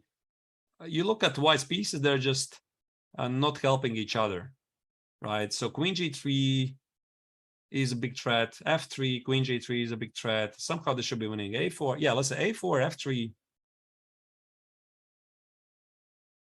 Oh yeah, this is just mate. That's Yeah, so there is a big threat here. Queen g3, of course. Yeah. You need to prevent in some ways. Can you do an Eric Rosen stalemate trap? No, not really. No, I don't think so. Yeah, to go on h1, you know, the famous Rosen trap is when you go. And then you quietly remove h1. all of your pieces. All of your pieces quietly remove the pawns, the bishop, the g pawn, because king h1, queen f2 would be a stalemate if nothing else is on the board. Oh, f3 is happening. That So makes again, sense. again, the idea of, you know, queen g4, queen g3, king e3. Those are strong. Okay, bishop c3. Oh, this is. I guess the idea is to play bishop e1 to protect the rook on f2. But wait, isn't there a way that white can hold here? Because if the white pawn starts to be pushed, like for example, okay, now what if okay, now the king protected the pawn on f3, which is good. Right. Because I mean, if the queen is going then to capture the pawn, then f3 would be unprotected. But now that the king protected the pawn, it seems all right. No, it's not so easy anymore, right? Because now white managed to put the bishop back in the defense. So I think black's idea after king e4 is to snatch the pawn on g5 so that she doesn't have to worry about it. Yep. Maybe Muzychuk is not losing this after all. Anyway, a crazy up and down game. Very exciting to see games like that happen. I mean, did you see this king going as far as e2, d3, all the way around and not being checkmated? No, Very nice. incredible. Let's go back to the open and let's see what is going on in the game of Shankland versus Jovanoski. All right. So did Shankland is g6 still happen? Look at this. Arthur, Yes. your idea of G6 eventually is on the board. Just He has black. to do it, but with more time. I mean, look at how much time he has. He has only 3 minutes on the clock. This is not where you want to be. Not the most, not the best time management from a black's perspective. Can I play now Queen E2, by the way? I won't act with the Queen. Queen E8, obvious idea. What do you do? Actually, You Queen E3 is on know, the board. I start to wonder how is actually Afghanistan going to win this game. I was thinking about the G6, but maybe this is not the right way, and that's why obviously Afghanistan spent so much time. He also couldn't understand it. At which moment, how exactly, where, who. He wants to trade the queens, but how do you do it? Queen Yeah, E8. now he took the pawn on G6. Now there are some checks. The king can go back to G7. And then White has Wait, also a this is check not winning on... anymore, is it? White has a check on D7 still. I can always play King F2 to protect my pawn on F3. This game is, dear viewers, extremely important. Of course, all of you see, right? Team USA is leading 2-1 against Armenia in a crazy match. We predicted all 4 games might be decisive. Shankland is doing some magic here, you know? Yeah, as you can see, there was an incredible victory by Wesley So in less than 3 hours. He won with an amazing rook sacrifice. And then there was an upset loss by Caruana against Grandmaster Sargissian that put a balance again in the match. Dominguez pulled out an amazing victory, and so here we are at board 4, decisive game for this match. And Shankland was in a completely lost position, but it seems like he's now fighting to hold this position. I think we are going to definitely want to be back for this game. And while we are at it, do we have some any other results from other matches, perhaps? This is definitely the central game right now. If USA going to hold it, so maybe let's pull up the results right now from round 7 and check what's happening right now. Yeah, as you can see, we saw already that India won against India 3. USA and Armenia, we're just looking right now. France versus the Netherlands handed in 2-2. Serbia versus Germany still open, and we saw the game of Kamer against Grandmaster Indiec. And last but not least, Cuba had an upsetting loss against India to a super strong team. Oh, Uzbekistan won 4-0 against Peru. That's incredible. Spain against Kazakhstan is still going on. Shirov is still playing in board 1. Azerbaijan already won against Israel 2-0. Greece against Ukraine ended up in a draw 2-2. And last but not least, we have Brazil versus England with the game still going on. So the result is still, with 2 games actually still going on. So the That is result actually a is bit still... surprising, Alessia. I mean, Brazil being ahead of England. England has a very strong team, very experienced team. Bit surprised to see it happening. Maybe we are going to have a chance at some point also have a peak. Maybe do it like right now, right? I mean, how they are doing, because we haven't really looked at their games today, and then we're going to jump back to this game, which is of utmost importance, obviously, for the overall rankings. I'll just show you what was the decisive game. Was the Grandmaster Fear that won against Max Shane and secured the victory that Brazil is currently having against Brazil. Instead, Adams versus Supi, we were looking at this game, actually ended up in a draw by repetition. Look, there was just rook going up and down, pieces moving back and forward, and ended up in a draw. So what is now still going on is the last 2 board, and we have Grandmaster Owell that is playing against Grandmaster Mkhitaryan. Oh, what is the Zen game? 2 pawns. So Owell is winning, right? This H pawn. I think it's very easy. King D6. Oh, wait, it's white to move. It's white to move. So King G4, I think it's obvious, no? Or King Okay, F5 H2. trying to shoulder. Yeah. Also King King F5. F5. King D6, I guess. And is h7 H7, possible? rook H2, king G6, king E7, king G7, rook G2 check. And then you have f7. And King F6 and if king king F7. h7, I want to show this. You just play king f7, it would be stalemate, but white has still the pawn, and so you have all the time to go on the other side. f5, you have also time to like troll your opponent, and then you give checkmate. That's late. Look, guys, we are going to show you the camera and the footage of the game that Koneru is playing versus. Let's go to pull it out.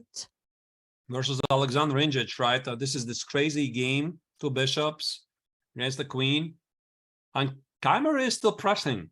He's still pressing. He's confident. He's not risking anything. The pawn is on a2. The pawn is on b7. We are going to see more queens on the board. Yeah, and here we see the live camera from the playing goal. As you can see, lots of games has finished already.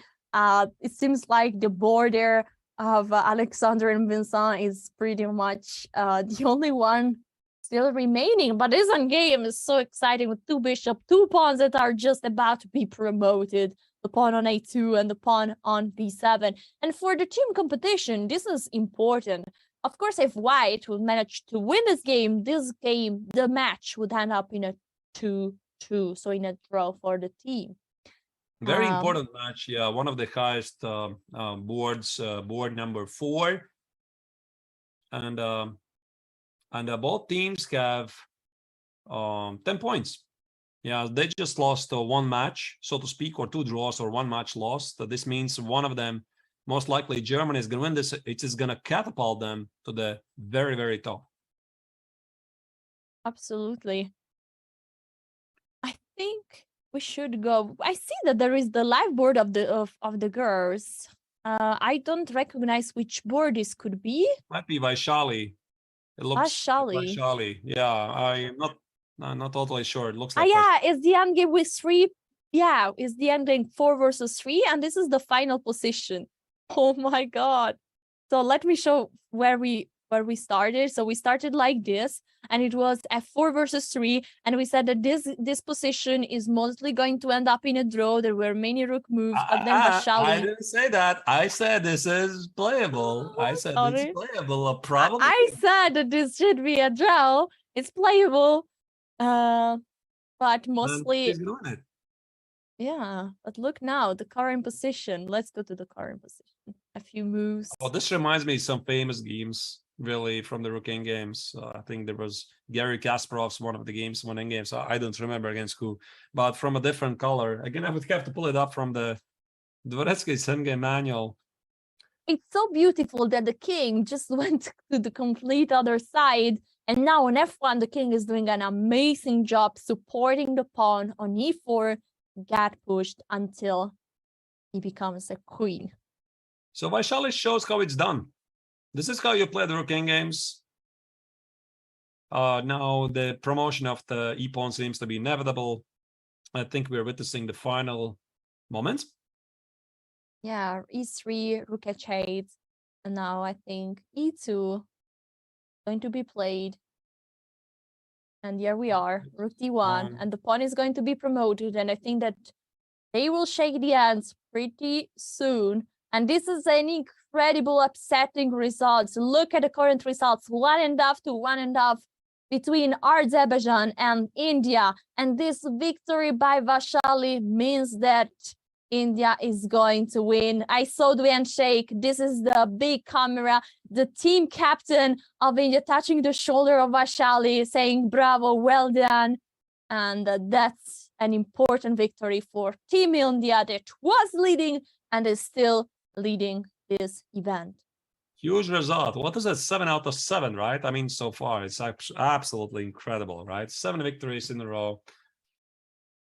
And right, so what do we do now? We probably go back to Dominguez. Not Dominguez, my apologies. Samuel Shankland's game. You're right, Arthurs, but I think it's time first to get to a breaky. The final break. And we're guys, we will know the results of the game between Shankland and Grandmaster, I always struggle to pronounce the name. We will see the results of the game, Shankland versus Oganian, after a short break. Stay tuned. We need to see that. See you soon.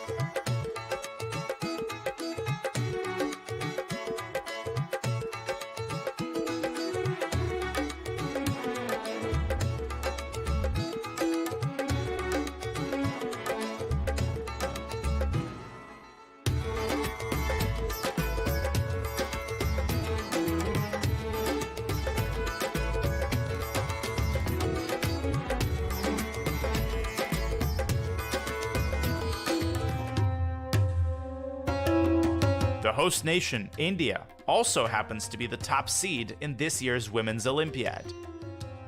Surprisingly, India has never medaled in this event, but the time to do so is now with their top women's squad. 2011 World Championship finalist Humpy Koneru leads this team. She's the highest rated player in the entire women's event. Because Koneru will be favored in every matchup, Team India's success likely depends on a great result for her on board 1. But India's chances by no means end with Humpy. India has one of the strongest second boards in the event as well, Harika Dronovali.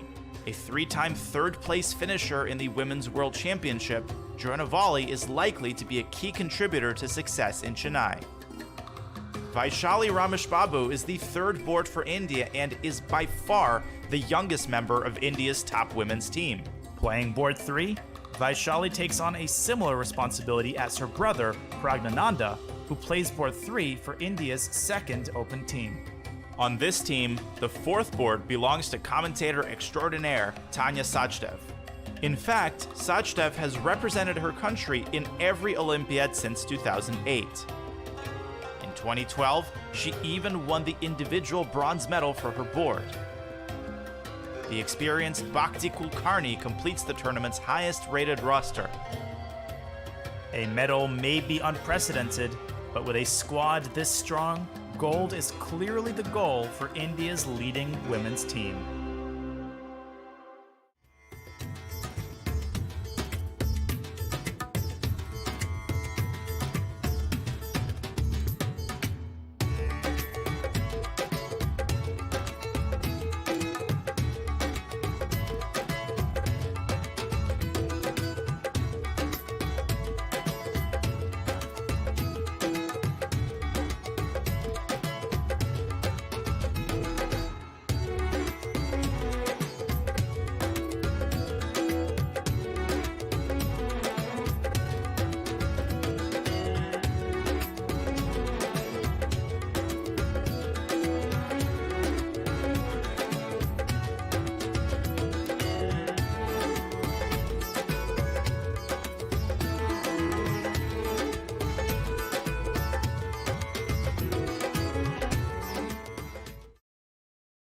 And here we are, we're back from probably our last break. Here I am, I'm Women FM, Alisa Santeramo, and my co-host is Grandmaster Arthur Snikshans.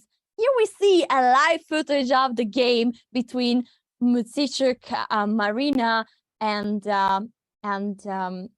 Roberts Aline from the Netherlands. This was an insane endgame that is going on the board. Is really insane. But before going back to the Olympiad, let me do a big shout out to the chess.com global championship playing phase that is reaching its conclusion. Catch the finals today at 10 a.m. Pacific, 7 p.m. European time. That's the final chance for titled and untitled players alike to join Fabiano Caruana, Nyan Nepomniachtchi, Hikaru Nakamura, and more in the 64 players knockout phase. It's the chess.com's biggest prize fund ever, with $1 million up for grabs. Catch all the action here right at chess.com. And the top prize, Alessia, is $200,000. Can we declare me the winner? Yeah, this is the final chance for everybody. Don't miss it. While we at it, do we go back to the Shankland's game against Absolutely. I just want shortly, we are at a game between Muzychuk Mariya versus Roberts Aline. We should definitely check this out, what is going on. Give me just feeling, that white has built some sort of a fortress. I'm not really sure about that. King f1, king f2, something like this looks sort of holdable. By the way, rook h4 might be an idea not to miss. King f1, rook h4. So you need to watch out not to blunder the queen, which is still a draw anyway. Yeah, because the pawn is wait. Right. This game is going to continue for a while, so I'm not sure if Shankland's game against Hovhannisyan is going to continue because... Oh my god.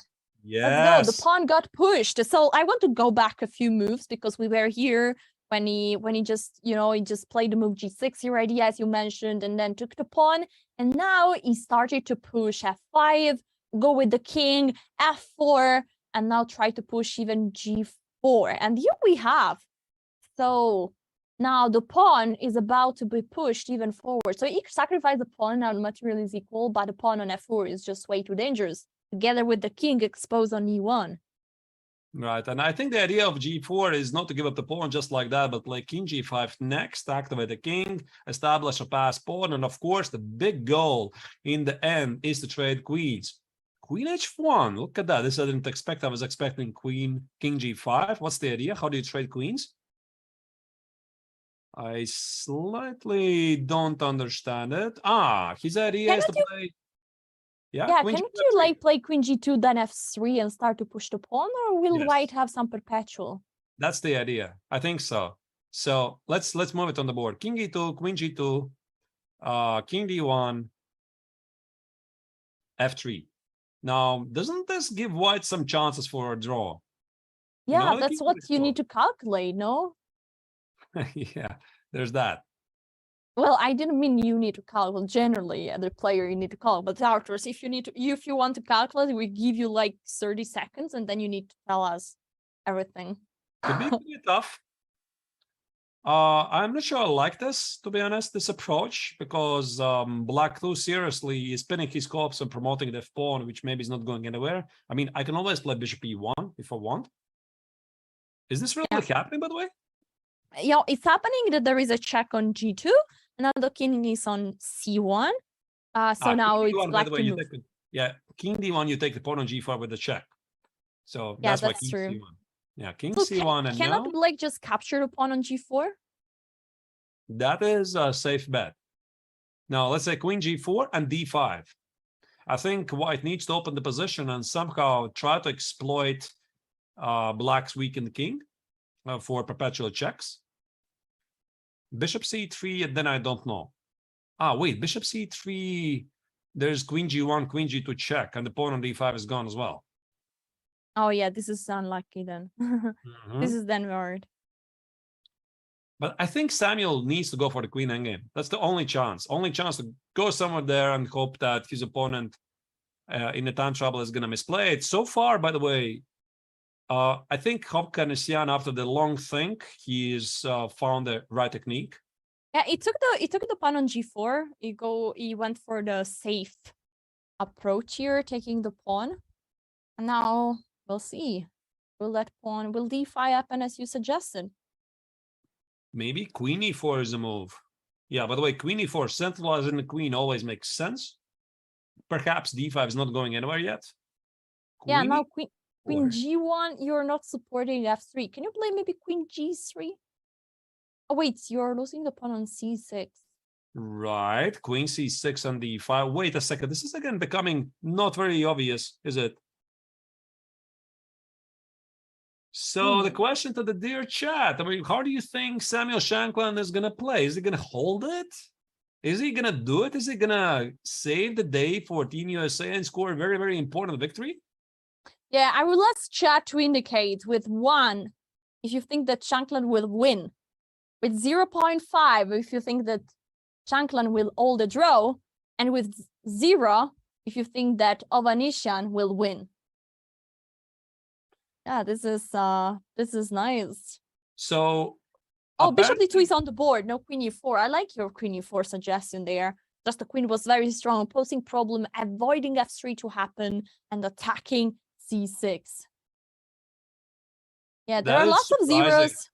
That is surprising. Why bishop d2? Because queen e4 made so much sense, pinning the queen, targeting the pawn on c6. Bishop d2 looks a bit passive. Maybe it's still somehow working. I guess I play bishop g5, or maybe. Yeah, it seems like bishop g5 is the way that you want to go on in order to push. Oh, king g5. And what if I now play queen e4? There's something mysterious happening here, which I quite don't understand. Yeah, king g5 is. How does this f pawn go forward? It's mysterious. I agree. Okay, what you said happened? Queen e4, and now Ovanisyan is under 2 minutes, 1 minute 30 seconds on the clock. The evil bar is showing towards equality. I ask again, chat. I saw so many zeros in the chat.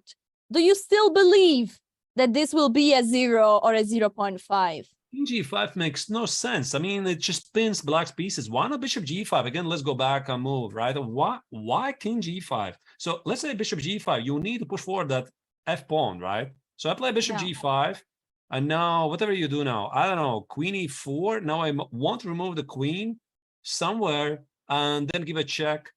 The problem is that queen takes c6 is coming with check, so maybe this was the fear.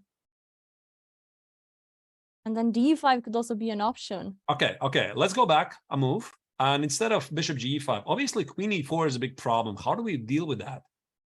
How do we deal with this queen e4 problem? I think I know, Alessia. It's not very obvious. Queen g1 check and queen g2. Go back. Yeah, instead of all of this. So here, queen g1 check. King c2. Yeah. And queen g2. What about this? I pin your bishop. This looks very clean.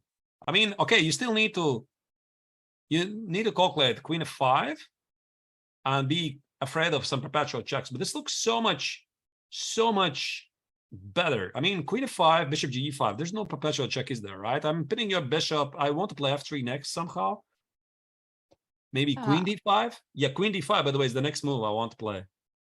And then you want to exchange the queens. Yeah, somehow, right? It's a bit strange, right? Because one of the big things that you want to do in endgame is have an active queen, central queen. And queen e4 is apparently the key square. Yeah, let's go. There are a few moves on the board. We see king g5, queen e4, queen check, king c2, and queen f2. This is the current position. Now the pawn on c6 is hanging. But this is not the same, Alessia, right? I mean, the queen on e4 is so active for white, right? This is not comparable. I mean, if you had a queen on g4 for black and not a white queen on e4, do you feel the difference, right? Yeah, suddenly white is super active here. By the way, we haven't mentioned there's some upsets in open tournament. Team Kazakhstan, 40th seeded, have beat Spain, number 4. Brazil beat England. Look at that. Yeah, I mean, Olympiad are so amazing because there is even super strong team can lose against a team that are underdogs. Like Kazakhstan beat Spain 40 versus 4. That's huge, a huge difference in the seed. And Brazil beat England, and also Philippines number 52 tied against Poland. We saw the game that Duda lost in a very convincing way for the opponent. It was impressive. So Olympiad are like this. It's even teams that are on the paper, you're not the favorite, can do so well. Right. In the meantime, in this position, unfortunately for Ovanesian, the pawns are falling one after each other. First the pawn on c6, then the pawn on b5. What are the chances to win here for black? What do you think, Arturs? One is how will be the atmosphere in the Armenian team? I mean, Ovanesian is not going to win. Ovanesian is still fighting, obviously. The game is not over, but Shankland has made huge progress. Yeah, I like her chatter that wrote Iron Sam to Shankland. Yeah, he's fighting like a real superhero and try to hold this position. That's why he's 2700. They're tough to beat. So you get the winning position. I mean, you need to show the technique. Shankland is not going to give it up. And this will have huge implications on the final result, because again, Team USA is leading 2-1 against Armenia. Crazy match, one of the most tensest matches so far, Alessia, right? Yeah, look at the time also. Just 40 seconds for Ovanesian. It's really few time. And now this seems that white is about to secure the draw with the move bishop take f4. Where's the draw? Do you see, by the way? Can you play queen b4 if and bishop d4 and king d3? Is that a draw? Queen b4, bishop d4, king d3. Wait, is queen b4 losing? If this endgame is losing, cannot you oh yeah. Maybe this is just losing. Wait, is it really losing? Just a second. Let's move it. Let's say I play king f5, king b1. King b1 want to go and bishop towards the e7. pawn. Bishop e7. All right, Okay, let's go back to the let's go to the live position, okay? So bishop take, and there was a check to the king. And so the bishop wasn't captured. Black gave an in-between check, intermezzo, Zwischenzug. How do you call it? I think this was missed by Sam, but the idea is right. I think it's very practical to sacrifice the bishop, because if imagine yourself in this position, black takes the bishop, so we trade queens. All white needs to do next is b3. That's it. White has black has an extra piece, but the pawns are gone. How do you trade queens? Now Samuel is trying to figure this out. I mean, queen d3 most likely. Queen f4, black is going to keep the queens on the board. And I would say something like king a2. So Samuel is just checking out. He's checking out. Where's the forced draw? Where's the forced draw? Because he clearly understands that this pawn on f4 that black had a couple of moves ago was costing a piece, right? It needed to get rid of. Yeah, and we see the current position. The tension is visible by the cameras, and I see Sam Shankland checking the time, checking the position, and then making a move. I think he was just checking, how do I trade queens, trying to figure out maybe there's just no way to trade them immediately. And the move should be on the board. Few moves should be done. We should get an update pretty soon. I see, yes, and there are. As you said, queen d3 has been played, and now queen c6. And Sam is touching his ear, and he has the hand prepared, to make a move, but not yet. He's not sure. But there are just 2 minutes. There is no time to second guessing. It's still tricky, because imagine yourself, he's going to play queen c2. I mean, first, king d1, queen c2, king a2, b3. He might miss a checkmate. I mean, you need to be super careful. You're not missing the checkmate. You obviously see this long diagonal open. So he's going to try to go for this. Very quickly, Alessia, can you show it? King b1, king f4. If I put the king on a2, right, some sort of a move. I'm not sure what. King c1, then mate. Okay, we have a move. It's exactly king into b1. So probably king f4. I saw from the live from the live camera feeds the king taking the bishop. So we will have king take a4. It's going to happen soon. Is, right, king f4. If I put the king on a2 and I play b3, again, you see that the king is extremely weak. So you can miss one check. Like, again, let's put it on the board. Yes. Just put the king f4, king a2, and some random move, bishop b5. If white plays b3, you can miss mate. He's mate on g2. Yeah, you can miss it. So that's why he's not totally sure. He wants to check it. This is a unique position. I mean, he suspects it's a draw, but you just have to work out the details during the game. Absolutely. This is the live position. We're about to get an update. The position on the board is still going on. We still don't get an update, but for sure there was a move. I'm trying to understand what was happening there. Oh, b3 happened, as you predicted. So probably now, if this move is good, then the draw is on the way. If you exchange the last pawn, Sam Shankland will secure the draw against Grandmaster Robert Ovanesyan. We, by the way, have Yasser Servan, Grandmaster, in the chat, our colleague, and he says, why play b3, put the queen on d2, or b4, pass for the king, and queen. Hello, Yasser here. Welcome, welcome. Of course, it's very nice to have you here. He was here with us the past week, and he just says, why play b3? b3 is risky. Hello, Yasser. We all miss you. Chat entirely was missing you today, but we wish you a great time, whatever you're spending it. And b3 is on the board, not necessary according to Yasser. Right. But it seems also a possible choice. From his vacation, I guess, right? Drinking a cocktail, enjoying Olympiad. Do we have a result? Do we have a result? Seems like Queen b2. Something strange happened on the live board. No. There's no result. I mean, can't be a result. Yeah, I just see that on the live board something strange, very strange happened. I see Shankland going with the king towards a square that I don't know what happened. What? Maybe did a move that he shouldn't have done. There is the arbiter. He made maybe. Oh my God. He resigned? Oh my God. What did he do? What just happened there? Just a second. Oh my God. He's shaking his hand. And he's signing.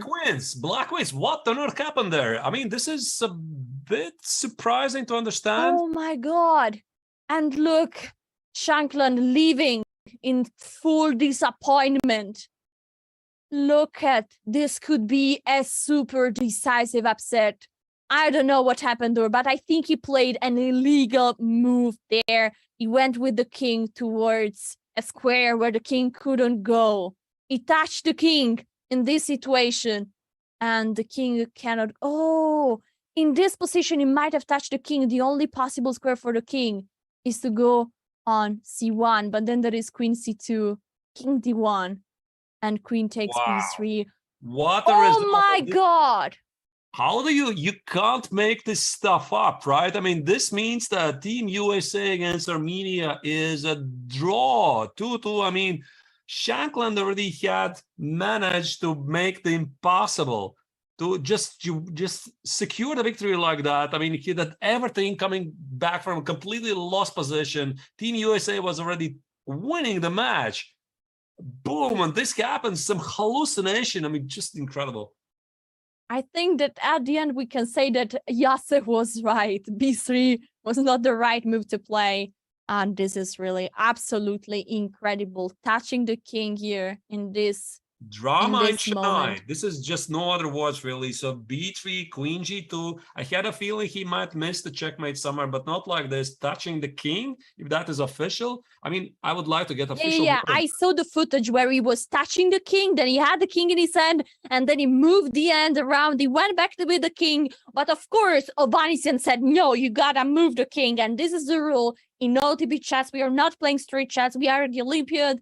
And so you gotta move the piece that you're touching. The only square available for the king is c1, and this is running into check on b2, king d1, queen take b3. The queens are going to be exchanged. And look, guys, the pawn is also in the right file, because this promotion square is exactly the one, the same color of the bishop. That's why this is an immediate something like this, Alessia. Never. I mean, I've seen people flagging and seen people missing. I've never seen in such an important moment just hallucinating things, right? Like, that's a check. Queen h1. So his mind had produced that there was a check on h1. You need to play king c2. And then into his heart, he realized the queen is on g2. Unbelievable. It feels so bad for Samuel. Yeah, this is unbelievable. Unbelievable. But congratulations to Armenia. They keep the leadership in the overall rankings.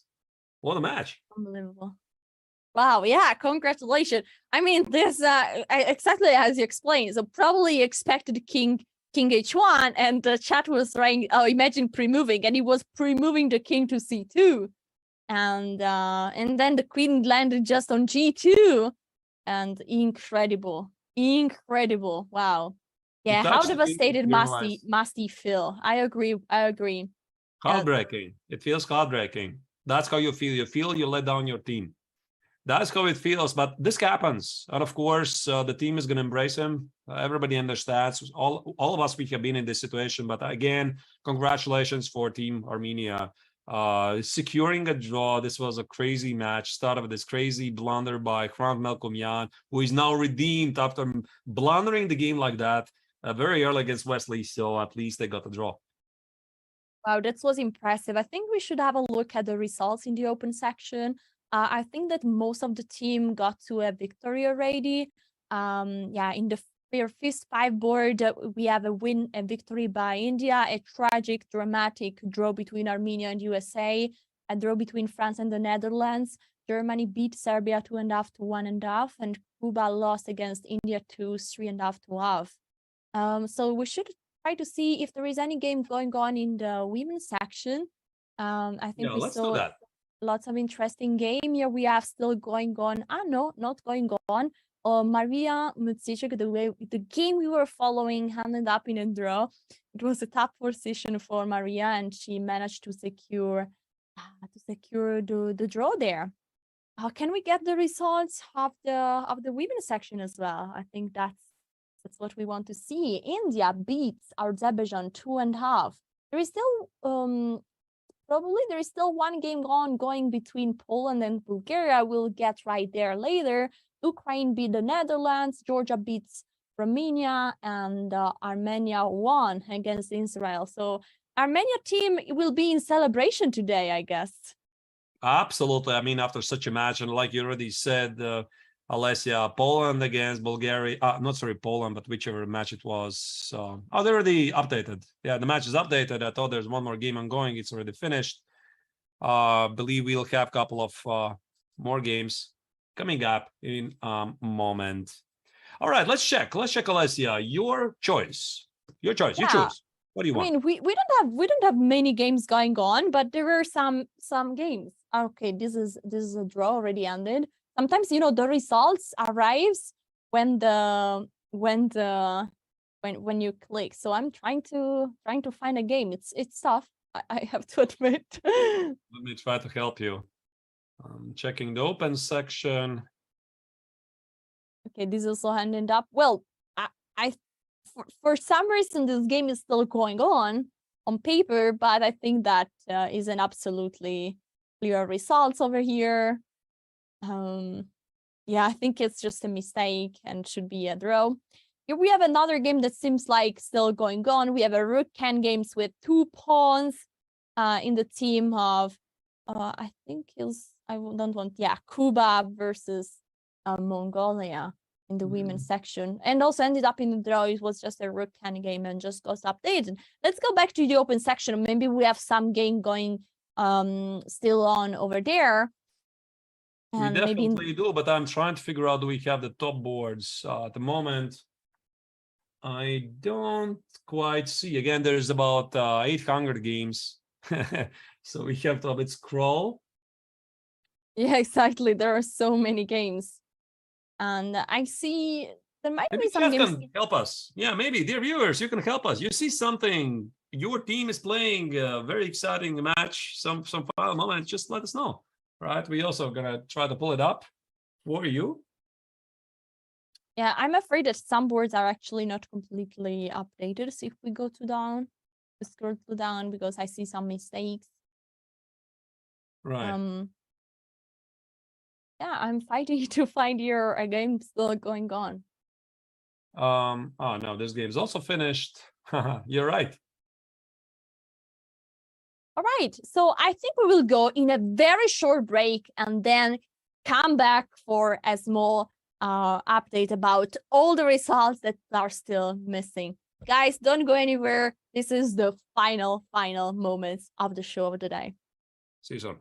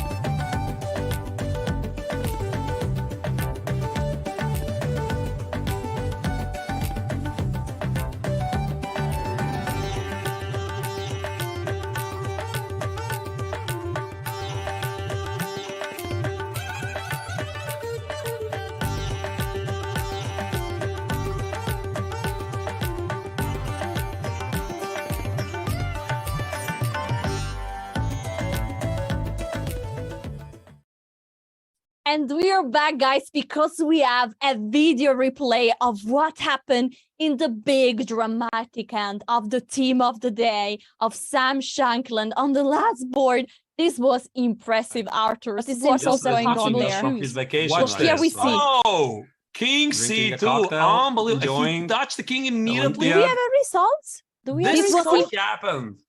Yeah, basically, Sam expected to check on H1 and he touched the king immediately. And now the rule of chess is that if you touch the king, you have to move it. And the only available square is king on C1 that leads to a fourth loss after check.